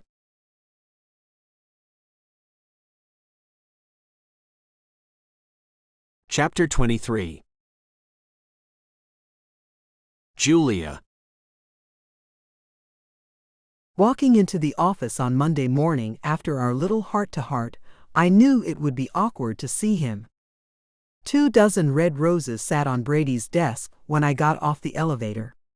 He wore a surgical mask and gloves, complete with protective eyewear. Glaring at me, he pointed at the crystal vase filled with the fragrant bouquet. These are for you. Kindly remove them and take them to your office before they penetrate my sinus cavities, thus making my allergies go crazy. Gathering the gorgeous flowers, I just knew they had to be from Artemis. Good Monday morning to you, Brady. Sorry about your allergies. I'll get them away from you. I took them to my office and placed them on the table near the window. Taking a nice long whiff of them, I pulled the little white envelope off the plastic holder. My name was written on the envelope in what looked like male handwriting. Pulling the small card out of it, I nearly dropped it when I saw what was written on it. Julia, I'm not giving up. Don't expect me to. Love, Price. Thankfully, Artemis hadn't made it in yet. If he had, then he'd have certainly snooped and read the card. Then he would know that Price Stone was the man who was bothering me. I didn't want him to make the connection between me and Price. If Artemis confronted Price, then Price might tell him the reason I broke up with him. Not only did I want to keep that to myself, but I knew Artemis would not be pleased, and I didn't know what he would do to Price. I had to get rid of the flowers, and fast. Hauling ass to Lila's office, I knocked on the door with one hand while holding the vase in the other. Lila, it's Julia. The door opened and I hurried in. For me? Lila asked with a smile. Sure, you can have them. I don't want Artemis to see them. I placed them on her desk. The envelope and card were in my hand. You've got a shredder in here, don't you? She pointed to the closet. There's one in there. I went to get rid of the paper as she asked, so, want to tell me what the hell is going on? My ex-boyfriend sent flowers and this note. I don't want Artemis to know a thing about it. Can you keep my secret, Lila? I pushed the button on the shredder, and less than a second later, the note was history. Sure, I can keep your secret. She looked at the flowers. Duke is going to ask questions, though. I'm afraid we need to get rid of these too, even though they're really gorgeous. Jerking my head toward the shredder, I asked, think this will break if we use it to shred them up? If we cut the stems off, I don't think it will hurt it. She got a pair of scissors out of her drawer, then we set to work, deflowering and destemming and then shredding the petals to bits. The scent of the roses filled her office. Smells damn good in here now, doesn't it? I asked. Lila tossed the last of the stems into the trash, before turning her attention to me. She walked toward one of the sofas, taking a seat as she wiggled her finger at me. Come, sit and tell me why you didn't want Artemis to see those flowers. After closing the door to the closet with the shredder, I went and took a seat across from her. On Friday afternoon, while we were on our way to the FCC meeting, he and I talked. Her eyes narrowed. About? I laughed. About how he had overheard you, Nina and I talking when we were having our coffee. Her eyes went wide. He knows you've never done it? I nodded. Yep. And he asked me why I'm still a maiden. I told him what I told you guys. And he asked me if I'd found the man I'd been waiting for yet, and I told him I had. He asked if it was him, and I told him it was. So, you two are a couple now, and you didn't want him to see those flowers and stir up trouble? Lila asked. Nope. I played with the hem of my skirt, as I explained our conversation from the other day. She looked as if she couldn't believe me. Did you two kiss? No. I knew one kiss would send me over the edge. I would never come back from that. He's not ready, Lila. I could tell that much. If we had shared even one kiss, it would have evolved into so much more, and I'm too worried about messing up our professional relationship to jump into it more quickly, at least not without more assurances about the future. I'm not myself with him. I've never had to exercise so much self-control. Lila pulled her blonde ponytail over her shoulder and then ran her fingers through it. So he's the one, huh? How do you plan on making things work out then? Ha, I laughed. Lila, I have no plans and no ideas at all. I don't know the first thing about getting a man to promise me forever. I just know I have to have that before I give myself away. Your status as a maiden isn't your soul, Julia. Lila sighed as she pushed her hair back again. In my opinion, if you want to get Artemis where you can keep him, you're going to need to give in at least a little. Date, make out, make him want you so badly he'll promise you the moon. How else will either of you know for sure that you're right for each other, if you don't explore your relationship a little before making bold declarations? She was right. I could go about it like that. I don't want to just entice him into doing what I want. I want him to want it too. If he doesn't, then maybe he isn't the man for me. A frown filled her pretty face. Julia, that's not how people work. Your expectations are too high. I'm afraid you're going to end up all alone if you keep striving for this ideal man. Artemis is a great catch, and he may well be the man for you. You two have a real connection. Anyone can see that. I say give the man a chance to prove he can be what you need him to be. But you're going to have to give some of yourself to him first. And I don't just mean your body, though a little bit of physical intimacy wouldn't be the worst. I don't know how much of that I can do. For as long as I can remember, I've believed a man would come along for me, and we would just instinctively know we were made for each other. It's hard to think about it in any other way. Everything I was saying to Lila was true, but there was a little more to it as well. I was almost certain that Artemis was the one for me, crazy ideals and all. No one else had ever come close to making me feel the way I did for him. But what if I was wrong about it all? About Artemis? About my ideas of love? That would be devastating, to me. With a huff she said, "That's a fairy tale, Julia. There is no man who can live up to those standards you've made up in your head. It's not even fair to ask anyone to attempt to do that. It sounds like you're talking about fate, and you can't hold one person accountable for that." Well, I do expect that. I had no idea how to tell her how important it was for me to hold onto these standards. Perhaps Artemis can make you change your mind about that. Lila got up and made a call, asking Nina to join us. Moments later, Nina strolled into the office and got a pot of coffee brewing. Lila was quick to deliver my news, and then I had two females telling me that Artemis would never offer me forever without me doing much more first. For the first time in my life, I was wavering. I didn't want to be alone forever, but I was starting to see how that might become a possibility, as they were saying. But I didn't want to compromise myself either. "What if you two dated for a while, Julia?" Nina asked. "I'm not saying we couldn't. But I think that he would get sexually frustrated, and that would lead to a breakup. That would make working with him difficult, and I would most likely hate it so much that I would quit my job." I nibbled on my lower lip, growing increasingly apprehensive about everything. Nina agreed, "Men do get sexually frustrated pretty easily. I can see that happening." Her eyes met mine. "Will you do anything with him? That might alleviate the frustration and solve that problem." "There would be no intimacy at all. The most I'll do is kiss. No playing with each other's body parts. Nothing that would make it seem like I might change my mind and have any intimacy."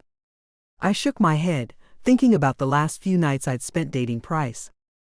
I knew that I thought differently about most people when it came to these things, but I didn't understand why people never believed that I meant what I said.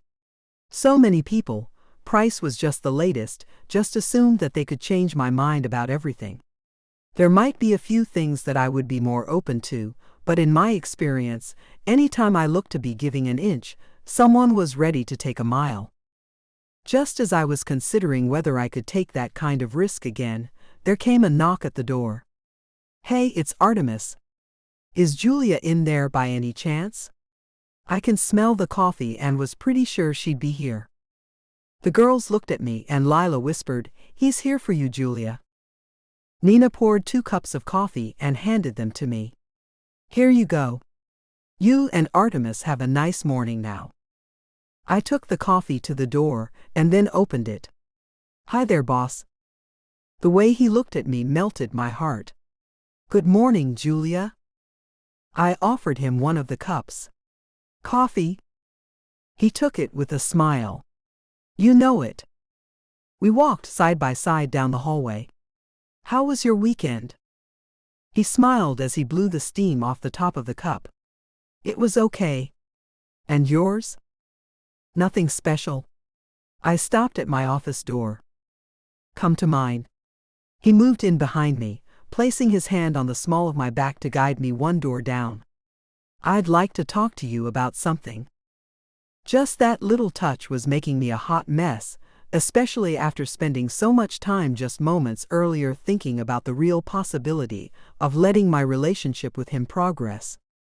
We weren't even in his office yet, and I had envisioned myself laying out on his desk as he took me from behind, holding me down by the shoulders, trapping me.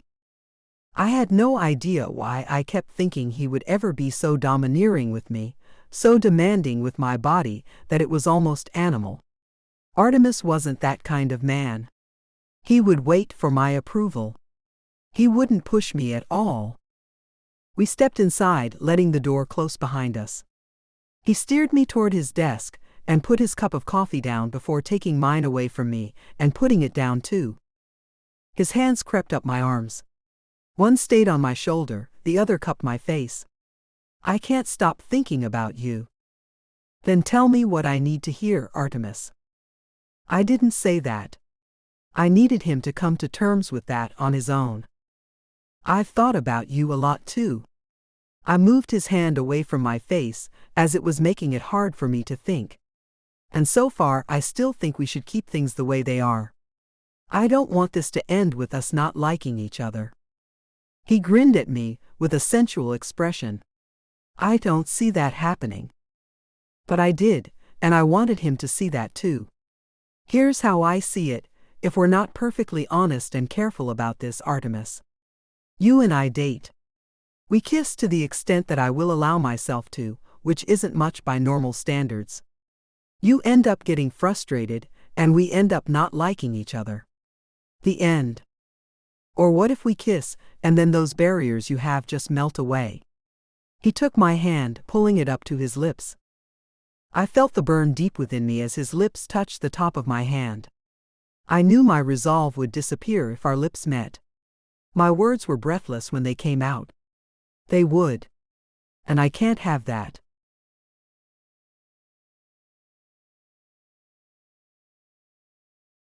Chapter 24. Artemis. Julia managed to stay busy and stay away from me for most of the day. She even went so far as to go to lunch with Nina instead of eating with me. I knew she was afraid. I couldn't tell her I was ready for forever yet, but I could offer her one hell of a great time until I knew for sure one way or the other what I could give her. The end of the day was near. I didn't want her to leave and just let the whole day go by without us saying anything else to each other. I thought about who I knew in town and came up with an idea. One phone call got me an invitation sent my way, and Julia would soon get an email about it. Only minutes later, she rushed into my office. Artemis, I have no idea why this invitation came so late, but you've been invited to the mayor's mansion for dinner this evening. Feeling surprised, I asked, what time and is there a +1 on the invitation? She looked at the paper she'd printed out. Yes, there's a +1 and it's in 2 hours. Well, order a dress and have it sent over. Call my maid and have her give my driver a tux to bring to me. I've already got one coming your way as we speak, she said, ever the efficient assistant. I called her before I came to tell you about this. Good. So get a dress, get to hair and makeup downstairs, and we'll go to this dinner. I got up, took her by the shoulders, and escorted her back to her office before setting her down in her chair. Get the dress ordered right away, Julia. And make sure it's an expensive one. I want you to look amazing tonight. She huffed and then waved me away. Go on then. Leave me to it, Artemis. Smiling all the way out the door, I was feeling very proud of myself. We would be spending the whole evening together. Mission accomplished. An hour and a half later, I met Julia in the lobby on the ground floor. When she stepped off the elevator, wearing a little black dress and heels to match, my breath caught in my throat. Her dark hair was in a sensual pile on top of her head. Her makeup was perfect, red lips and cheeks, golden eyeshadow that made her gorgeous eyes pop. She waved at me as she came my way. I'm ready. I stood right where I was, unable to move. My gosh, you're beautiful, Julia. Thank you. She looked me over. You always make a tux look nice, Artemis. I was so mesmerized by her beauty that I couldn't move until she walked past me. Then I shook myself out of it and followed her like Pepe Le Pew. Julia had no idea how gorgeous she looked. The dress wasn't daring at all, with its boat-neck collar that went all the way up to the hollow of her throat. A long rope of pearls spilled down the front, all the way to about where her belly button would be. The bottom of the dress hit her just above the knees, and the sleeveless style showed off her well-toned arms too. The best thing about the dress was how it fit her form precisely, clinging to the curves of her breasts and accentuating her small waist before blossoming over her round hips and bodacious butt.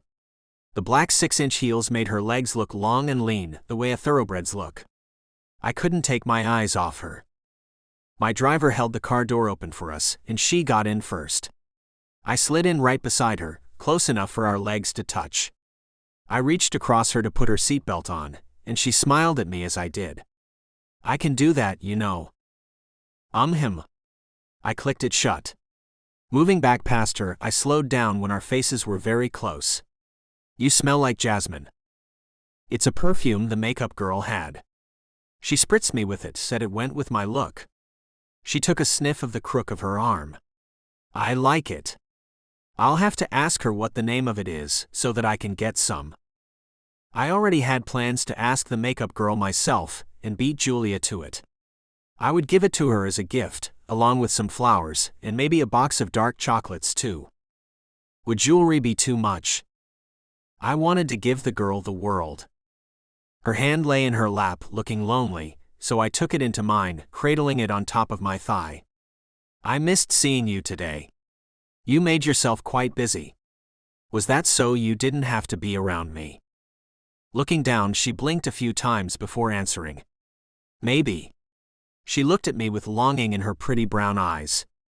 This isn't as easy as I thought it would be. No, it's not. I grazed my knuckles across her cheek. Maybe we should stop pretending. She shook her head. I don't think we're pretending at all. We're being very honest with each other. I didn't think either of us was being completely honest. Are we?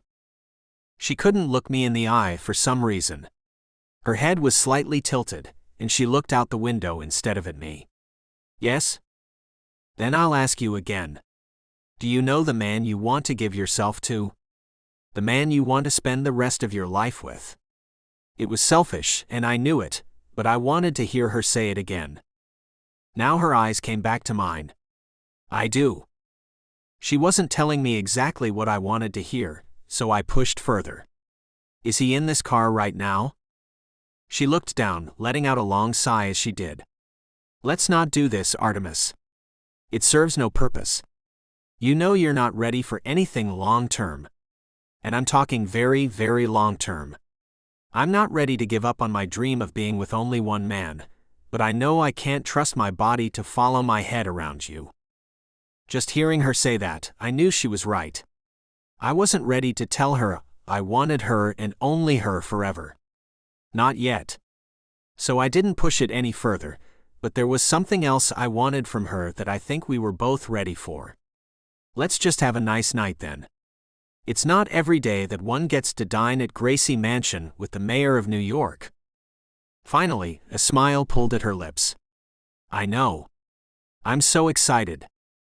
Running my arm along the back of the seat, I wrapped my hand around her shoulder and then pulled her close to me. So am I. And just so you know, tonight you are my date. Not just my companion, my actual date. I kissed her cheek and felt my lips tingling right away. I have to admit something to you, Julia. I've known the mayor for years, even before he was elected. He went to high school with my father. The two were good friends. I made a call and got us an invitation to dinner tonight because I wanted to spend the evening with you. She placed her hand on my chest, looking up at me. Artemis, you're such a sneak. The smile never left her face. As sweet as it is for you to call me your date, I don't think it's a good idea. Like I said earlier, I'm afraid you'll start to expect certain things from me if we start dating. I don't want to disappoint you in any way. It was about the kissing thing. She was afraid if we kissed that she would lose her resolve. If I promise not to kiss you, then can I call this a date? Dates typically end with at least one kiss, Artemis. She shook her head. No, you can't call this a date. We are not dating, and that's that. Her stubbornness on this told me she truly was afraid that she might give herself up to me before she was ready. Even without me making the commitment to her that she needed. That was a good sign in my books. Eventually, she wouldn't be able to deny what was between us any longer. The car slowed to a stop, and I looked away from her to find out we'd arrived at the mansion. Here we are then, a platonic friend who came with me as a favor. I had to laugh. No matter what she wanted to call it, we were out together. In my opinion, that was a date, whether I kissed her or not. We got out of the car and she shivered. I didn't realize it was this chilly. She put her arms around herself to warm up. I can't have you meeting everyone with goosebumps. I wrapped my arm around her, pulling her close to my side as we walked up to the door, where a butler waited for all the guests to arrive. Once inside, the cold air wasn't bothering her anymore, so she tried to pull away from me. It's nice and warm in here. You can let me go, Artemis. I didn't want to, though. I don't mind. With a laugh, she took the hand I had around her shoulders and peeled it off her. I do. You have no idea how you affect me, do you? I had every idea how I affected her, because she did the same thing to me. I let her have her way though, removing my arm from her and feeling the loss right away. A staff member approached us with a bright smile on her face. Hi, I'm Tammy. The mayor told me to ask you two if you would like a tour of Gracie Mansion before dinner is served. Julia clapped her hands. Yes. That would be great, Tammy. I'm Julia, by the way, and this is... Tammy put up a hand, stopping her. I know who both of you are. Artemis Wolf, owner of Wolf Network. And you are his assistant, Julia Bengal. I saw pictures of you two not too long ago, from when you attended the Humane Society ball. You make an attractive couple. We're not a couple, Julia was much too quick to point out. We work together so closely that it's just easier to go to events like the ball and this dinner together. It saves Artemis from having to find a date at the last minute. I placed my hand on the small of her back, leaning in to say quietly, I don't think you need to explain things so completely, Julia. Just say thank you when someone gives you a compliment. I looked at Tammy. What she means to say is thank you, Tammy. Please proceed with the tour. I've never been here before either. This should be fun. With a smile and a nod, the girl led the way as I steered Julia to follow her. She looked up at me with a fire in her eyes. Would you mind terribly removing your hand from my back? Why? I asked with a sensual grin. Is my touch making you desperate for more?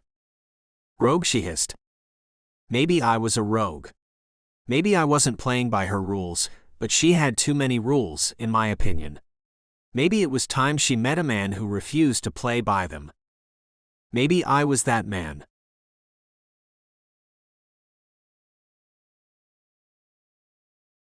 Chapter 25.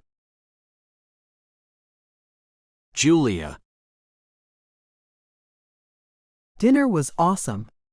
And that was something I didn't say often. Not until meeting Artemis Wolf, that was. If nothing else, the man had been able to introduce me to some pretty great foods. To start the meal, we had a small salad full of fresh veggies, some thinly sliced strawberries and toasted pecans drizzled with raspberry balsamic vinaigrette. They served white wine with that. When the filet mignon was served next, we were given a glass of red wine to accompany it. And when the tiny lemon custard was served, we were given a stout coffee with sugar and cream. It got rid of the little buzz the wine had given me.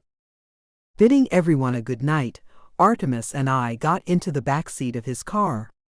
His smile was bright as he looked at me. It's too early to go home.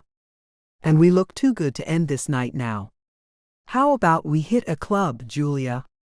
I'd love to do some more dancing with you. I wasn't about to go out on a work night, and I shook my head no. We've got to get up early for work tomorrow. I'm not up for a night out, then work tomorrow. Sorry, Artemis.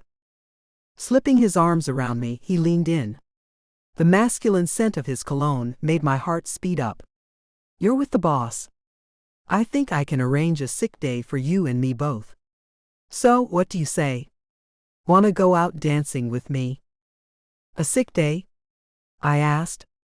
My body was already heating up as I thought about spending a night in his arms, swaying to the music or dancing to a hard beat. He nodded, making his dark waves move around his face. A paid sick day.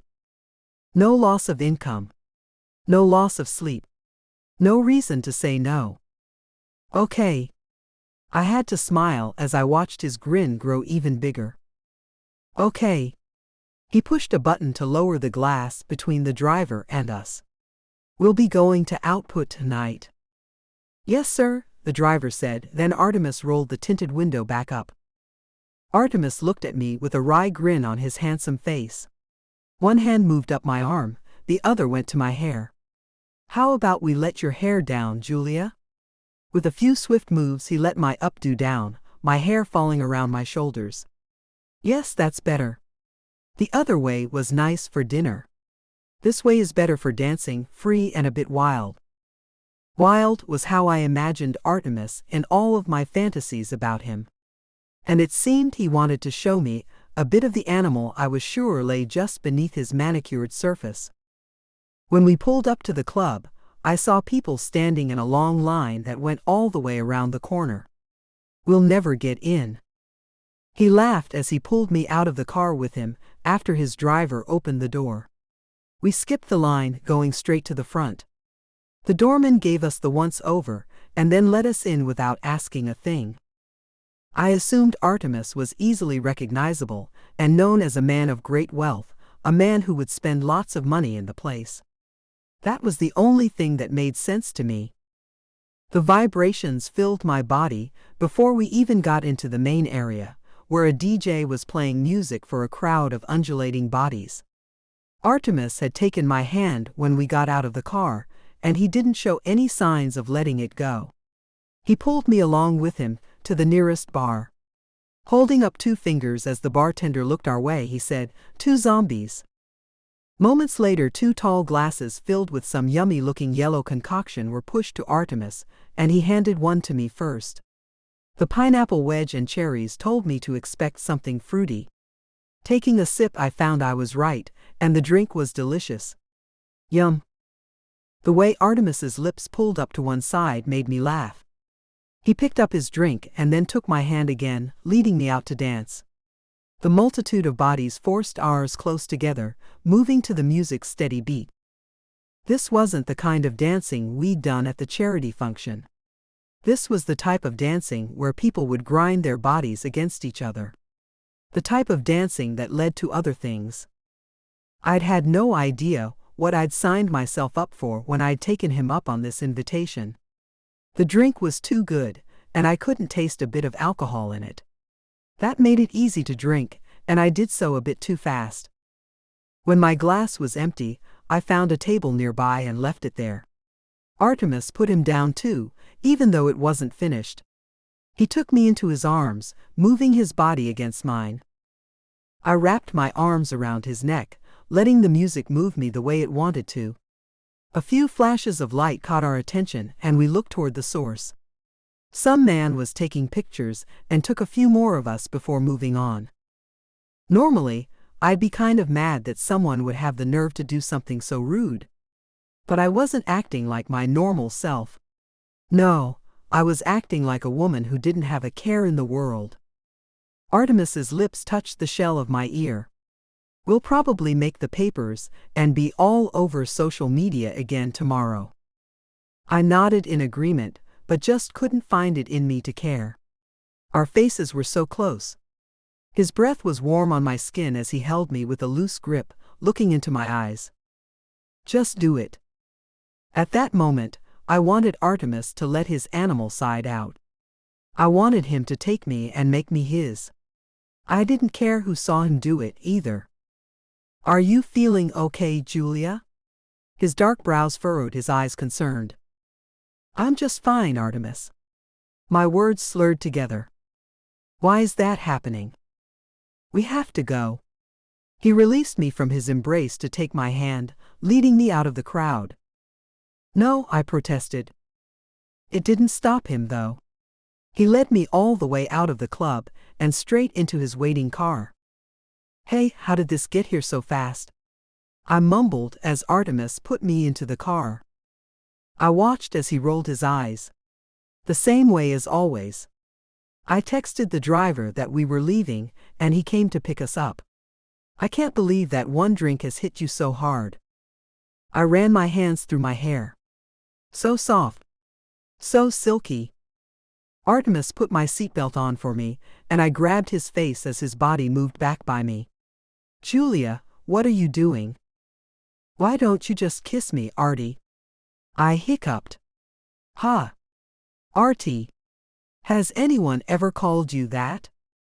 Yes, my old assistant called me that. I can't say I like it coming from you. He pulled away from me. Now let's get you home. Home? I shook my head and the movement made me dizzy. I held out my arms to steady myself because I felt as if I might fall right off the seat. Whoa. Artemis put one arm around me and then pushed my head to rest on his big shoulder. Here, just rest. You'll feel better in the morning. I feel better now, Artie. I hiccuped again. Do you know what word rhymes with Artie? I put my finger to my lips. Shush. Don't say it. Let me. Farty. Ha. Artie farty, farty Artie. Ha. Even in my inebriated state, I wished that my laughter could have come out in sweeter, more feminine giggles instead of the obnoxious squawks that I didn't seem able to control. You're a real riot, Julia. He stroked my hair, putting an end to my laughter at my clever joke. You just rest that funny little brain of yours now. I threw one leg over his leg and moved my hand up and down his chest, which was covered with a black button-down shirt. For some reason, I didn't like that those buttons were buttoned up. I began to fix that, but only got one undone before he took me by the wrist. No, no, Julia. He kissed my hand and then held it against his chest. Rest now. I didn't want to rest. I wanted to play. I didn't understand him. I was ready. Why wasn't he ready? Pulling my head off his shoulder, which I didn't realize would make my head feel so heavy, I slurred, Okay, Artie. I'm ready for you now. I am. I don't care that you won't tell me what I want to hear. He placed his finger on my lips. Julia, just stop. I didn't stop, though. I kept on talking even with his finger on my lips. No.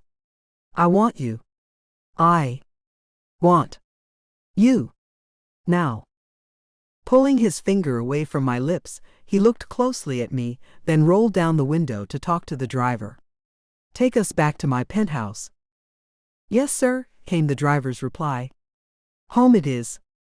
Artemis was going to let his animal take control of both of us, just like in my fantasies. And I was ready for that to happen. As the window went back up, I struggled to climb onto his lap and get the first kiss out of the way. But something was pinning me to the seat. Then Artemis put a halt to my struggling as he held me tightly to his side. He kept shushing me as he ran his hand through my hair. You just relax. We'll be home soon, Julia. It was useless to struggle. My energy was running low anyway, and I didn't want to burn it all up before I got to experience Artemis in all his glory. There wasn't any need to do anything anyway. We would go home, he would take my clothes off, then his, and I'd get to see him naked. The thought thrilled me, sending a shiver through me. Artemis, don't be gentle with me just because it's my first time. I want you to be how you always are. Take me like an animal. Hush now. He began to hum now, as he continued to stroke my hair. His body vibrated with the tune he was humming, and I began to feel sleepy. When a yawn came out of me, I whimpered, I might fall asleep. You wake me up when we get to your place. Promise me. Hush, came his one-word reply. What happened after that was a little hazy. When I opened my eyes, the sun streamed through the windows of a bedroom. A bedroom I was all alone in. Pushing the blanket back, I saw that I still had on the red silk bra and panty set I'd put on underneath the black dress, but nothing else. Sitting up, my head pounded, and I quickly lay back down as a groan escaped me. What the hell happened to me? Flashes of Artemis and me sitting in the back of his car began to flash through my mind. He and I were sitting close together. He was stroking my hair. I was telling him that I wanted him to take me like an animal. I pulled the blanket up to cover my head. Don't tell me that I really said that to him. Moving my butt a bit, I noticed there wasn't any stiffness or pain in my lower region at all. Thank God. He didn't do what I asked him to. But even as I said that, a thought hit me. He didn't do what I had asked him to. Did he not want me? Had my little adventure into accidental drunkenness turned him off? Was it that easy for him to flip the switch on how he felt about me?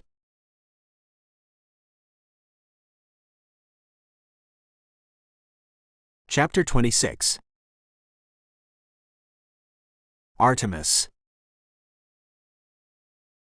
The noon hour came, and Julia still hadn't come out of the bedroom. I knocked on the door softly. "Julia?" I heard her groan, letting me know she was awake. "Can I come in? I've got aspirin and coffee." When it came, her voice was more like a growl. "'Kay." Opening the door, I found her holding the covers tightly to her chest. Her cheeks were bright red, and I wasn't sure if it was caused by embarrassment or the after effects of the alcohol. "Did you undress me?" "Of course not." I had to laugh. "Is that why you've been hiding out in here?" She nodded, then held her hand to one side of her head. "Yeah. Well, that, and I've got a monster hangover." Monster hangover or not, the woman was still beautiful. Her hair hung in a mess around her shoulders, her makeup smudged beyond belief. Red lipstick only covered half of her mouth. She reminded me of Harley Quinn, that female character from the Suicide Squad. I went over to her, offering her the ibuprofen. "And with only one drink too. Here, take these. I had the night maid take your clothes off. I'd never disrespect you like that, Julia. You should know that by now." I put the mug of coffee I'd brought on the nightstand, picking up the bottle of water I'd had the maid leave with her the night before. "Here you go. Drink this." Julia had passed out in the car. I'd carried her inside, which the doorman was classy enough to ignore. Bringing her into my apartment, I took her to the guest room across the hall from my bedroom, leaving her on the bed. I asked the maid to see her and make sure she was comfortable. Then, I gave her the bottle of water and instructed her to place it on the nightstand. Unlike the other night Julia had spent at my home, I didn't have any problem at all going to sleep. I knew there was no way I would touch her in that condition. She popped the 2 pills into her mouth, then took a drink of water. "Thank you, Artemis." "No arty-farty today, Julia?" I smoothed her hair as she winced at the reminder. Not one to make fun of anyone, I decided that was enough teasing. "Take a shower. I've already got clothes coming for you to change into before you go home. Unless you'd like to do something together today?" "I should go home." She rubbed one eye with the back of her hand, further smearing the black mascara. "It's not that I wouldn't like to do something with you today, but things are getting a little harder for me, since we're spending so much time out of work together. I hope you understand and aren't offended." I wasn't offended. As a matter of fact, I had been thinking along those same lines. I hadn't realized just how on edge Julia was until the night before. Whatever I had planned no longer seemed right. "I am disappointed, but I understand. And I even agree. Things are getting harder for me too. I couldn't take my eyes off you last night. And the fact is, I'm having a hell of a time keeping my hands off you right now." I ran my hand up and down her bare arm, my cock pulsing as I did so. Julia had an idea of how she wanted to live her life. One man, one true love. That was at the core of her idea. I couldn't be that for her right then. I wouldn't subject her to any more trickery to get her to give me a chance without giving her the commitment she wanted. When she was so eager last night, even though I knew it was the alcohol talking, I knew I had an advantage other men didn't have with her. She was attracted to me. Felt a connection to me, hell, she even thought that I was the one. And I had plans to use that advantage to my benefit, ignoring what her dream had always been. I had thought that if she could just feel the intensity of the attraction between us, then she wouldn't care so much about the commitment. But I understood now what she'd meant before. If she gave in before she was ready, no matter how attracted to me she was, then she could come to regret her decision. Or even worse, she could come to resent me. Maybe I wasn't the right man for her since I couldn't give her what she deserved. She deserved a man who knew what he wanted without a shadow of a doubt. A man who would freely give himself to her without any limitations. She was smart enough to know that that was exactly what she deserved, and I had been too consumed by lust to see it for myself. Her red-rimmed eyes sparkled as she looked at me. I want you to know that I really respect you, Artemis. You've been very understanding about what I want, and you aren't trying to push me into anything just so you can get what you want. That's commendable. Her eyes shifted to one side, her cheeks going ruby red. I've gotten little glimpses of what I did last night. A lesser man would have taken advantage of that. She looked back at me with a smile on her face. Thank you for being the good man you are, and for not doing what I asked you to last night. And I'm sorry I put you in that situation, that it might seem like I'm sending you mixed messages. Rubbing her shoulder, I was finding it harder and harder to stop myself from touching her. Her skin made mine blaze in a way that defied imagination. It wasn't hard at all to do the right thing. I want to make you a promise right here, right now. If I can't give you what you want, then I won't ask for a thing from you. I'd put it all out there for her. I wouldn't be playing any games. She was the type of woman who didn't mess around with all those games people played. I wasn't above them yet. I knew that. I might not ever be. Julia was special. She deserved someone just as special as she was. She looked kind of sad, her eyes downcast. I'm sorry I'm not normal, Artemis. Taking her by the chin, I lifted her pretty face up to make her look into my eyes. I'm glad you're not normal. You're perfect, just as you are. You're a shining star, Julia Bengal. Don't apologize for that. I'm the one who's sorry. I wish I had it in me to believe the way you do. Unfortunately, life has left me a little jaded. You're smart to live the way you have, waiting for the right man to come along. It's my own past with women that makes me doubt that the forever love you talk about is real. Nodding in understanding, she whispered, Artemis, I wish I could show you my thoughts. I wish I could make you see what I see. If you could see what I do, then I doubt you would have any problem devoting yourself to me the way I know I could devote myself to you. I had to know what she saw. What is it that you see, Julia? Shaking her head, she answered, It's not easy to explain. There are lots of feelings. Tons of sensations. This knowledge that you are the man for me. Call it an instinct, I don't know how else to describe it. The only thing missing is the part where you believe the same way I do. Her eyes shimmered as she looked at me.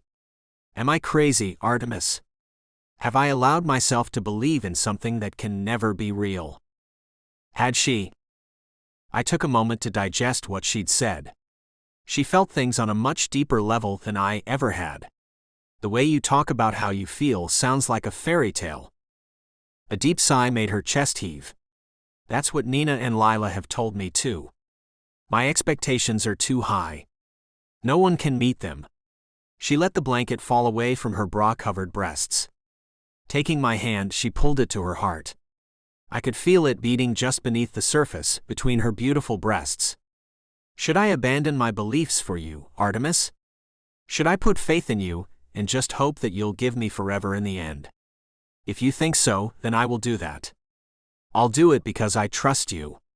I trust you more than anyone I've ever known. There it was. All I had to do was tell her that she should trust me, and we could be together like a regular couple.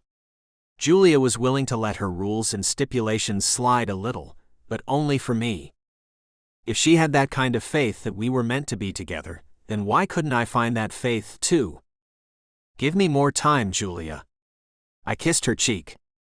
I don't want you to give up your dream. Trust me when I tell you that at this time, I'm not the man you want. I want you in a way I've never wanted anyone. Don't think for 1 second that I don't. But I want to be the man you deserve. The man you've dreamt about your whole life. Give me time to find that man. He has to be in here somewhere, right? After all, you can see him clearly. I want to find him too. It's what you deserve, Julia. She laughed lightly as she let my hand go. And that's why I trust you so much, Artemis. Your actions are always commendable. As commendable as my actions are, I'm no saint. I'll get out of here before I do something that I can't take back. My fingertips grazed her cheek. My lips ached to kiss yours. My body is angry with me for not taking advantage of your offer. But I can fight those urges to give you what you need. Her smile faded as she watched me get up. I'll see you tomorrow at work then. I hope you have a good day.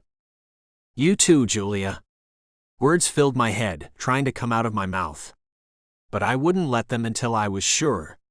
I left the room, only to fall back against the door. How did I get in so deep? When did this happen to me? My brain was buzzing with the exact words I knew she wanted to hear. I love you. The urge to say them out loud kept me biting my tongue.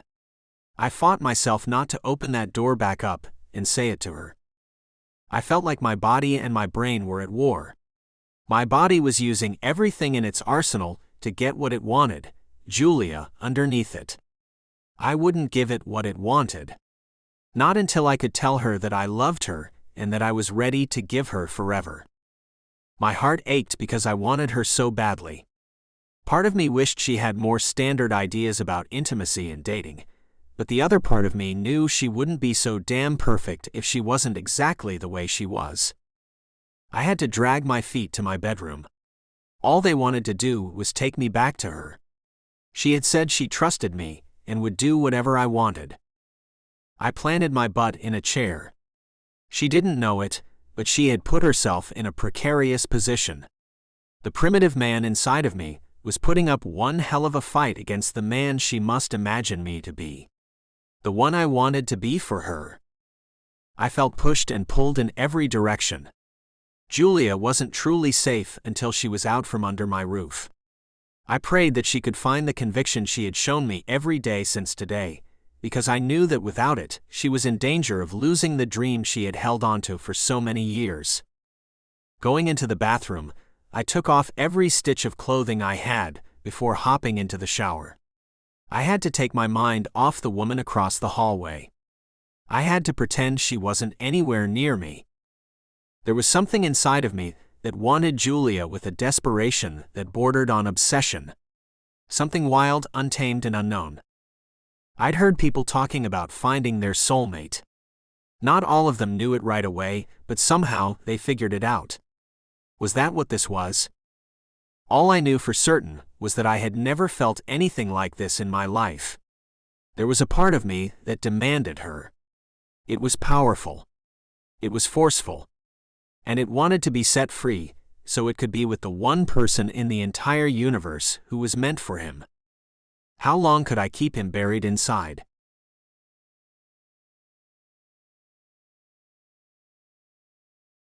Chapter 27. Julia. Later that evening, when the hangover had worn off, I took advantage of the free time I had and decided to simply relax. Bethy was at work and wouldn't be back until late. She had an article that had to be in before midnight, and the reporter she worked under had kept her at the office to make sure it got done. Lying on the sofa, shuffling through Facebook on my cell, I jumped when it rang. Mom appeared on my screen, so I answered. "Hey, Mom." "Hey yourself, Julia Bengal. You haven't called me in 9 days. That's 2 days longer than you've ever waited to call home. So what gives?" I hadn't realized that many days had gone by since I'd talked to her. "Sorry, Mom. My head has been in the clouds. Something has happened." "Like what?" Unsure whether or not I should tell her anything about Artemis, I thought I probably should. If he ever did come around, then I would have to introduce them anyway. "I've fallen in love, Mom." She didn't say anything for a moment. When she did, she sounded cynical. "With who?" Artemis Wolf. The sound of his name hung in the air. My insides felt as if hundreds of tiny fairies were sprinkling their magic dust around everywhere just at the mention of his name. Then her shrill voice pulled me out of my wonderful little moment. Your boss? Yeah, she's not going to take it well. Technically, yes. But he's so much more than that and always has been, really. I had to sit up, taking a more formal stance so I could make a proper argument. He's so great, Mom. Like you have no idea how great he is. Oh, I've got some kind of idea about the man, Julia. The sound of her swatting something told me she was chasing the cat out of the house again. The old tabby cat loved to be inside, but she couldn't stop herself from clawing up the sofa. And what kind of idea do you have, Mom? I asked with a sarcastic tone. The idea that he's taking advantage of you, and you'll come home after losing this great job you've managed to get. You don't understand this about yourself, and I suppose it's my fault for letting it go on too long. Frankly, it kept you from becoming a problem as a teenager, so your father and I were more than happy when you kept up your story about soulmates and finding the one. It gave us no reason to worry about you. It bothered me that she thought she and Dad had anything to do with the way I thought. So, what is this thing that I don't understand about myself, Mom? You don't understand that you've made it impossible for any man to live up to your standards. When this guy falls short of your grand expectations, this will be over. You and he will end, and so will your job. Can't you see that?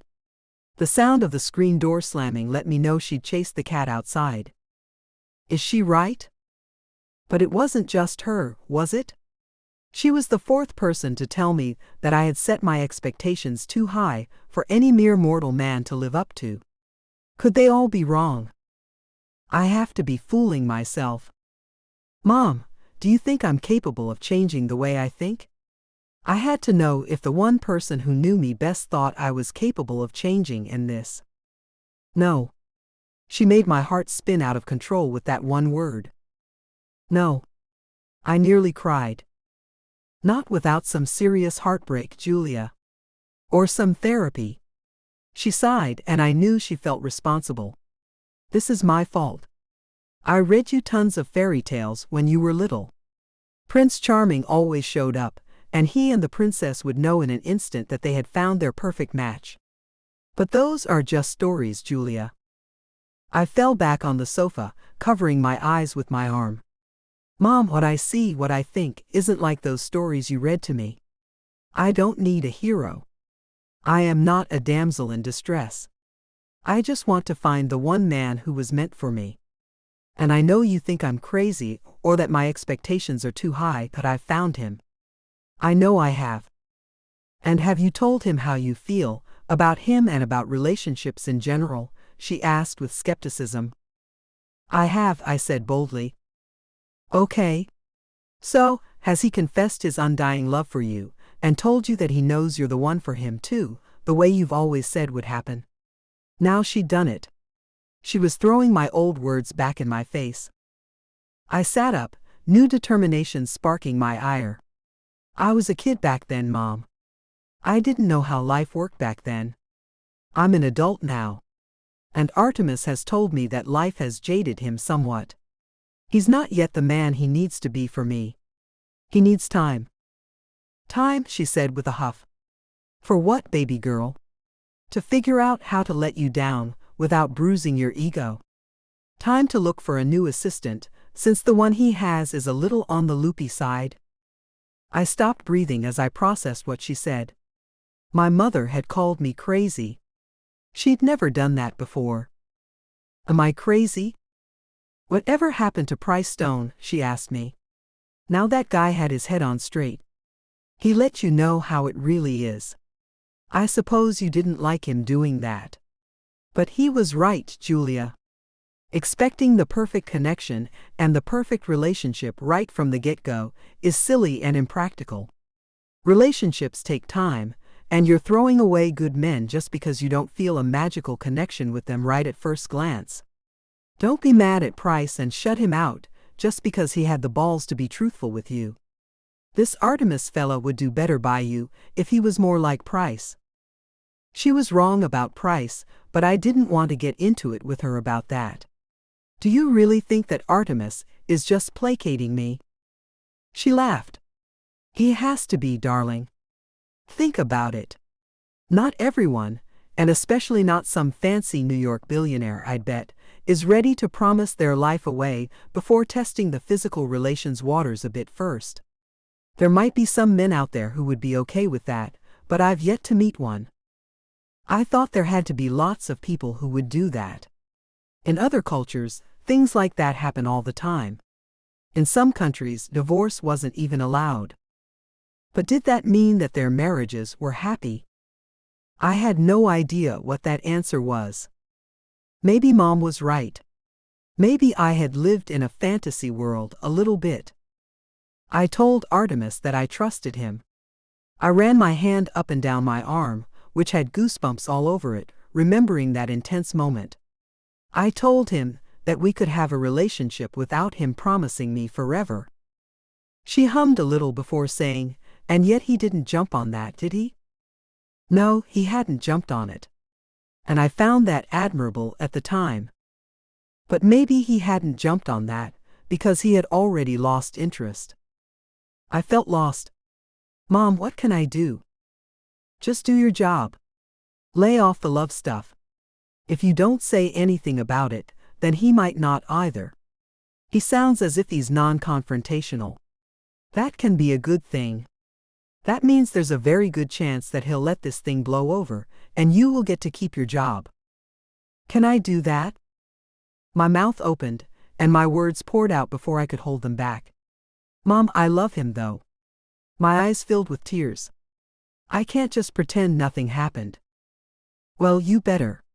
She clucked her tongue. If you don't, then you can count yourself unemployed very soon. Mark my words. I hated when she said that. She'd never been wrong after saying those 3 words. Mom was very perceptive and had great intuition, so she just seemed to have a way of knowing things. I had to give her that. But how much could she really know about what Artemis thought, and what he would do? She didn't know the man at all. Mom, I feel kind of sick. I should get off the phone. I think I'll take a long bath with a bottle of wine, and try to pull myself together. I love you, baby girl. And I am sorry for letting this thing go on far too long. I had high hopes that Price Stone would set you straight so then I wouldn't have to. Love you too, bye. I ended the call, not feeling good about anything. I was a loony bird. I had never felt so ridiculous, so dumb. And I had no idea how I could make Artemis see me as anything other than a nut job, when even my own mother was calling me crazy. Getting up, I went to the kitchen to pick out a bottle of wine to help drown my sorrows. On the counter, I saw Bethy's house keys. She'd left them behind again. After opening a red bottle, I went to unlock the door. After the bath, I would be heading to bed and didn't want to be woken up when she came home. I shot Bethy a text, letting her know her keys were home and I'd left the door unlocked, and that I was going to go to bed early. She sent back a thank you, then I went to fill up the tub with hot soapy water, hoping it would help wash my craziness away. It was obviously time to at least loosen up on my naive dream of having just one man for me, if not, let it go entirely. I was tired of people thinking I was crazy. I didn't think my vision for the future would go away entirely. I would never stop thinking I deserved the love of a committed man, but maybe I had to learn how to hide it. And maybe I could loosen up my rules on physical intimacy just a little. But the thought of engaging in any kind of sexual activity with anyone other than Artemis made me shudder, and not in a good way. So maybe my future wouldn't include the man I thought was made just for me. But I might find someone I could at least stand to be around. Going back to the kitchen, I poured myself a glass of wine, filling it to the tippy top, then went to the bathroom to strip down and settle into what I prayed, by some miracle, would be healing water. If there were any miracles. Perhaps those weren't real either. My cell rang, so I looked at it. I'd placed it within reach of the vanity. Price's name was on the screen. I didn't answer it, letting it go to voicemail. But my eyes couldn't seem to leave the phone. I knew I needed to let Artemis know that I was dropping this whole thing. It would make the next day, when we were at work, easier. It would be too hard to say the words, so I texted them. Artemis, I'm sorry. You must think I'm crazy.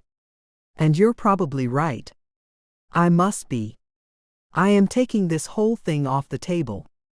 I don't want you to worry about me bringing up anything about us, or how we were meant to be together ever again.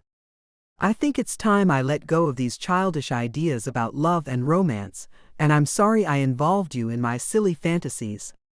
Please feel free to act normal at work. I'll try my best to do that too. If we can't find a way to put my craziness behind us, then I will resign. I read over the words 10 times before I sent that text. Then I turned my cell off. I didn't want to talk to anyone else today.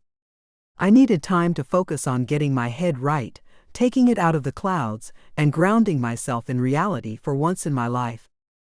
Tomorrow will be the first day of my life as a normal person who is more open-minded about love, and who doesn't think that one man, one woman, forever entangled in body and soul, is the only relationship worth having.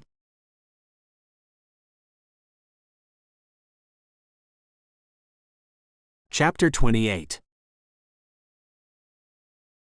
Artemis. I read her text 20 times before I could really believe she'd written it. Julia Bengal had brought things out in me that I didn't know existed. Her belief in something so extraordinary had just begun to seep into my mind. I'd been able to look into my future so many times since I'd met her, and it all revolved around her. So how could she be telling me that she was just crazy, and that the future I had been planning for us would never happen? Julia had a spirit about her that I had never witnessed before. Everything about her pulled me to her, and yet here she was, saying that she must be crazy. Crazy for what? Believing in a love that could withstand time? Or just believing in love, period? Believing there was only one man for her, and that I was that man. If she was crazy, then I was crazy too. The craziest thing about this was the 180 she'd pulled, going from promising me everything just that morning to saying she didn't want anything anymore. Someone must have told her that she was nuts for revealing her dreams and her feelings to me. Someone had to have told her that when I didn't jump at the chance to take her, that meant I didn't really want her. That feeling nagged at me for a while, before I decided I had to call her. But when I did, the call went straight to voicemail. That had me thinking that she'd blocked my number, out of sheer embarrassment. That wouldn't stop me though, so I went to find the nearest member of my staff and found one of the maids. I used her phone to call Julia, and that call went right to voicemail too. "She has the phone turned off, sir," the maid informed me as she took her cell phone back and put it in her apron pocket. "You're right, I'm sure." I headed back to my bedroom to think about what I should do. It was 9 at night. Not so late that she would be asleep. We did need to talk about things. I wasn't willing to let her go, especially after one single text message. But was I willing to bet on us? I didn't want to promise her something that I knew deep down she still wanted, no matter what that message said, and then end up disappointing her. If I was going to chase after her, I had to make sure I was ready for that huge commitment. I had no idea what exactly was stopping me from giving in to my feelings for her. Fear of what? Love? Passion? Honesty? Falling back on my bed, I lay there looking at the ceiling. And that was where I found the answer. Julia Bengal is too good to be true. That was it, wrapped in a nutshell. Julia wasn't normal. She was beyond compare. Intensely fresh and eager, all the while being subtle and classic. There was no one else like her in the world, I was sure of that.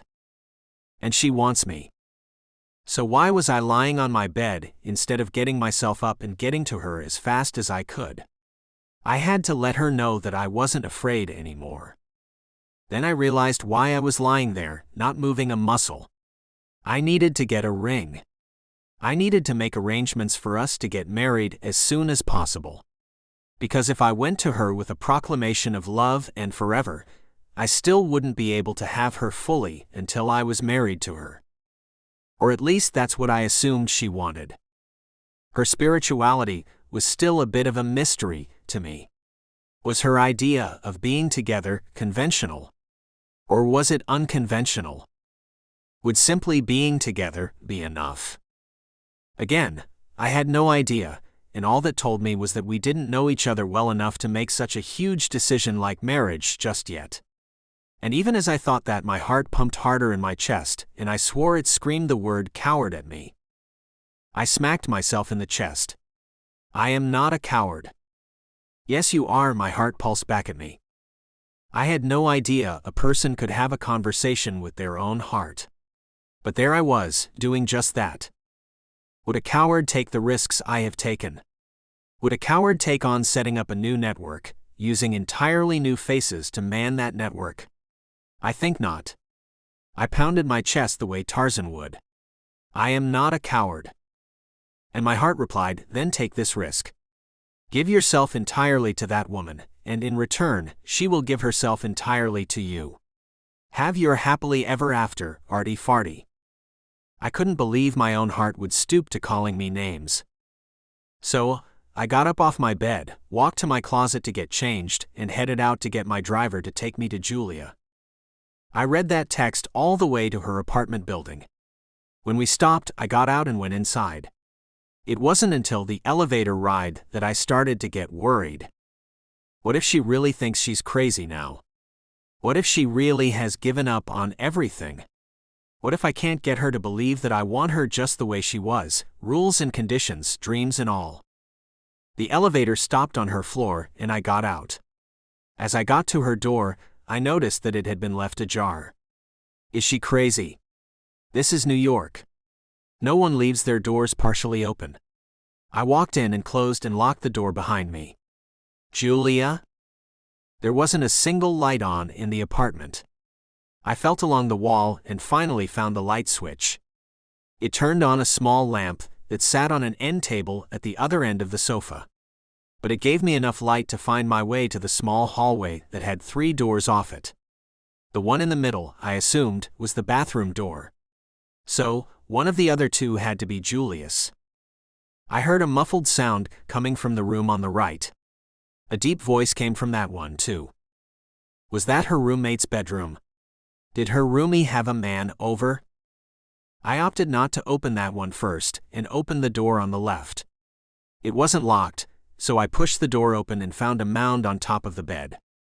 Julia? I whispered. When there was no reply, I made my way to the bed and touched the lump, feeling that it was too squishy to be a human. I turned on the bedside lamp and found out it wasn't a person at all, but a pile of laundry. So the other bedroom had to be Julia's. I felt a thud as my heart dropped, knowing that that was the room I had heard the male voice coming from. If she was with someone, I had to know. Maybe Julia really was too good to be true. Maybe her wonderful personality was just an act. I had to know, one way or the other. Quietly, I went back to that door, leaning on it and putting my ear against the door, trying to hear anything I could. And I did hear things. What I heard made chills flow through me and had my stomach tied up in knots. You tramp, you know you want me. The sound of something smacking against flesh could be heard, and I couldn't take any more. I threw the door open. No. I gasped at what I'd found. Price Stone, wearing only a tight black pair of underwear, spun around to look at me. What do you want? He slurred, clearly drunk. In his hand was a leather belt, and Julia was lying face down on the bed. Dark blue silk panties covered her. An oversized t-shirt, which she must have put on to go to sleep in, had been ripped open. Only shreds of white material covered parts of her torso. Her back had several red lash marks on it. Wide eyes full of fear looked at me over her mouth, which had been stuffed with a ball gag. Her hands were tied behind her back. Her ankles were tied to the bedpost, spreading her legs apart. Price stumbled as he tried to stand up to me. I'm not sharing, Wolf. Get out of here. I had no idea if Julia was into this shit or not.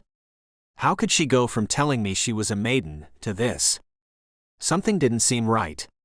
Julia, do you want this? Price looked back at her. You shut your mouth, you skank. He raised the belt and attempted to hit her with it again. My hand stopped him, catching his wrist before he hit her tender flesh again. You will not hit her while I'm here, Price. Now I want to know exactly what's going on. I shoved him back, moving to take the gag out of Julia's mouth so she could tell me what was happening. But I didn't make it to her before Price slammed something down on the back of my head. I fell to the floor, cursing as I went. Damn good for nothing. Price was right there, holding a wooden chair up high over his head. Get out of here. I'm going to take what's mine, and there's nothing you can do about it. I told her I would kill you if you tried to stop me, Artemis Wolf. And I will do it too. I've put enough of my time into this skank. I've put myself out over her. I will not lose what's rightfully mine. I get to be his first, then you can have her. I always get what I want, and I want that from her. I've earned it. You're insane, Price. I put my hand on the bed to pull myself up, but he hit me with the chair again. This time stars filled my vision. I had never been hit so hard. His foot connected with my ribs, knocking the air out of my lungs. I fell to my side in a breathless heap. Darkness was coming in from all sides of my vision. I could hear Julia screaming and whimpering behind the gag. She needed me, and I was lying helplessly on the floor, unable to do a damn thing. Price was a madman who was about to take the one thing she'd guarded her whole life. His voice sounded evil as he growled, Julia, prepare yourself, my little kumquat. The sound of material ripping, followed by Julia's muffled screams, filled my ears and broke my heart into a million pieces. Don't, I managed to get out. The air was finally coming back into my lungs. Shut up. Price shouted, then I felt him kick me in the back 3 times. I'm going to make her mine, then she's all yours, moneybags. Pain radiated all through my body from the spot he'd kicked. It traveled up my spine through my neck before going all over my head. I had no idea what was happening to me. Am I about to die?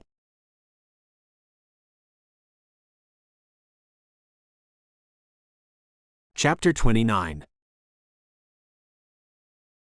Julia.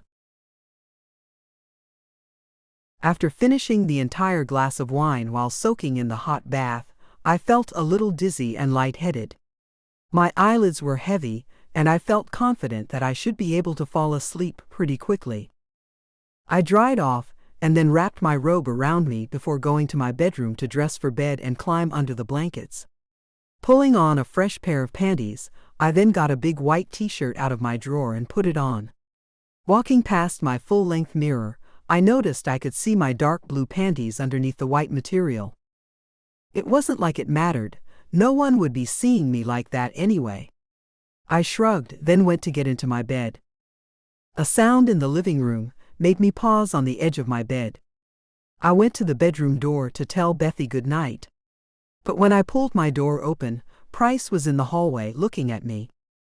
My first instinct was to close my door, which I tried to do, but his body was right there in no time, stopping me from doing that. No. Yes, he snarled at me. I was no match for the muscular man. Somehow, he turned me around and had my hands tied in an instant. He pushed me face down on the bed, then pulled one of my legs to one side, tying it to the bedpost. I kicked with my free leg, while trying my best to move my arms to loosen the rope that bound my wrists. Stop! I screamed at the top of my lungs. For a moment, I thought he'd come to his senses. He was obviously drunk. I could smell the alcohol coming off him in waves. But then I realized he wasn't stopping at all, as he placed a ball in my mouth, gagging me, then tying a strap around my head to keep it there. I tried to scream again, but only a muffled sound came out.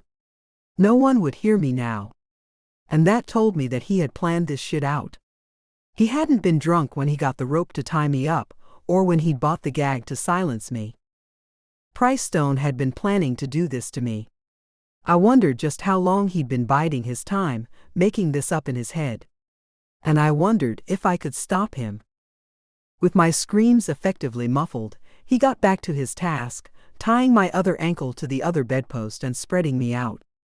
At least I still had my shirt and undies on. Something cold moved over the skin on my back, and then I heard the sound of material being ripped. I could feel my t-shirt falling in strands of fabric on my back and sides.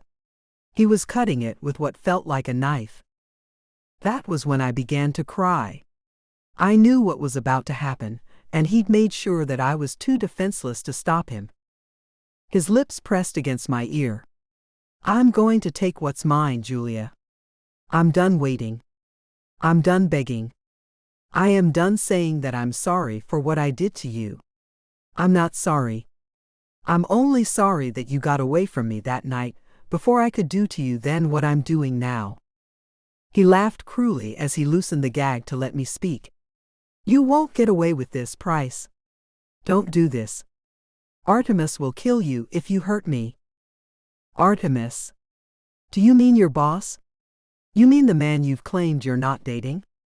But the pictures in the paper this morning tell another story completely. I saw you two grinding on each other when I opened the paper this morning. Imagine how upset I was. So, has he already taken what's rightfully mine? Or have you held him off the way you've done so many others, you little flirt?" I wasn't sure what to say. If I told him I wasn't a maiden anymore, it might dampen his lust for me. "Yes, he and I have been together in bed." "You're too late for that, Price." He made a terrible growling noise, and then fire ripped through me as something came crashing down on my back. "Liar." "Price," I cried out. "Artemis will kill you." He hurried to put the gag back into my mouth, and made it even tighter when he tied it up to hold it in place. "If he tries to stop me, I will kill him, Julia. Mark my words." I felt the belt running over my back. "Each time you lie to me, I will strike you. Do you understand me?" I nodded. "Good." He leaned in close, his stinking breath making me sick. "Are you still a maiden?" I shook my head, still thinking he wouldn't want me if he thought otherwise. I could take a beating. I didn't think I could take the other thing he had in mind. Another strike set my flesh on fire, and then he asked me the same question again. Again I shook my head. Another strike made me feel like I was about to throw up. I couldn't take any more. With that gag in my mouth I would choke, possibly to death if I threw up. "Julia, are you still a maiden?" came his question. With tears streaming from my eyes I nodded, knowing I was done for. He stood beside me so I could see what he was doing as he started taking his clothes off. He stripped down until he was wearing only a pair of tight black underwear that hugged his body. I could just zone out. I could go somewhere else in my head. Maybe then it wouldn't scar me for life. He moved out of my line of sight, and I felt the belt hit my butt. I screamed again, only a muffle coming out. Then I heard my bedroom door open. Artemis's voice rang out. "No." "Thank God." Price was so drunk he seemed almost unfazed as he asked in slurred words, "What do you want?" There was a pause before he went on. "I'm not sharing, Wolf. Get out of here." "Julia, do you want this?" he asked me, his confusion clear. Before I could shake my head to let him know that I was definitely not into this, Price interrupted. "You shut your mouth, you tramp," he shouted. The rest of what happened passed in a blur. I tried to pay attention to what was happening, as I heard what clearly sounded to me like feet and other objects connecting with bone and muscle. I couldn't see who had the upper hand, as they were fighting just out of my line of vision. I had thought I couldn't be more terrified than I had been a few moments ago, but the thought that Artemis was now in the same room with a man who was determined to kill him shook me to my very core. I could hardly follow along with their conversation, as panic tore through me at the thought of Artemis being murdered in front of me. "You're insane, Price." I could finally feel Artemis trying to pull himself up, using the bed. I closed my eyes, praying he could get up and deal with Price. The sound of a thud, then a harsh breath, came from Artemis, and I was straining my eyes again to see if I could see anything. I moved my head and saw out of the corner of my eye that Price was standing over Artemis as he lay on the floor, motionless. All I could do was cry. Artemis was hurt, and I couldn't do a thing to help him. I felt so much guilt. If I had just told someone that Price had hit me before, then this might not be happening right now. Everything was my fault. Price must have been satisfied that he'd taken Artemis out, as he shifted his focus back to me. "Julia, prepare yourself, my little kumquat," he told me. I felt my body being pulled up as Price grabbed my panties. They ripped right off me, leaving me bare-assed. My tears stopped as panic set in. "I've got to fight." "Don't," Artemis moaned. "Shut up," Price shouted, and then I heard him kicking Artemis some more. "I'm going to make her mine, then she's all yours, moneybags." Anger took over where panic had been. I pulled at the ropes that bound me. My arms, my legs, I pulled and pulled to get free of those damn ropes. I wasn't about to become Price Stone's victim. I could feel Price's hands moving over my butt. So pretty. Then a tremendous roar filled the entire room, so loud and deep that it made everything shake. Price's hands were no longer on my butt. I could hear his screams as he was tossed through the air. His head hit the wall near my headboard. Price fell, hitting the floor hard. And then Artemis was there, picking him up and holding him while he punched him repeatedly in the face. Price was out cold, his body limp in Artemis' large hands. I wiggled and whimpered, making Artemis stop his assault before he killed the man. Artemis looked at me, and then dropped Price to the floor.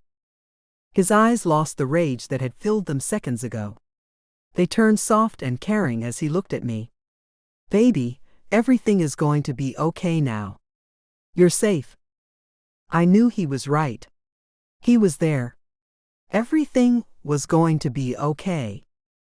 He untied me, using the same ropes that had held me down to tie Price up, keeping him restrained so he couldn't do either of us any more harm while we waited for the police.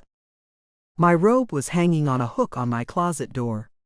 Artemis went to get it, wrapping it around me. He sat on the bed beside me, holding my hand as I tried to stop crying. "You okay?" he asked me as he ran his thumb over my cheek, brushing away the tears. "No." I looked at him with a weak smile. "But I will be. Thanks to you." "So he was the one who was harassing you then," he said as he ran his hands through my hair to straighten it. "Want to tell me what really happened between you two?" It was pretty normal at first. He didn't act crazy. I began to trust him. When he asked me to come to his apartment, I thought I would be safe. All our other dates were in public, and I would meet him places. That night at his apartment was the first and only time I was completely alone with him. I had to stop and take a deep breath, my heart racing at the memory. Artemis ran his hand over my shoulder. "It's okay. Take your time, baby." I took a few breaths, regaining my composure. He was drunk when I got to his apartment.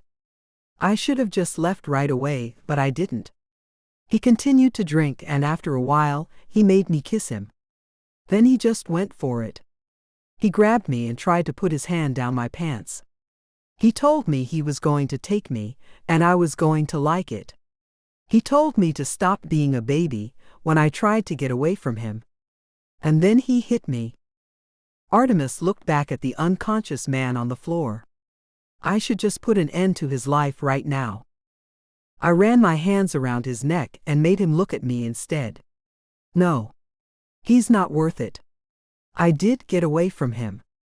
I picked up a lamp and hit him in the head with it, knocking him out, and then I left. I should have gone straight to the police and pressed charges. I didn't, and that's why we're sitting here tonight. I couldn't hold back my tears any longer, running my fingers over the bruises on Artemis's lovely face before resting my head on his chest. "And now he's hurt you. This is all my fault, Artemis. I'm so sorry. He pulled my head up, wiping away my tears as he shook his head. This is not your fault. This is Price Stone's fault, and he's alone. I never want you to blame yourself for what has happened to you. Promise me that, Julia. I wasn't sure I could do that. For so long, I had been blaming myself and feeling so ashamed that I thought it might be impossible for me to think any other way. I think I'm going to need help, Artemis. And you will get it. His hand cupped my chin, his thumb grazing over my lips. And once you're healthy and ready mentally, then I want you to know that I'm ready. I wasn't sure I understood him. Ready for what? He moved off the bed and got down on both knees as he held my hands. Julia Bengal, you are the one woman who was made for me. I give myself to you completely. You hold my heart and soul within you. I know that now. Julia, I am asking you to give me forever with you if you still want forever with me. I couldn't breathe or even think.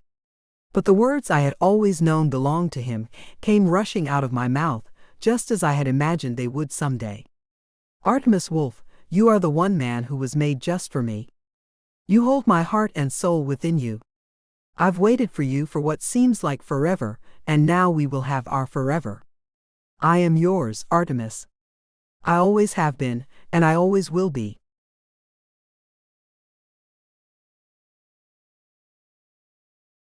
Chapter 30. Artemis.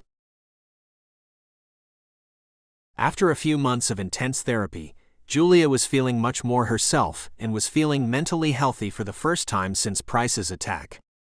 She had had her ups and downs, but she was constantly amazing me with her strength and resilience. And with Price in jail and soon heading to prison for the next 50 years, Julia had seen justice served. I had waited patiently for her to get the help she needed, to get back to the young woman she was, before Price had broken into her home.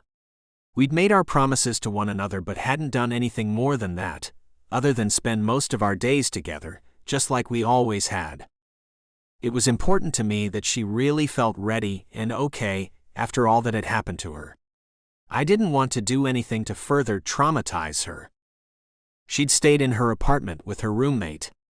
I'd wanted her in my home, but she said she needed to learn how to feel safe on her own again before coming to live with me. I did ask her about getting married, to which she responded that she didn't think that was necessary. Her exact words were, "Who needs a paper and a person to tell them what they already know?" I had to agree with her. I would have married her in a heartbeat if she'd wanted that, though. As it was, I had already made legal documents that would protect her financially if anything happened to me. She was my sole heir to everything I owned. Julia claimed she didn't need any of that. But I had insisted on it. I wanted us to share everything, not just our lives and eventually our bodies. The end of the work week was at hand. On a Friday at 4:37 p.m., Julia came into my office. Her eyes were bright and shining. "I've got an idea for this weekend. Are you busy?" "Nope." I leaned up in my chair, giving her my full attention. "What do you have in mind, Julia?" She smiled shyly at me as she twirled a lock of her dark hair between her fingers. "I thought that I'd like to make the move this weekend. Start the more physical part of our union. If you're up for it, that is." It took a moment for me to register what she was saying, but then it hit me. "You're ready to move in with me." She laughed and nodded. "And I'm ready for more too. I'm ready to be with you in every way, Artemis. We're going to be intimate too." I asked, as it was just kind of hard to believe that we were really going to add that in, finally. She nodded. "Yeah. If you want, I'm ready if you are." "Baby, you've got no idea how ready I am." I jumped up, picking her up bridal style. "We're going to spend the entire weekend, and all of next week at our place in the Hamptons, baby." She laughed as I carried her out through the lobby, then into the elevator. "You seem excited."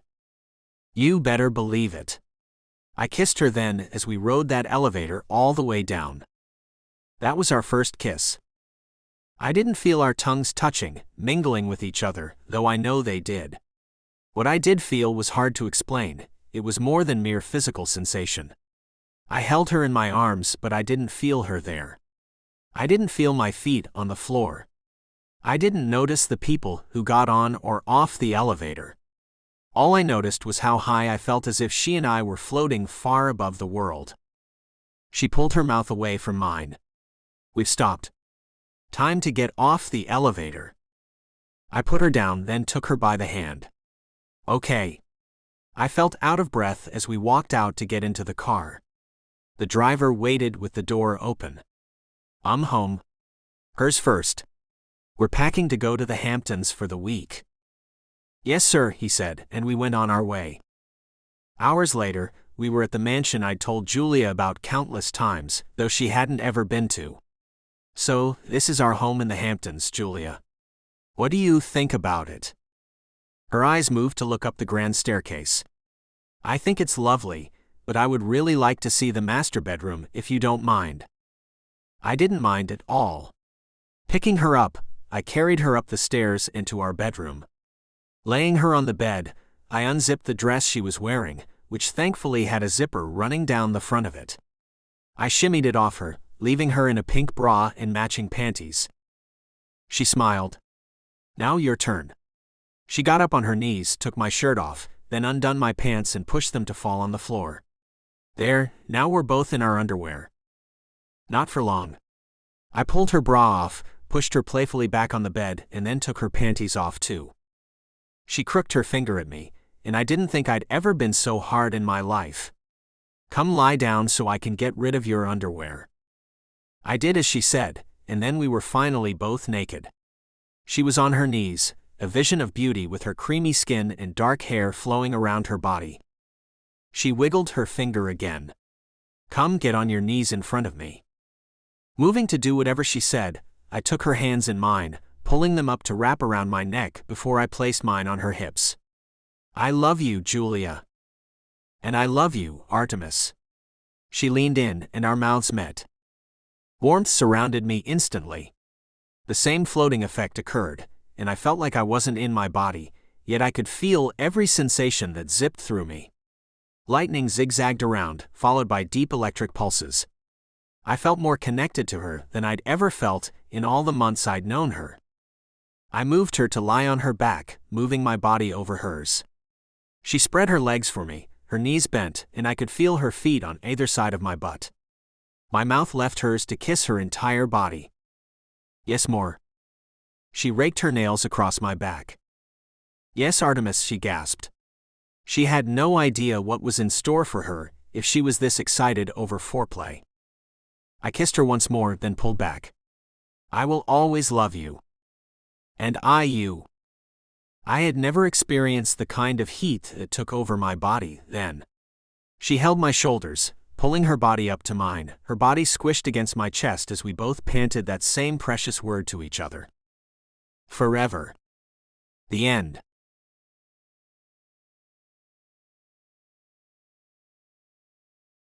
Beautiful Assistant, Extended Epilogue. 2 years later. Artemis. Snow fell from the trees as we made our way through the thick forest. Jackson Hole, Wyoming, was where my wife wanted to spend our second anniversary. I had talked Julia into making our bond a legal one, as well as a spiritual one, just days after she had moved in with me. Oh, look, Artemis. Julia stopped as she pointed at the snow-covered ground. Are those wolf tracks? Crossing our path did seem to be a set of wolf prints. Very large ones. That is what they seem to be, baby. I looked in the direction the prints went, and saw that the forest closed in pretty rapidly, not far from the path that had been carved out by visitors to the log cabin I'd rented for us for the week. It's getting dark. We should try to hurry a bit so we can make it back to the cabin before we lose all the light. Julia flipped her long, dark ponytail over her shoulder as she laughed, a light-hearted sound that told me she thought I was being a big chicken. Afraid of a little wolf, Mr. Wolf? Julia had this crazy idea that wild animals wouldn't harm us as we traversed through their homes. I had no idea why that was. It seemed like we should worry at least a little about coming up on some wild animal in his territory. Make fun of me all you want to, Julia Wolf, but those paw prints aren't little.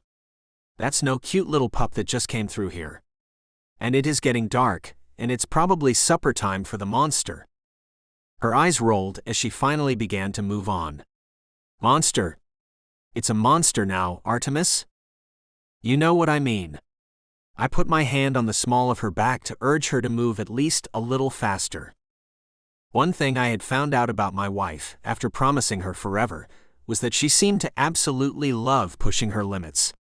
That meant I had to push mine too, if I wanted to keep up with the precocious female. And I did want to keep up with her. Mark my words, Artemis Wolf, I will see at least one wild animal while we're here. And I will see it up close, so I can prove to you that we can commune with nature peacefully. Even in its own home. As she took the next step, her right leg sank into the deep snow. She'd found a hole and was waist-deep in the cold snow. Shit. I took the opportunity to scare her. Probably just a badger hole. Tell him I said hello, will you? Ha ha. You're a riot, my one and only true love. She held her hand out to me. A little help would be appreciated. I took her hand, heaving her out of the snow-covered hole. You've got to tread lightly, babe. Brushing the leg of her jeans, she nodded. Yeah. I figured that out now. It's just our first foray into the woods. You've got to cut me some slack. Perhaps if you would lead the way, then it would be you who finds the holes in the forest floor. I told you, I'm bringing up the rear, so you can go wherever you want and I can keep track of you. Plus, I like the rear view I get of you. She looked over her shoulder at me, with a sensual grin on her red lips. Sounds interesting, doesn't it? Maybe tonight we can have a little moonlight adventure and make some more beastly noises out in the open. The cold had a different effect on my personal pleasure zone than it did hers. I'm game. But I won't be stripping down. I've got to keep warm, or Mr. Wiggly will become Mr. Gopher. She stopped as she looked confused. Gopher? With a gentle push, I kept her moving. Yes. Gopher. You know how they pop their heads in and out of their holes? Too cold, and my male member won't poke his head out for anything. I'll keep that in mind then. She made a little giggling sound, then I scooped her up to carry her the rest of the way to the monstrous cabin that had come into sight. Thank goodness. We're nearly there. I kissed her red cheek. Let's not walk so far away next time. That was a bit on the too long side. 3 hours is all that it took, Artemis. She ran her fingers along my jaw. You know, I wanted to come out here to the American wilderness to be one with nature. That means getting out into the woods to feel them, understand them, and experience things I never have before. I had no idea you wanted to be a zookeeper, Julia. I got to the back door and opened it, kicking it closed behind us. I don't want to be a zookeeper, babe. Sometimes I think you really don't understand me at all. She gestured to the fridge as we walked through the kitchen. Want to grab a bottle of wine and some glasses before we retreat to wherever it is you're taking me? She placed her feet on the dark, rich wood floor. We ditched the heavy coats and boots we'd put on to go out in the cold. Then I set about getting what she'd asked for. A 2010 Chateau Margaux should do the trick. Sounds delicious. She pulled a couple of wine glasses off the rack, which was full of them. This place is so nice. And it's huge too. Maybe this summer we could rent this place for another week and bring along our friends too. They'd like that lake that's in the back. The owner said there are all kinds of fish in there. But winter isn't the time to catch any of them. I opened the wine to let it breathe for a few minutes. Pulling Julia into my arms, I kissed her with a softness meant to intrigue her. No matter how many times our lips met, nothing ever changed. Warmth always enveloped me, in a way that was difficult to explain. If I didn't know any better, I could have sworn that a blanket, fresh from the dryer, had been wrapped around me. That's just what she did to me. She turned me on in ways I had never known were possible. The sound of a wolf howling just outside had me releasing her lips. I looked at the window, finding green glowing eyes looking at us through the floor-to-ceiling windows that ran along the back wall of the kitchen. Julia moved out of my arms, going to the window. Placing her palm on it, I watched as the wolf with thick gray and white fur came toward her. He kept coming until he was just on the other side of that glass pane. I was frozen as I watched her sink to the floor, her hand never leaving the window. She leaned her forehead on the glass, and I was shocked to find the wolf pressing its head against it too. Julia truly was a one-of-a-kind human being. I had no idea how special she was until I saw that. Everything was mesmerizing until she whispered, "Open the back door, Artemis." Oh hell no.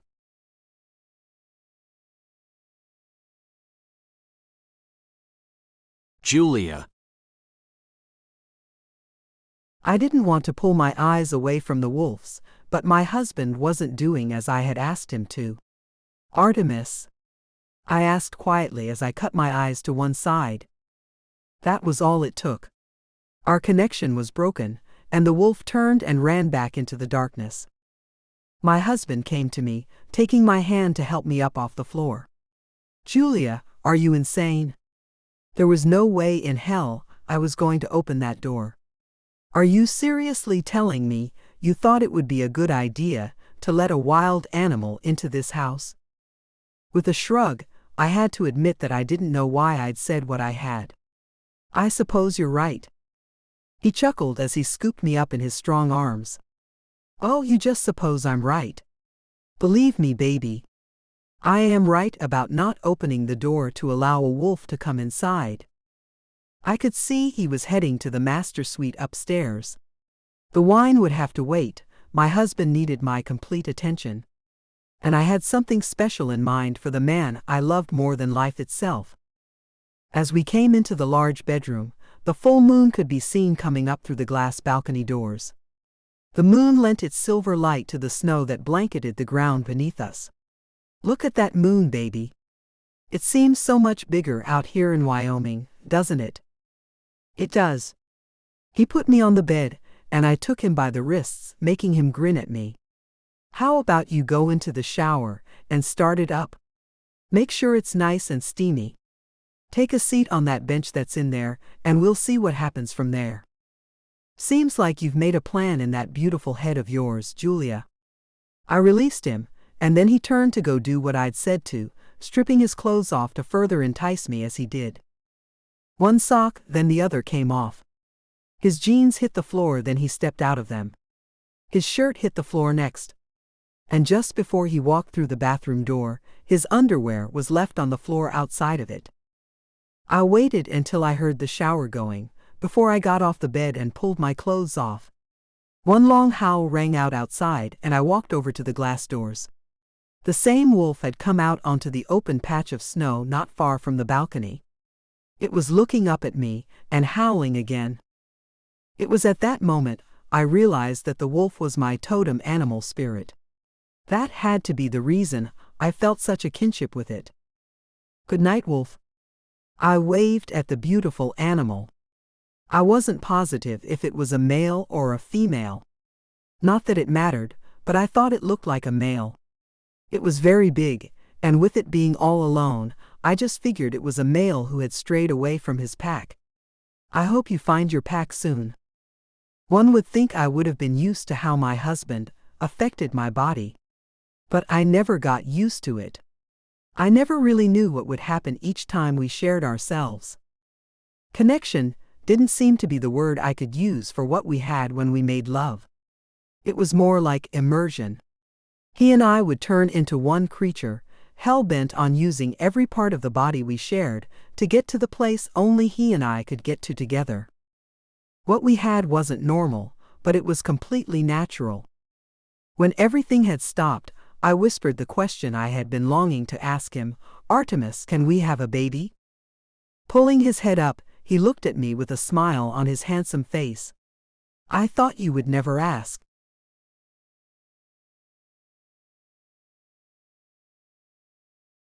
Artemis.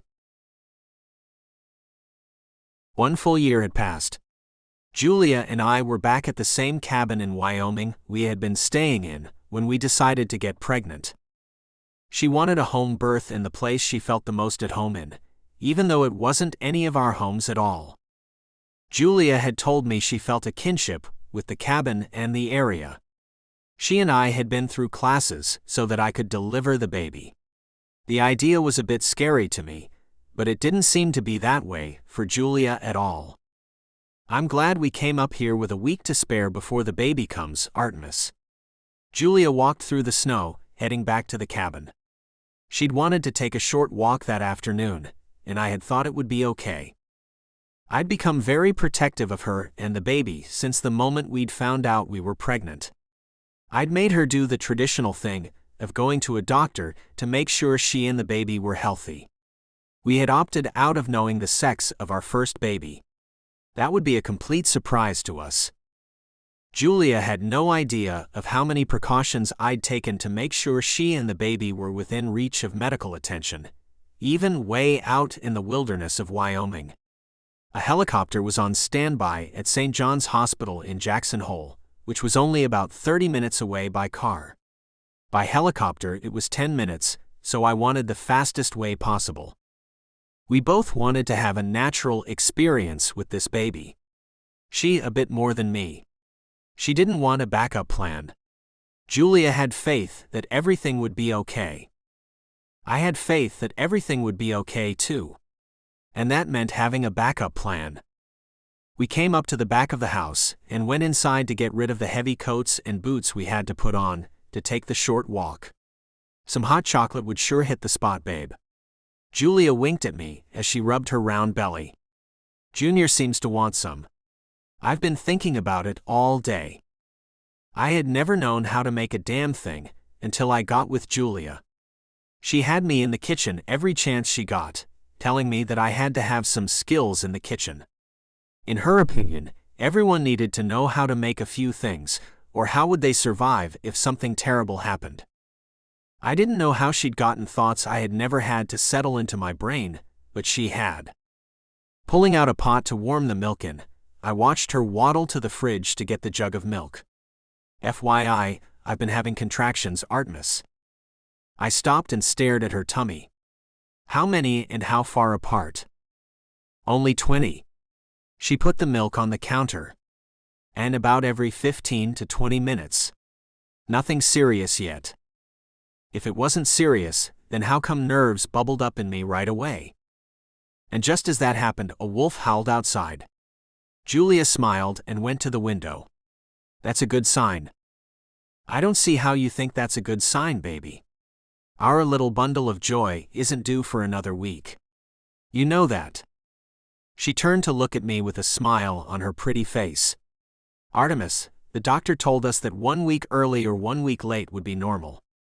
There's nothing to worry about. And now that my wolf has come back around, I know everything will be perfectly fine. I felt like she was too cool, too confident, too sure that nothing could go wrong. I didn't like it. The whole pregnancy she'd been that way, complacently taking for granted that nothing could go wrong as long as we both had faith. Why can't I have that kind of faith? Where she and I were concerned, I had the same faith she did in spades. Then we'd gotten pregnant, and all kinds of fears had begun to settle into my brain. I hadn't shared my what-ifs with my wife, mainly because she would just poo-poo them. But now we were on the cusp of becoming real parents. Parents who were bringing their first baby into the world all alone. What the hell were we thinking?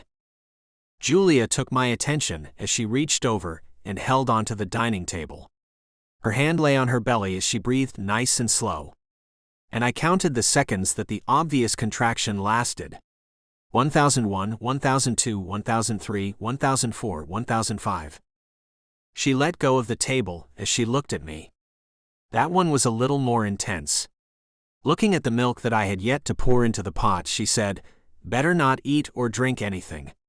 The classes said that I might throw up if I have too much in my stomach when labor sets in." So this was it. Julia knew her body well. And now I had to get ready to help our child enter this world. I'm not ready.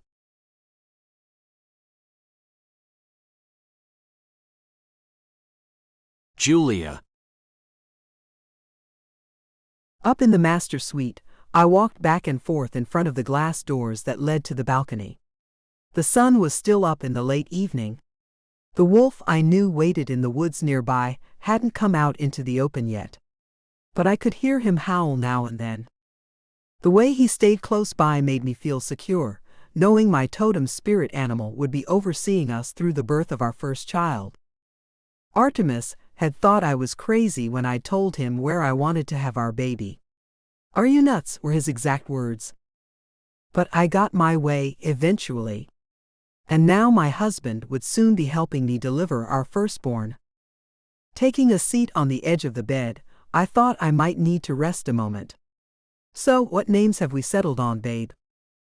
Artemis wasn't looking as calm as I had always thought he'd be when the time came. He sat in a chair, watching me like a hawk. "I thought we had settled on names, baby. Gwen if it's a girl, Glenn if it's a boy." Shaking my head, I couldn't believe he thought we had settled on those names that didn't suit me at all anymore. "No, we haven't settled on anything, Artemis." A pain hit me hard. Much harder than the last one had been. Ah! I grabbed my stomach and rolled onto my back with the pain. Artemis was there in a flash. "What's wrong?" I couldn't answer until the terrible contraction had ended. "Damn. That one sucked ass."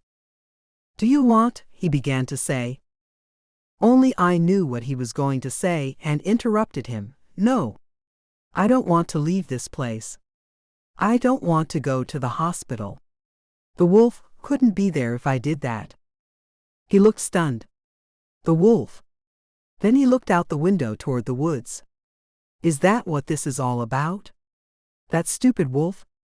Julia, that's crazy." I was sick and tired of being called crazy all the damn time. "Stop saying that, Artemis. You know I have a thing about being called crazy." "Well, I have a thing about keeping you and our baby safe."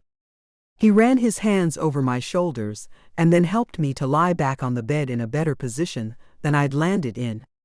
"But I'll try to refrain from saying that you're crazy. What I'll come up with, I don't know. You see, you've got some ideas that are pretty far out there." My eyes held his as he propped my head on the pillow. "Yeah, my ideas can be out there, can't they? Like the idea of you and me being together forever from the moment I first saw you. But look how that turned out." I felt like he needed to be reminded of that fact. "I know the wolf is good luck for us. So I want to be here, where I can feel his spirit when we bring our child into this world." The slightest ripple of a scene shot through my mind. I was gazing into blue eyes, tiny ones that belonged to our daughter. I grabbed his hand. "It's a girl, Artemis." "What, the wolf?" he asked as he frowned at me. "Our baby," I corrected him. "I saw her. She has your eyes." Looking at me with no expression at all, he finally said, "I guess we'll see soon, won't we?" He shook his head as he pulled the blanket up to cover me. "You should rest while you can." I could see it in his eyes. He thought I was being crazy again. How I wished I could prove to him that I had really seen what I just had. But he wasn't interested in that at all, it seemed. He walked back to sit in his chair, looking out the window at the forest. I knew he thought that I was a crackpot, and that he shouldn't have ever let me have my way. Closing my eyes, I tried to have faith in myself and my decision to have this baby the way I had dreamt I would before I even became pregnant. Just before our child's first breath, the wolf would howl. I had dreamed that so many times, I just knew it would come true. The sudden urge to pee struck me, and I hauled ass out of bed to run the fastest I could as I waddled to the bathroom with Artemis right behind me. "What's going on now?" "I've got to pee." I jerked my panties down and pulled my dress up, then sat on the toilet. Immediately, pee came gushing out. And I noticed Artemis shaking his head. "What? That's not pee." He pointed at my tummy. "That's your water breaking, baby. From what the classes said, you're going to feel those contractions much more intensely now. Are you sure you don't want to go to the hospital?" You can have painkillers there. An epidural won't let you feel a thing. I want to feel it. I knew that sounded nuts, but I did want to know what it felt like. He shook his head in disbelief. Okay. I won't say another word. But all you have to do is say the word, and I'll have a helicopter here in 10 minutes, and you'll be in a hospital in 20. Got that? I'd known he had something up his sleeve. He wouldn't have been Artemis Wolf if he didn't. I got that. And for the record, I knew you had a backup plan. It's what dads do, baby. He jerked his head toward the bedroom. I'll put the plastic sheets on the bed so it doesn't get messed up. You strip down to nothing to make things easier. And I'll get the things ready to go. It was really happening. The time was at hand. Our baby was on her way. I ran my hand over my stomach as liquid continued to fall out of me into the toilet. I was thankful I'd felt the urge and had gotten out of bed for this messy part of the delivery. So, baby girl, what is your name? The sound of the wolf howling in the distance had a name popping into my mind. Luna. When I made my way back to the bedroom after a brief shower to thoroughly clean my body, I found Artemis laying out a yellow blanket on the bed. It was the one he would wrap our baby in. I've got her name, Artemis, I informed him as I climbed into the bed. If it is a her, what have you come up with? He asked as he pulled the blanket up to cover me. Luna. I watched his eyes as he looked at me stoically. Luna, he repeated. I have to say that I like it. Luna Wolf. Yeah, that'll work. And if it's a boy? I shook my head. It's not. Then I'll stick with Glenn if you're wrong, and we have a little boy, Julia. If that's okay with you, he said with a chuckle. Sure. Another contraction hit me, and I groaned with it. Only 10 more contractions came before Artemis told me that he saw a mass of dark hair between my legs. I was in agony. I had never felt so much pain. But underneath all that pain ran a river of excitement. Our little girl is nearly here. 4 massive pushes had her head out, and the wolf howled long and loud just outside. I turned my head to look out the glass doors and found he'd come out into the open. Darkness had finally come, and the full moon lit up the night. My wolf was right there, just like in my dreams. One more push, Julia, and the shoulders will be out, and the rest will follow quickly. A sharp cry filled my ears as the baby took her first breath. She's here. I felt hot tears as they fell on my cheeks. After one more push, I heard my husband whisper, "You were right. We have a girl. Hello, Luna. I'm your daddy." He put her on my stomach, and I put my hands on her to hold her still while her daddy cut her cord. And this is your mommy, little Luna Wolf. We'd found ourselves right in the middle of our happily ever after, and both of us were sure our ending would follow suit. The end.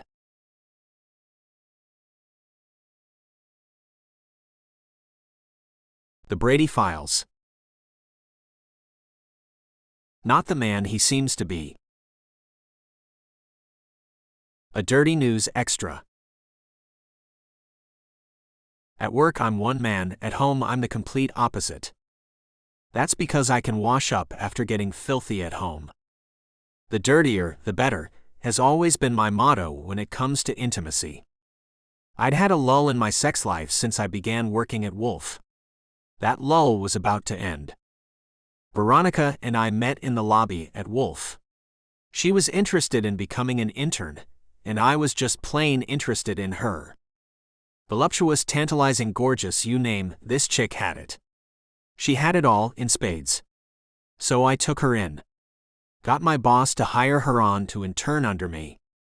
She would be under me, all right. All day and all night too. If I could get her to get past her fear of intimacy with the man who was her boss. Me.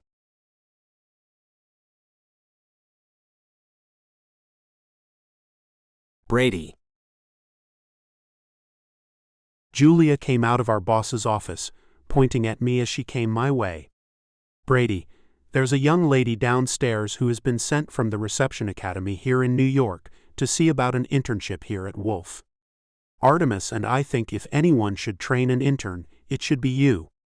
So, would you mind going down to the lobby and interviewing her in the lounge? If you think you can train her, then send her to Human Resources to get it all going. If not, then just tell her we'll get back to her with our answer, and I'll take care of sending her an email that'll let her down gently.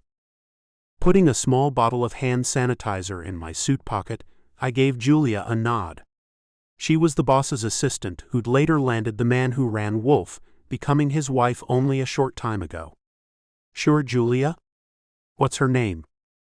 Veronica Hall, she replied before heading back to our boss's office. Heading to the elevator, I pressed the down button with my elbow and then waited for it to come up. Duke came into the lobby with his hands in his pockets. Hey there, Brady. Where are you headed? The main lobby on the ground floor. Some woman wants an internship with reception. The elevator door opened, and we got into it. You mind pushing the button for me, Duke? Not a prob, he said as he hit the number 3 button where he would be getting off, then the L button to let me off. Everyone at work knew I was a germaphobe.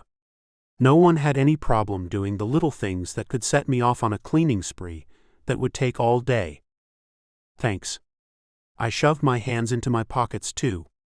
It just felt cleaner that way. So this woman, would she be working with you? He asked me. She would. I highly doubted I would hire her. I kept my reception room spotless. I was as meticulous about that place as I was about my own appearance. I wore only the most excellent suits and kept my dark beard trimmed nice and neat at all times. My hair was cut each and every Tuesday by Fabio. Not Fabio the book cover model from the 80s. Fabio from the 2000s, and he was fabulously gay. He also knew how to make a man look the best he could. My style was close-cut, hair parted on the right, making me look sharp, with an air of sophistication. I knew that because that's how Fabio described my look. Duke grinned at me as he rocked back and forth on his heels. Oh. So you might be working closely with a female then, Brady. You know what happens to people who work closely with the opposite sex here at Wolf, don't you? He was referring to the coupling that had come about soon after Artemis Wolf had laid down a set of strict, no fraternizing rules. Those rules had been quickly revamped to allow consenting relationships, as Duke and his co-anchor, Lila, had fallen in love right from the start. Duke, being one of Artemis' best friends, had been able to convince our boss that consensual dating could be allowed. I didn't care in the least. I never had liked mixing business with pleasure. There were no intentions to go for a coworker, not in my book. Mostly because I was one way at work and the opposite when I got home. The workplace had many people in it. That meant many different kinds of germs and airborne illnesses. Home was my haven, my safe place. There I could do whatever I wanted without fear of falling victim to some bad germs. No reason to think I'll be falling victim to the love bug some of you have. I like to keep things separate. That's just how I am. The elevator stopped and Duke stepped out. See you later, Duke. Later, Brady. He grinned at me wolfishly. And don't count yourself out just yet. You have no idea what this woman might look like or how sweet she might be. I had to laugh. I don't care for sweet. The door closed, and I found myself still chuckling away. Sweet wasn't my thing. Sassy wasn't my thing either. Compliant was what I liked. Yes sir, no sir. How far do you want me to bend over, sir? That was what I liked. Domination was my thing. Not that anyone I worked with knew about that. And I wanted it to stay that way. No one needed to know my private affairs after all. The elevator stopped in the lobby, and I got out. Making my way to the main reception desk, I found the place busy with people coming and going. No one person stood out to me yet. Vera was at the reception desk, and I saw no one around her who might be waiting for me. Already, I felt the girl wouldn't be the right material for the job. Receptionists should be alert, ready to welcome the person and send them to where they need to be. This wouldn't take long at all. Veronica. I had been told to go into the lounge, to wait for the man who would be down shortly to interview me. Some guy named Brady would be the man who would decide if I got the internship or not. I prayed he would be nice enough to give me a shot. My goal of becoming a receptionist might have seemed limited to some, but to me it was far-reaching. My parents divorced when my sisters and I were young. We were split up, and all three of us were separated. I went with my grandmother while my oldest sister went with Dad, and the youngest went with Mom. None of them had any money, which is why we had to be split up. There was never a hope in hell that I would get to go to college after graduating high school. For 2 years after graduating, I worked my butt off in retail. Keeping every cent I could while still living with Grandma, I was able to come up with the tuition for the reception academy. While attending classes there, I had to have a job somewhere. Retail was out. That schedule interfered with my classes too much. So, one of my teachers recommended an internship to help me get by financially until I graduated from the program. Plus, if they liked me where I did the internship, then they might hire me. I had my fingers crossed that I would get the position and be hired in the end. Wolf was a brand new network. The whole state was talking about the innovative way they were bringing people the news. And the shows they put out were great too. So many new actors were being seen on televisions across the state. And word was that within the next few years, Wolf would go national. It was a growing company, and I would be proud to say I worked at such a place. A woman walked by me, looked over her shoulder at me, then gave me a smile. Her signature blonde ponytail, matching lipstick and fingernails gave her away. Lila Banks? She stopped and came back to me. I sure am. And you are? She extended her hand. Jumping up from my seat on one of the sofas, I shook her hand. Veronica Hall. It's a pleasure to meet you. You too. She looked around and then back at me. Are you waiting for someone? I was told to meet a man named Brady here. I've been waiting for a while. Do you know him? I asked her. She nodded. Sure do. He's the receptionist in the lobby in the penthouse. That's where all the anchors, the owner and his assistant have their offices. So your office is up there? I asked, thrilled that I might be working in a place where I got to see the fresh faces of the news each day. It is. She took a seat, patting the place beside her.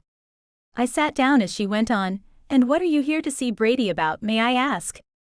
A job. Well, an internship. I ran my hand through my hair to make sure it was still straight. I'm going to the reception academy and need to make some money while I'm still in school.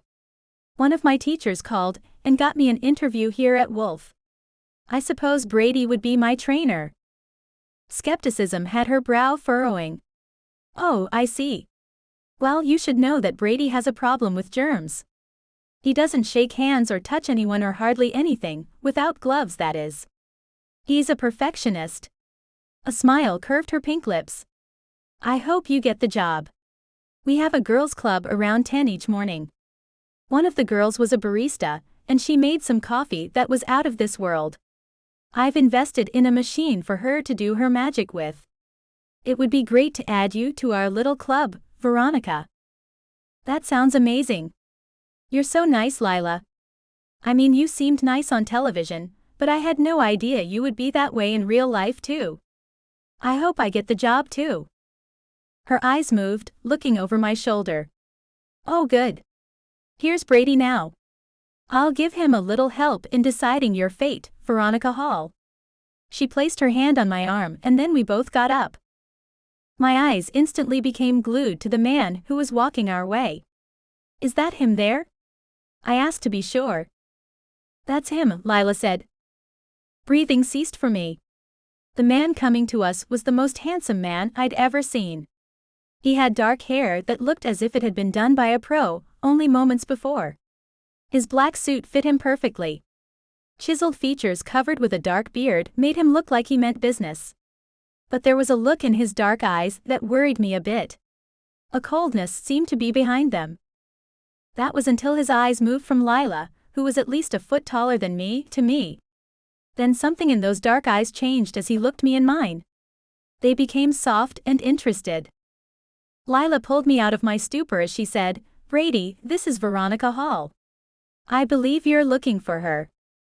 "I am." He couldn't pull his eyes away from mine. "Let me put in my 2 cents real quick," Lila said. "I like her, Brady. She would make a great addition to our wolf family. That said, I'll let you two get to it." Brady had made it all the way to us.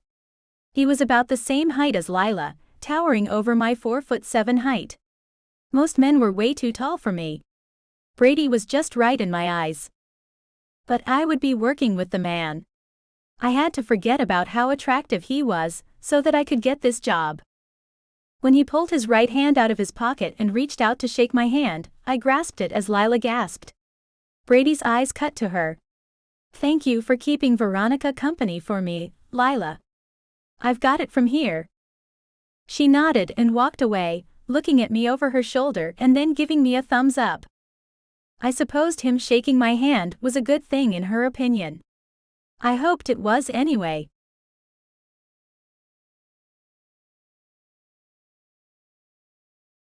Brady.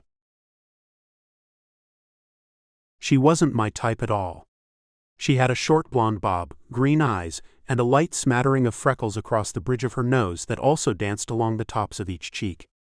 With plump lips that didn't have an ounce of lip stain on them, this woman liked to look natural. And it worked on her. Her petite stature made her look adorable. The fact she was proportioned just right, with perfect size C breasts and a slim waist that blossomed into round hips that led to just the right amount of plump legs, only made her more attractive to me. I couldn't stop myself when I got to her.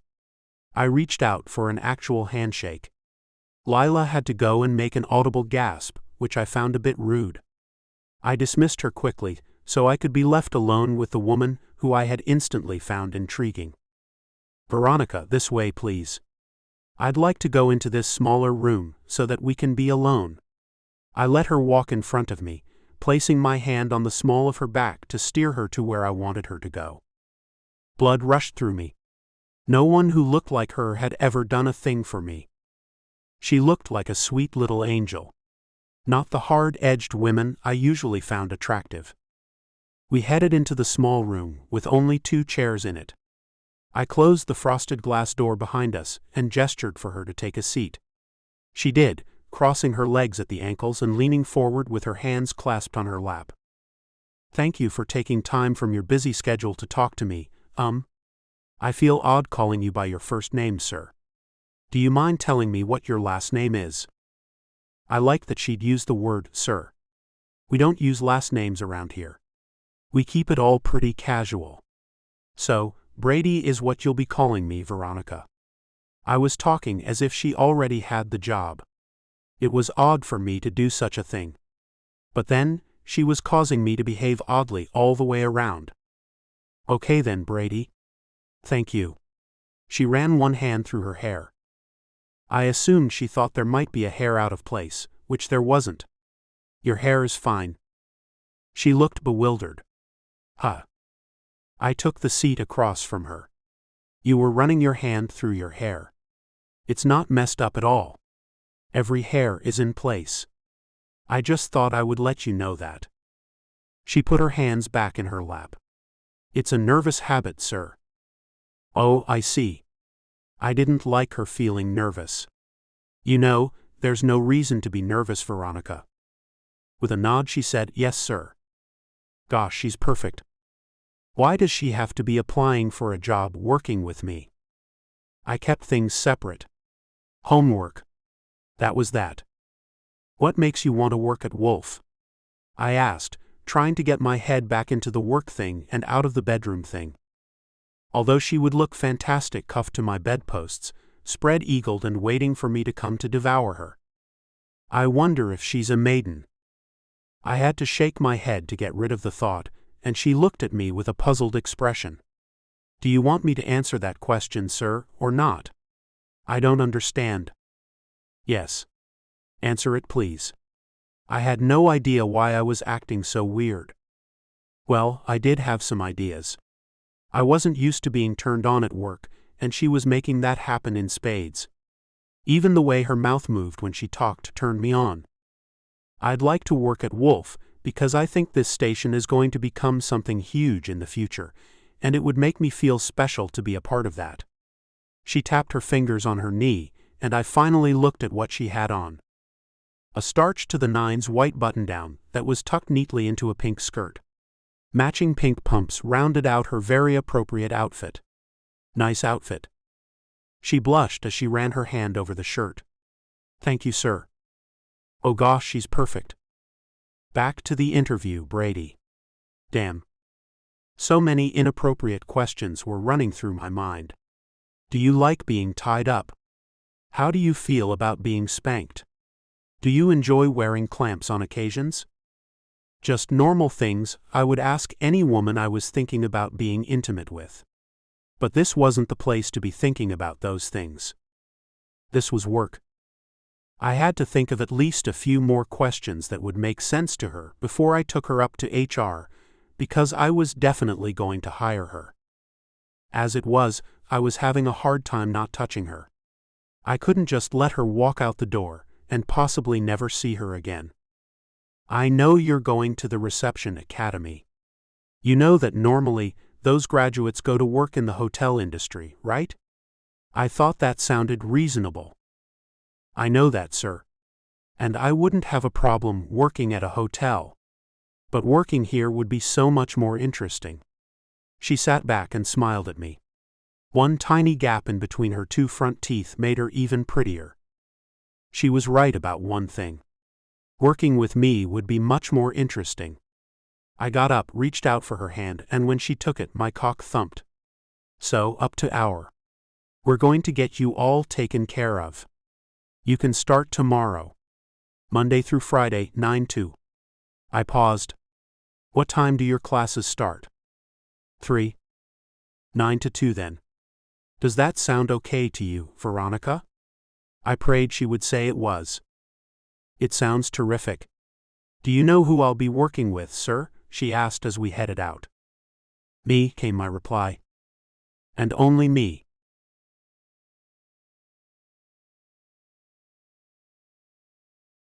Veronica.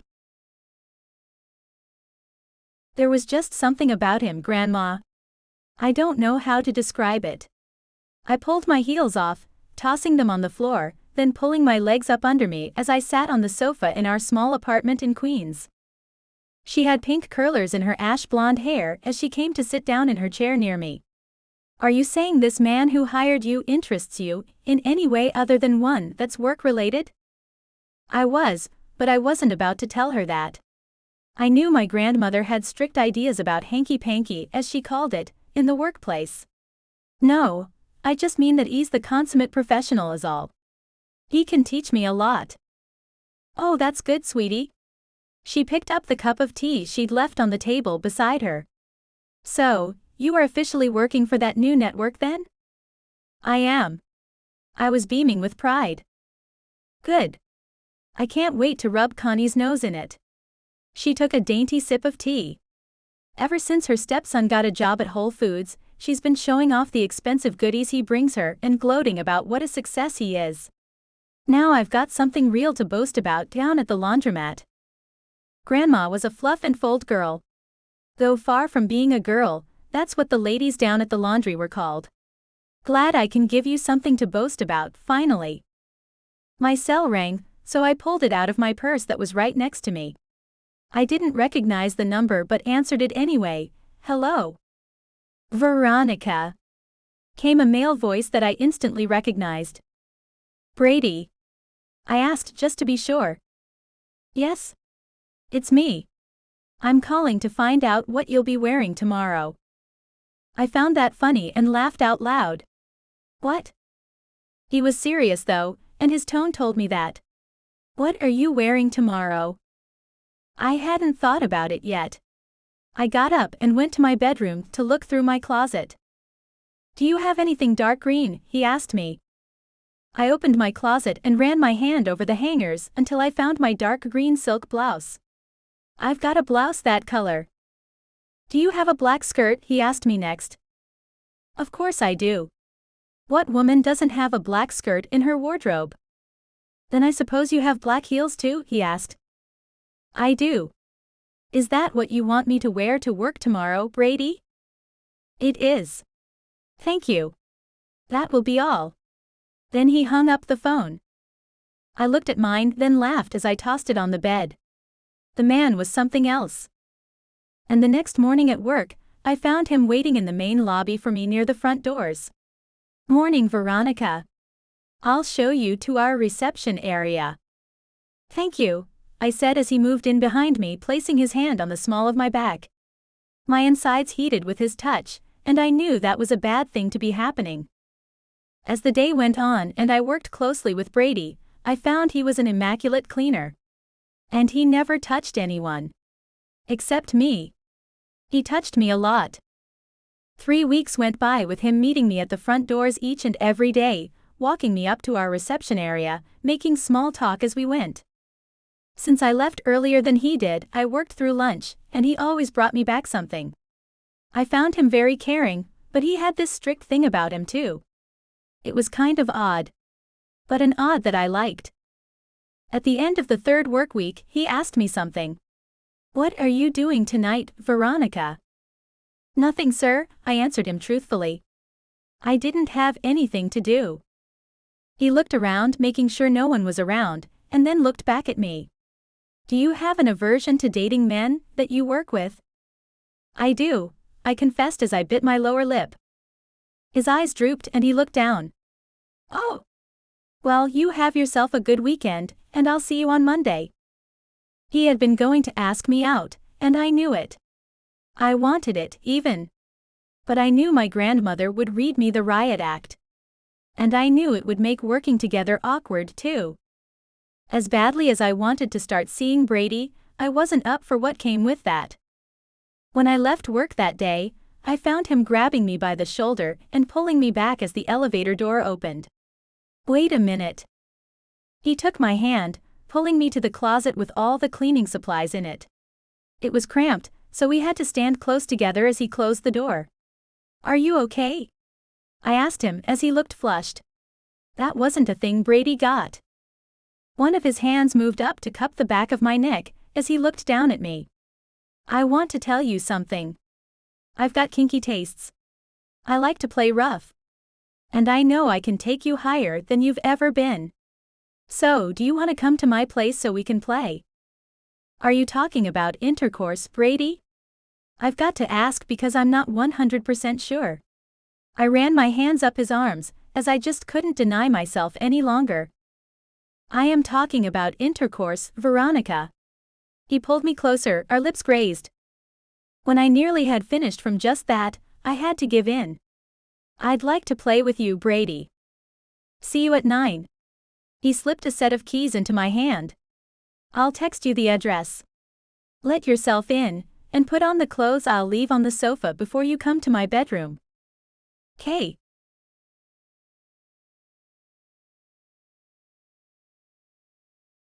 Brady. I had waited for as long as I could stand to. Veronica had told me she had an aversion to dating men she worked with, so I knew I had to bring my A-game before she left the office for the weekend. A little touching in the utility closet had done the trick, and now I was waiting for her in my bedroom. I'd left a very naughty black leather crotchless corset and a masquerade mask for her in the living room. That came with some written instructions for her to down a glass of water I'd left for her. Intimacy was so much better with a full bladder, I'd found. I had on a mask too, and wore only my black pajama bottoms, the typical dom uniform. The room was lit with dim red light, meant to look sinister. I was about to take my little angel into another world. A world where darkness could take us places the light couldn't. My bedroom door opened, then she stepped in. She didn't say a word, just stopped until I told her what to do. On your knees. She went to her knees, bowing her head. Yes, sir. I closed my eyes, loving the way she spoke without even being told to. I went to her, taking her chin and pulling her face up so I could see it. Are you a maiden? She shook her head. I wasn't entirely happy about that, but it didn't matter. No, sir. Are you on birth control? I asked next. Yes, sir, came her response. Do you mind if I don't use protection? I asked. Her eyes held mine for a moment. Do you mind telling me when the last time you were checked for an STD was? I liked her savvy question. Last month. And I haven't been with anyone in 3 months. How about you? Only a month ago, at my last doctor's visit to renew my birth control. And I haven't been with anyone in over a year. She smiled at me with a knowing gaze in her eyes. Also, I've only been with one man.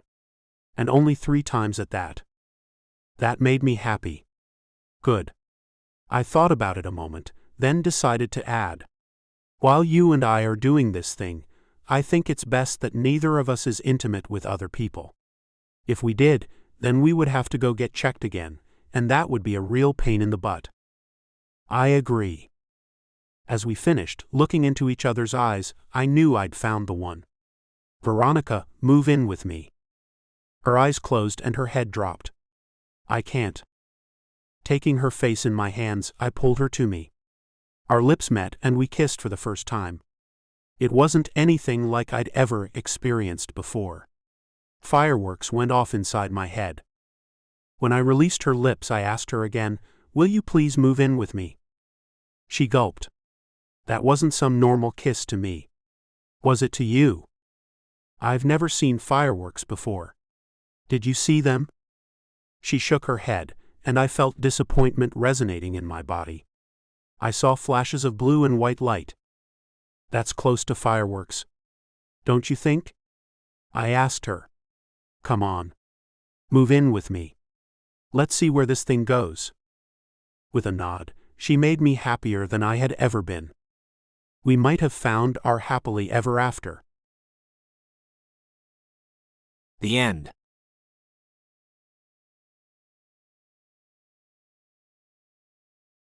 Preview for Dirty Desires. Chapter 1. Nina. I inhaled the exquisite scent of the espresso I brewed in the Homacher Schlemmer 4 specific brew barista machine my friend and coworker Lila Cofield had bought for me to create liquid heaven. That's what she and my other coworker Julia Wolf called anything I brewed up for our late morning pick-me-ups at Wolf, the news network we all worked for. We would convene in Lila's office around 10 each and every weekday to chat about anything and everything as we sipped on some high-octane formula to keep going strong throughout the day. Well, until lunch anyway. We had worked together for a little over 2 years and knew each other inside and out. Julia had married the owner of the network, Artemis Wolf, not long after she went to work as his assistant. Lila was the co-anchor of the morning news, and she and her co-anchor, Duke Cofield, had begun seeing each other not long after they started working together. After a 2-year relationship, they'd gotten married just a couple of months ago. And then there was me. Nina Kramer, cue card girl, social media assistant to Lila, and single as could be. I had my eye on a man who also worked at our network. But with over 2 years passing without us becoming anything more than just friends, I had nearly lost hope of anything progressing between us. The office door opened, and Lila and Julia came in with upturned noses to take in the coffee's aroma. Is it almost ready, Nina? Lila looked past me, checking out the machine. Almost. I got the mugs ready, placing them on the table as the last bit of espresso came out. Have a seat, and I'll serve it up shortly.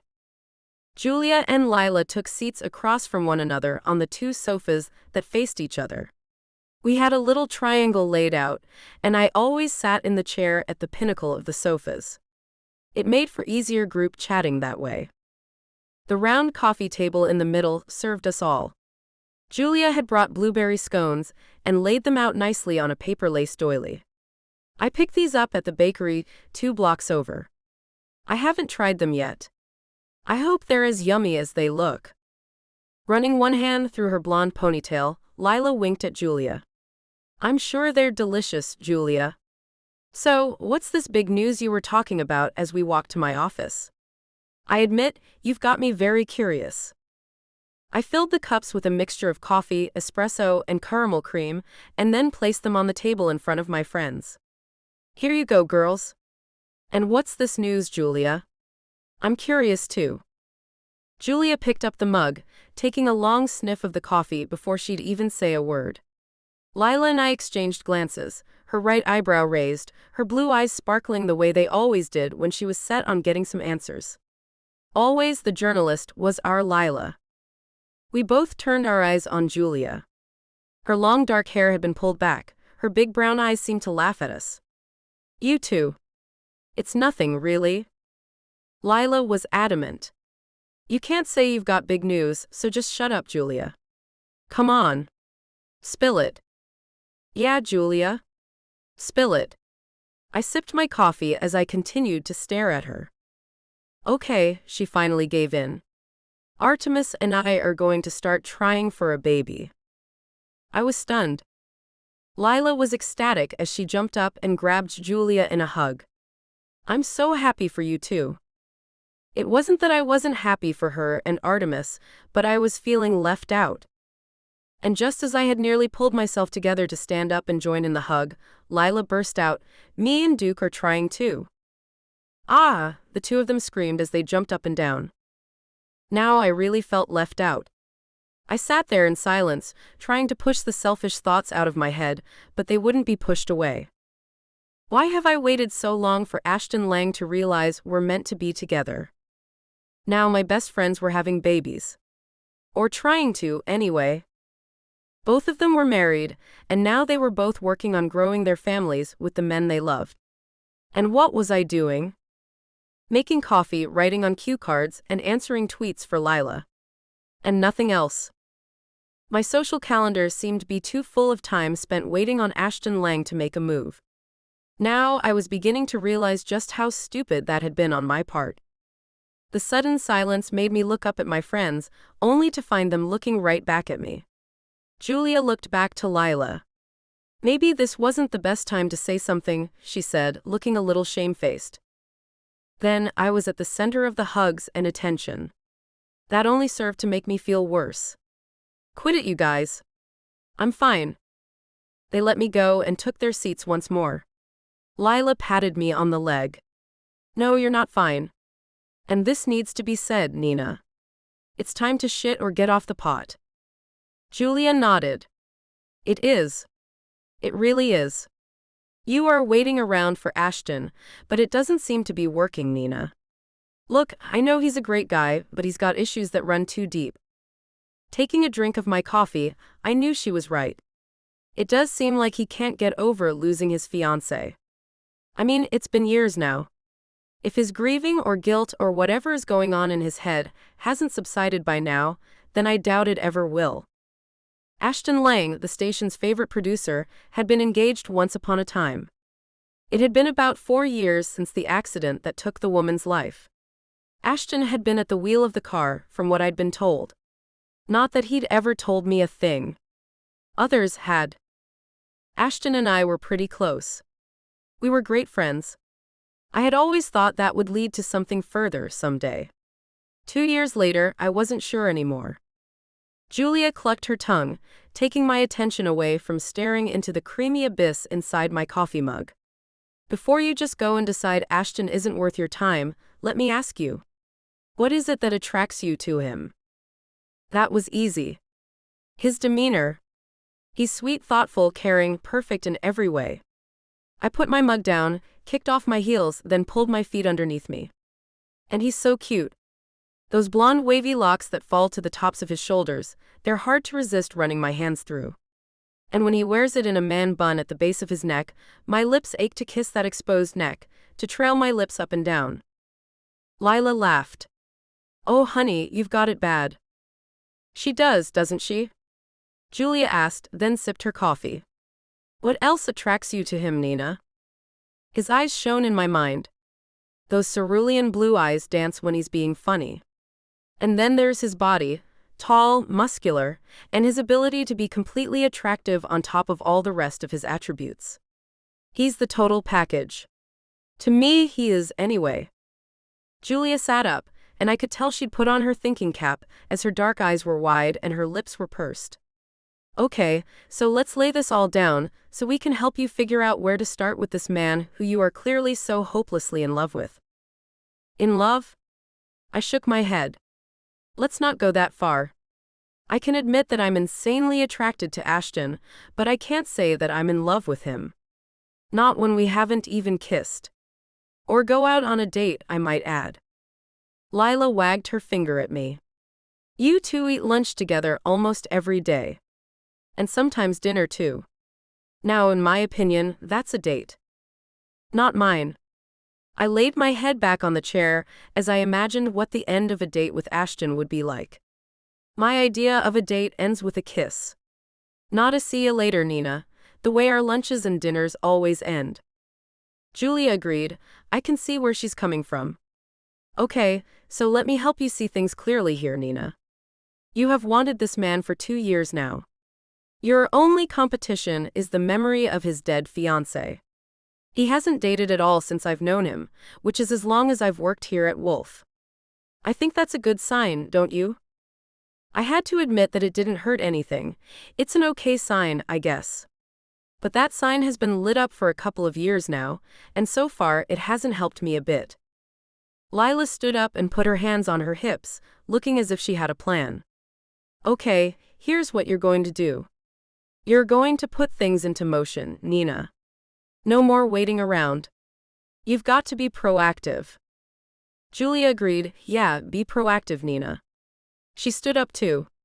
Now, what would a proactive woman do when she was out to prove to the man she wanted that she was worth moving on from the memory of a lost love? They looked at me as if I knew the answer to that. My eyes moved back and forth, looking at each of them. Are you two being serious? Obviously, I don't know the answer to that question, or I wouldn't be here, getting stared at and lectured by 2 women who have everything else all figured out. Lila looked at Julia and asked, Do you think you've got it all figured out, Julia? She shook her head. I know I don't. But what I did have going for me is that I knew what I wanted.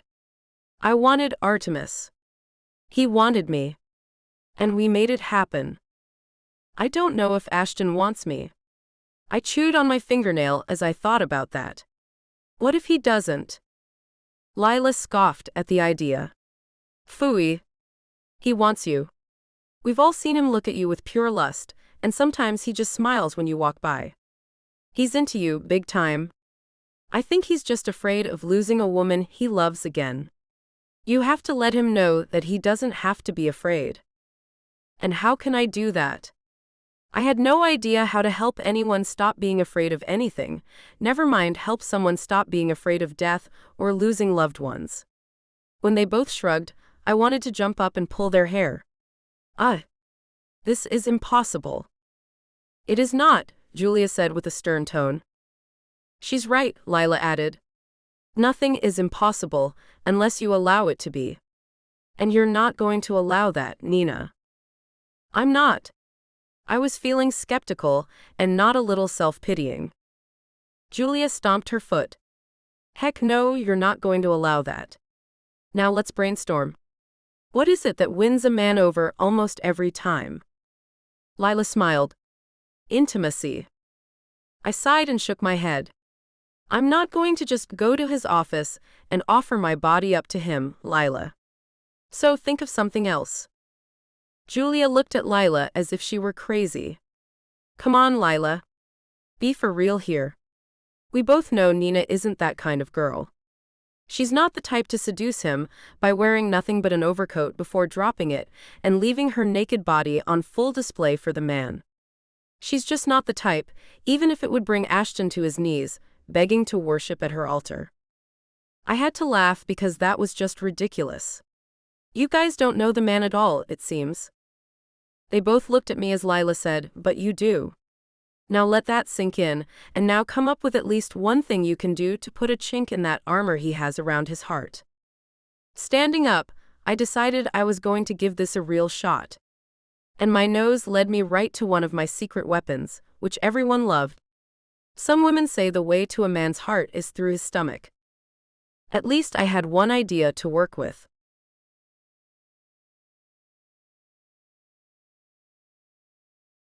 Chapter 2. Ashton. An enchanting scent wafted past my nose as I sat at my desk in my office at Wolf, reading about how lighting could be used in the studio to enhance the viewer's watching experience. The smell had me looking up to find Nina Kramer coming in with a mug of steaming coffee in her hands. "Hi there." I pushed the papers away and leaned back in my chair, taking her all in. "Hey, Nina." Her ash-blonde hair was pulled back into a hairclip, and her green eyes sparkled as she set the mug down in front of me. "I brought you something I've concocted." It was well known that Nina brewed a mean pot of coffee. She and her friends, Lila and Julia, had powwows around 10 each morning, and everyone knew that coffee took center stage. Our boss, Artemis Wolf, seemed to be the only man who had ever been offered a cup of the magical liquid. Being Julia's husband had its advantages, I supposed. And here I was, the recipient of a cup of bliss, handed to me by the maker herself. "Thank you. And to what do I owe this honor?" Nina took the seat in front of my desk, which wasn't unusual. We were good friends, and we had been since the inception of Wolf. I was the one who'd hired her as the cue card girl in the very beginning. There'd been something about her that I just liked right off the bat. First of all, she was easy on the eyes. To me, she was a petite little thing. Being 6 feet and 2 inches myself, a bit on the taller side, her 5'5" height made her seem small to me. The smattering of freckles that dusted across her nose and the tops of her cheeks made her look adorable. But Nina had a seductive quality to her, too. Round hips and a bottom that wouldn't quit were offset by a tiny waist. But those were all things I tried very hard not to notice on a day-to-day basis. I loved the way she dressed, too. Always so professional. And it was no different as she sat in front of me, offering me coffee. Nude heels made her legs look long and lean. A form-fitting navy blue skirt hugged her curves well, and a tan lace blouse tucked into that skirt completed the outfit perfectly. My eyes were glued to the mounds of plump flesh just underneath that fabric. I pulled them away to look her in the eyes. Really, I tried hard not to dwell on her many attributes. Her smile was bright as she said, "I just thought you might like to try some of my coffee, that is all." Picking it up, I took a sip and found my taste buds dancing with delight. "This is great, Nina. I'd heard tell that you were once a barista, and one hell of a great one at that. But I was certain it had to be a myth. In 2 years of working together, I have never seen a cup of the mystical brew." She laughed and leaned back in the chair, making herself comfortable. "And now that you have, what do you think?" "I think I'm already addicted." I took another sip and knew I wasn't lying about the addiction. The coffee was fabulous. "I hope this isn't a tease, girl." "Nah, I think I can bring you a mug each day." She leaned forward to whisper, "But you can't tell a soul. I don't want to end up making pot after pot each day for everyone else. This is a special thing, and I only do it for special people." I'm special to her. I knew I was kind of special to her, but not coffee special. Lucky me. I took another sip, then sighed. "It really is wonderful. Thank you. I was thinking a while ago that I don't know that much about you." She looked over her shoulder at the open door. "Mind if I close that, Ashton?" I had no idea what she was on about, so I nodded. "You can close it." She got up, closed the door, then came back to sit down. "We've worked together for a pretty long time, and yet I hardly know one personal thing about you. Like your family. Where are they?" "My parents moved from New Jersey, where my older sister and I grew up, to Georgia." I leaned back, resting my head on my clasped hands. "Mom inherited her grandparents' small farm there. My parents sold their home and moved a few years ago. My sister Annabelle is married and has 2 kids. They live in Hawaii. Her husband is the manager of a hotel there. We get together once a year at the farm on my parents' wedding anniversary. Other than that, we only talk on the phone, as everyone has their lives to lead. You live alone in your Manhattan apartment, don't you? She asked. Then her lips formed a straight line and one small crease moved across her brow. It gave me the impression that she was concerned about my living arrangement for some reason. I do live alone. And if you know someone who is in need of a place to live, I'm not really interested. I like my life just the way it is, and I'm not into having a roommate. I like the solitude of living alone. I leaned forward to rest my elbows on the desk as I looked at her. She shook her head. I don't know anyone who needs a place to live. I was just asking. You see, I'm curious, Ashton. I know you were engaged once, and I know what happened. Did she live with you in that apartment, and you just don't want anyone else to intrude on her memory? My heart stopped beating. I told only my closest friends, Artemis and Duke, about that. I should have expected that they would tell their wives about the accident, and that the wives, being Nina's best friends, would tell her. But why she was bringing it up now, I didn't understand. Shoving my hands through my hair, I pulled it back as I thought about what to say. Finally, something came to me. No, she and I didn't live in that apartment together. I had to move out of the place she and I shared. I couldn't stand to be there without her. Before her, did you have roommates? Or did you live at home with your parents? She gave me a stoic stare as if she were analyzing me. I wasn't sure if I liked it or not, but my mouth kept talking anyway. I lived in the dorm at Columbia before moving in with her. So you'd always lived with other people until she passed away, and since then you've lived alone. She shook her head. How can you stand that? I mean, I've lived with other people my whole life. I can't imagine living all alone. I wasn't about to tell her that I would rather live alone than have anyone know that I still had nightmares about the accident that took my fiancé's life. About once a week, I would wake up screaming. No one needed to hear that.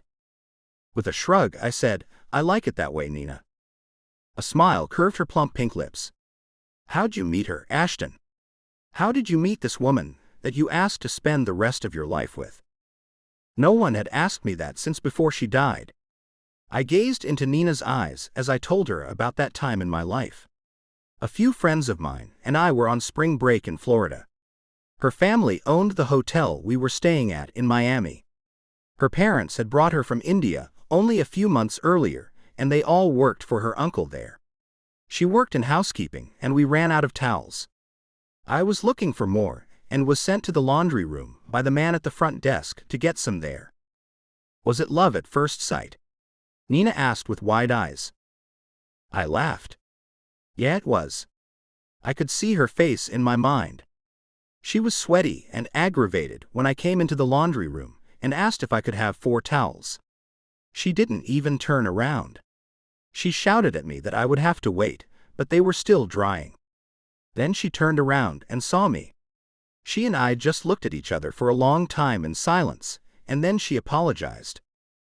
Nina sighed, then said, So that's what love at first sight is. Interesting. How long did it take before you two became a couple? No time at all.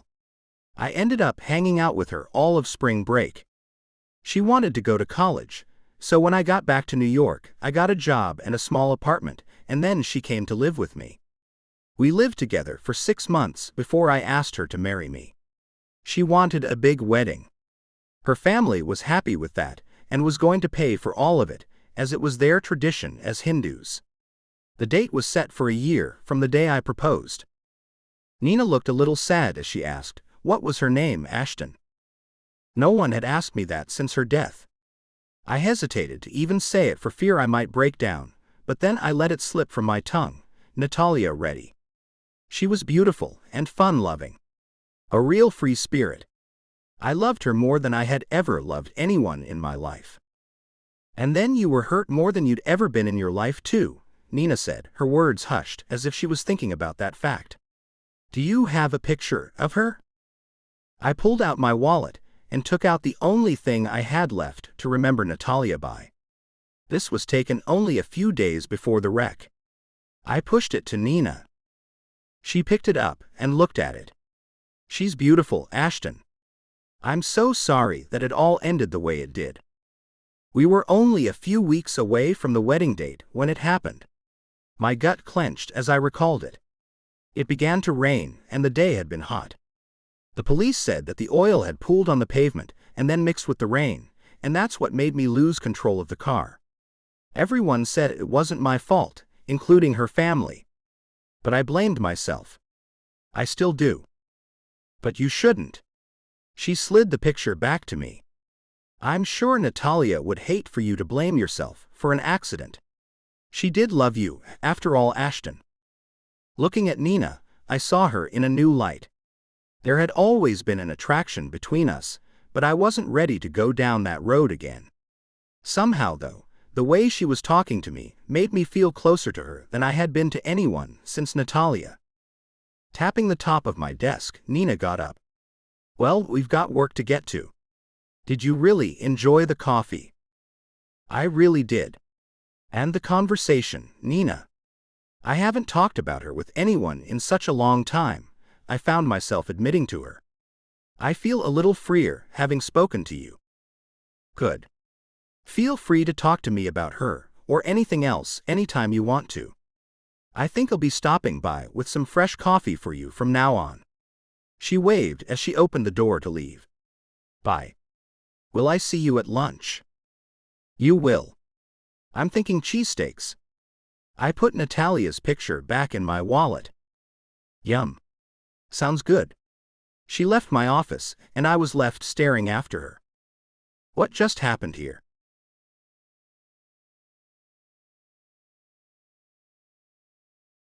Chapter 3.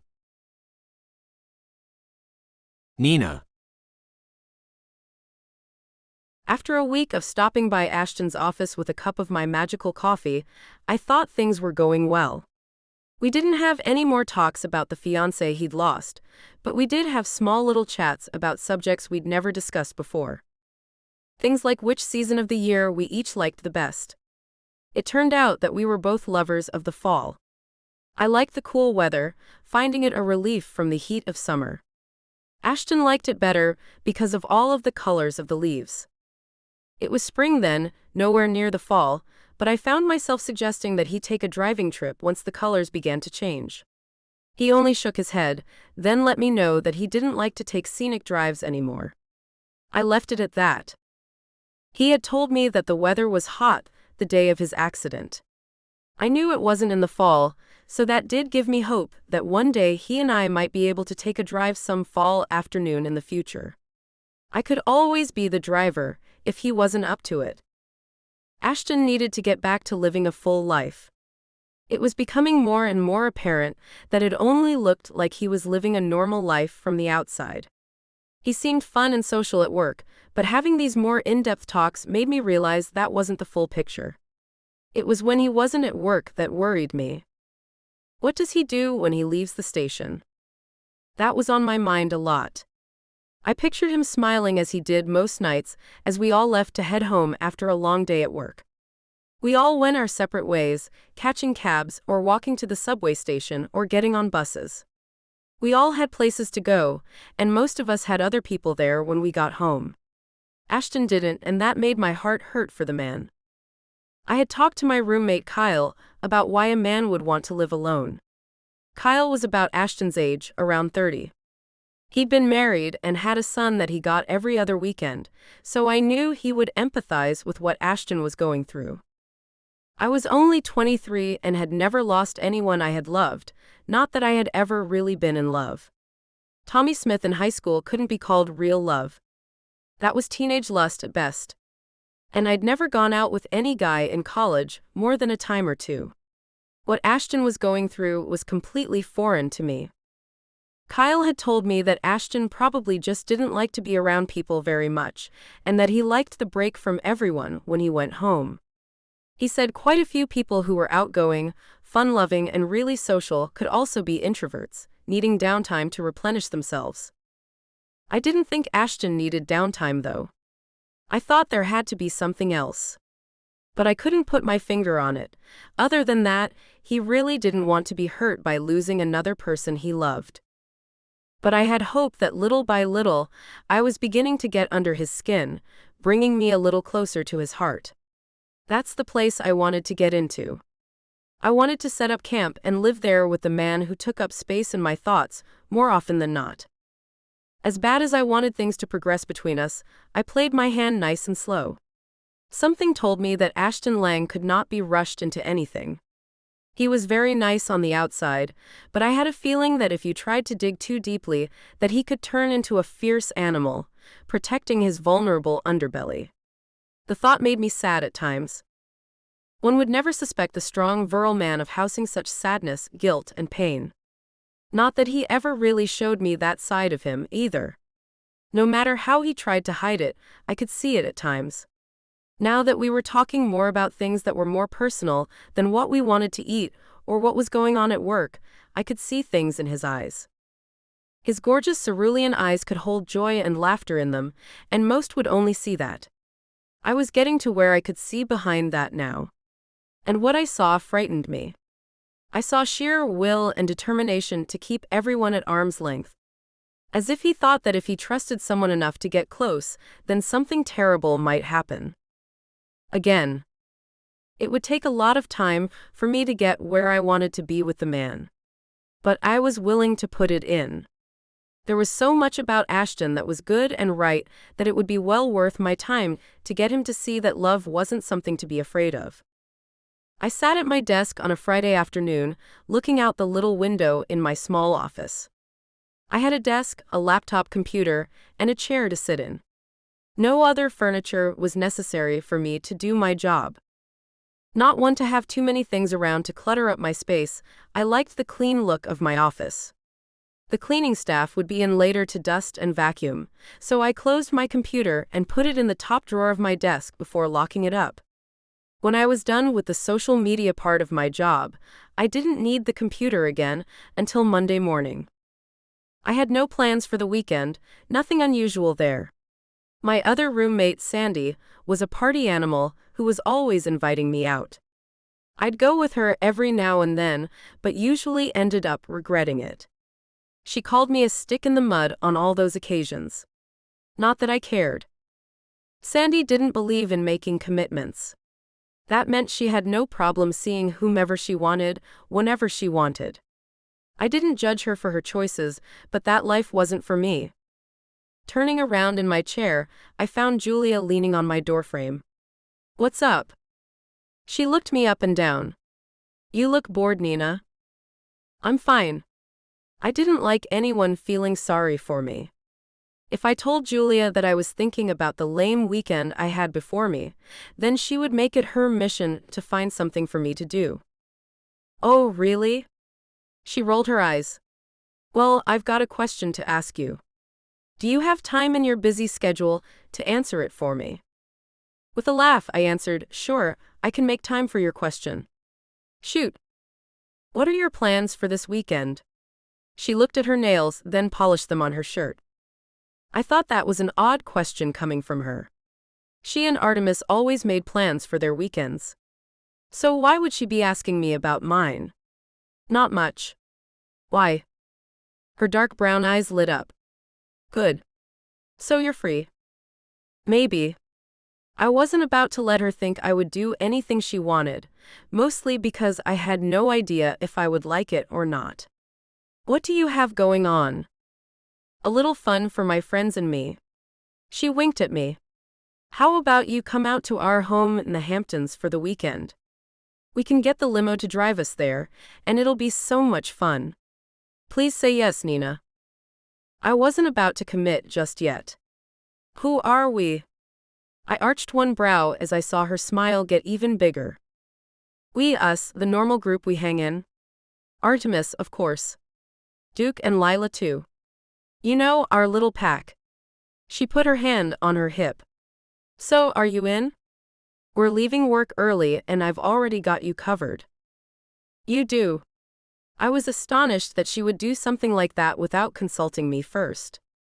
While I'm glad to have the night off as well as the weekend, I'm going to have to say no. I don't want to be the fifth wheel in your double date. Her dark eyebrows wiggled as she smiled at me with a grin I'd never seen on her before. Oh, we're not a foursome. You won't be the fifth wheel. I looked at her with even more suspicion. I don't get it. I can see that. She giggled and clapped. This is so much fun. I had no idea how fun it would be. Julia. I got out of my chair to walk over to her.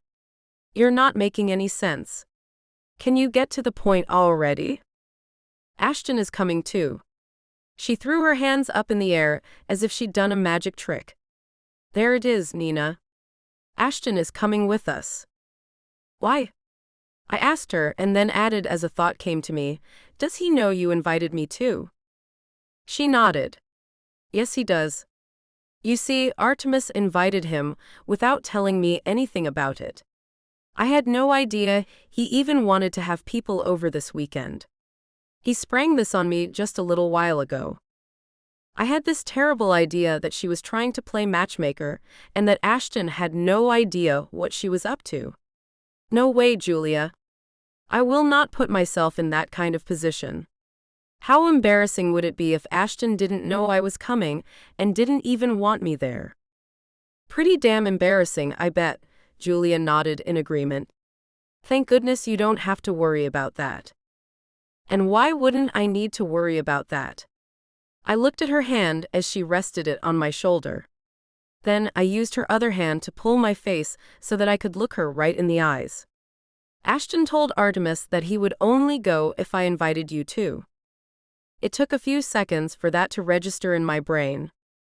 Huh, came my dumb reply. He wants you there, Nina. Julia gave my shoulder a squeeze. If you don't go, he won't go. Those were his exact words to my husband. So are you in or are you out? I need to let Artemis know what to tell his friend. Ashton wants me to spend the weekend with him. Why didn't he ask me this himself? I asked her. She rolled her eyes. Duh. Because he's Ashton Lang. A man who doesn't date. Or hasn't dated for a long time anyway. If he had platonic intentions, he probably would have talked to you himself, don't you think? She lifted her eyebrow at me as if in the challenge before continuing on in a rush. Don't answer that though. Don't overthink things and don't ask so many questions. Just give me the answer I know you want to give me. Say yes so we can get this party going. So we'd all head out to your home in a limo together? I asked. She nodded. And on Sunday evening it will bring you guys back home. Friday and Saturday night you'll stay with us, doing all kinds of fun things.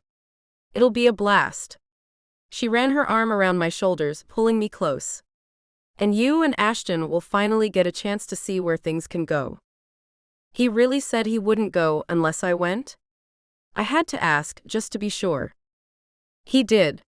She ran her finger over my shoulder as she pulled her hand away from me. So, what do I tell Artemis, Nina? Tell him that I would love to join you guys for the weekend, and I appreciate the invitation.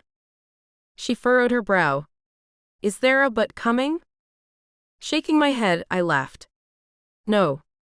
There's not a but coming. I would love to come and appreciate the invitation, silly. Now tell me what kind of clothes I should bring.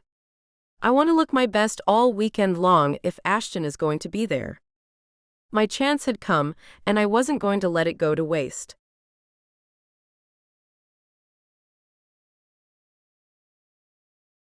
Chapter 4. Ashton. With my bags packed and ready to go, all I had to do was sit and wait for Artemis and the others to arrive in the limousine.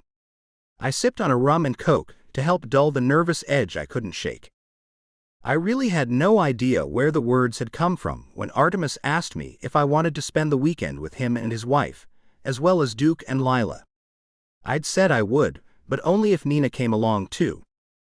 He'd agreed immediately, a wide smile on his face as he'd punched me in the arm, calling me an old dog for some reason. I believe the fact that Nina and I had been friends for so long was the reason I had so many reservations about what I'd gotten myself into. I didn't want to lose her as a friend if I couldn't have a romantic relationship with her. I didn't think I could do it with anyone, and I didn't want her to think it wasn't anything against her. If I could figure it out again, Nina would most definitely be the woman I'd choose to dive into those dark and treacherous waters with. Waters I knew I wasn't ready to jump into. So that's why I kept mulling over why I'd given Artemis that ultimatum in the first place. If I couldn't get into anything romantic with Nina, then what the hell was I doing making sure she was going to be with me all weekend? Nothing I did was making much sense to me. And it all started with Nina bringing me that first cup of coffee. Somehow, that first conversation opened a gate that had been closed for many years, locked up tight, and never to be reopened. But she'd managed to open it without me even realizing what she was doing. I doubted she even realized the effect she'd had on me these last couple of weeks. When my cell buzzed with a text from Artemis telling me they were pulling up to my building, I picked up my suitcase and headed out the door. My heart was racing because I knew I was about to embark on a journey I wasn't ready for in the least. When I got to the car, the driver opened the door, and I saw everyone inside except for Nina. She changed her mind?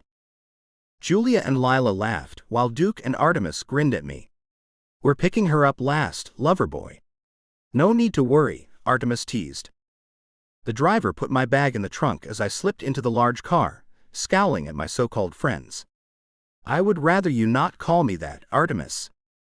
I felt like a kid in junior high whose friends were setting him up or something. Only I was the one who'd asked for Nina to be invited. They hadn't had anything to do with it. My head was all over the place, and apparently it showed. Julia opened the minibar fridge and tossed me a cold beer. Here, have one of these, Ashton. It'll help calm those nerves. I opened the bottle and asked, does it really show that much? Lila nodded. Yep. You shouldn't be nervous. Nina really likes you. I knew she did. I wasn't nervous about that. I was just nervous about everything else. The beer helped a bit, and when we stopped at Nina's apartment building, I was feeling a little more confident. Julia pulled out her phone. I'll just text her real quick. No, let me go get her. I pushed the door open. Does anyone know what the apartment number is? 675, Lila told me. I headed out of the car and went up to the 6th floor. My palms were sweaty, my stomach tight, and my head felt like there was a balloon in there instead of a brain, but I was doing it. I got to the door and rang the bell, then wiped my hands on my jeans and shook my head to clear it. When a man about my age opened the door, I just about freaked out. Hey. He stood tall, looking me up and down. And you are? I stuck my hand out. Ashton Lang. And you are? Kyle. He shook my hand. What can I do for you? I'm here for Nina. I gulped as he let my hand go. His dark eyes pierced me as he eyed me. She had never said a word about any man who might be staying with her. Do you live here? Yep, came his response. With Nina? I asked. Yep. He stepped back. She's in the bathroom. You can wait here if you want to. He walked away shouting, Nina, someone's here for you. The man was big and bulky. His dark hair was cut short. I didn't really see him as Nina's type. But I guessed he had to be, if they were living together. All of my newfound confidence and determination about trying to take things further with Nina crashed into the pit of my stomach. I'd thought we'd be on the same page about this little weekend getaway, but obviously we weren't if she was with someone else. Maybe they had an open relationship. Or maybe she just wanted to stay friends. Whatever it was, I was feeling mighty jealous. A door opened, and Nina came out of the bathroom, running her hands over her dress. Lilac lace covered a purple silk short sundress, and she had no shoes on. Ashton, you didn't have to come up to get me. I didn't mind doing it. I jerked my head toward the man who stood in the kitchen, looking inside the fridge. "And who's he?" "Kyle," she asked. I nodded. "And what's he to you?" It came out sounding much gruffer than I'd have liked, but I couldn't stop myself. "My roommate," she said, looking at me like I had mush for brains, and I couldn't blame her at that moment before walking to her bedroom. "Let me grab my bag." I looked at Kyle, and he grinned at me as he raised his dark brows. "I had to give you the business, dude." With a shrug, I said, "Did you?" Nina came out with her bag in hand, and I immediately took it from her. "You don't have to." "I want to," I told her as we headed to the door. The elevator wasn't far from her door, and it was nearly full of people when the doors opened for us. She and I didn't say so much as one word all the way down. Then we walked out of the building, still not saying a thing.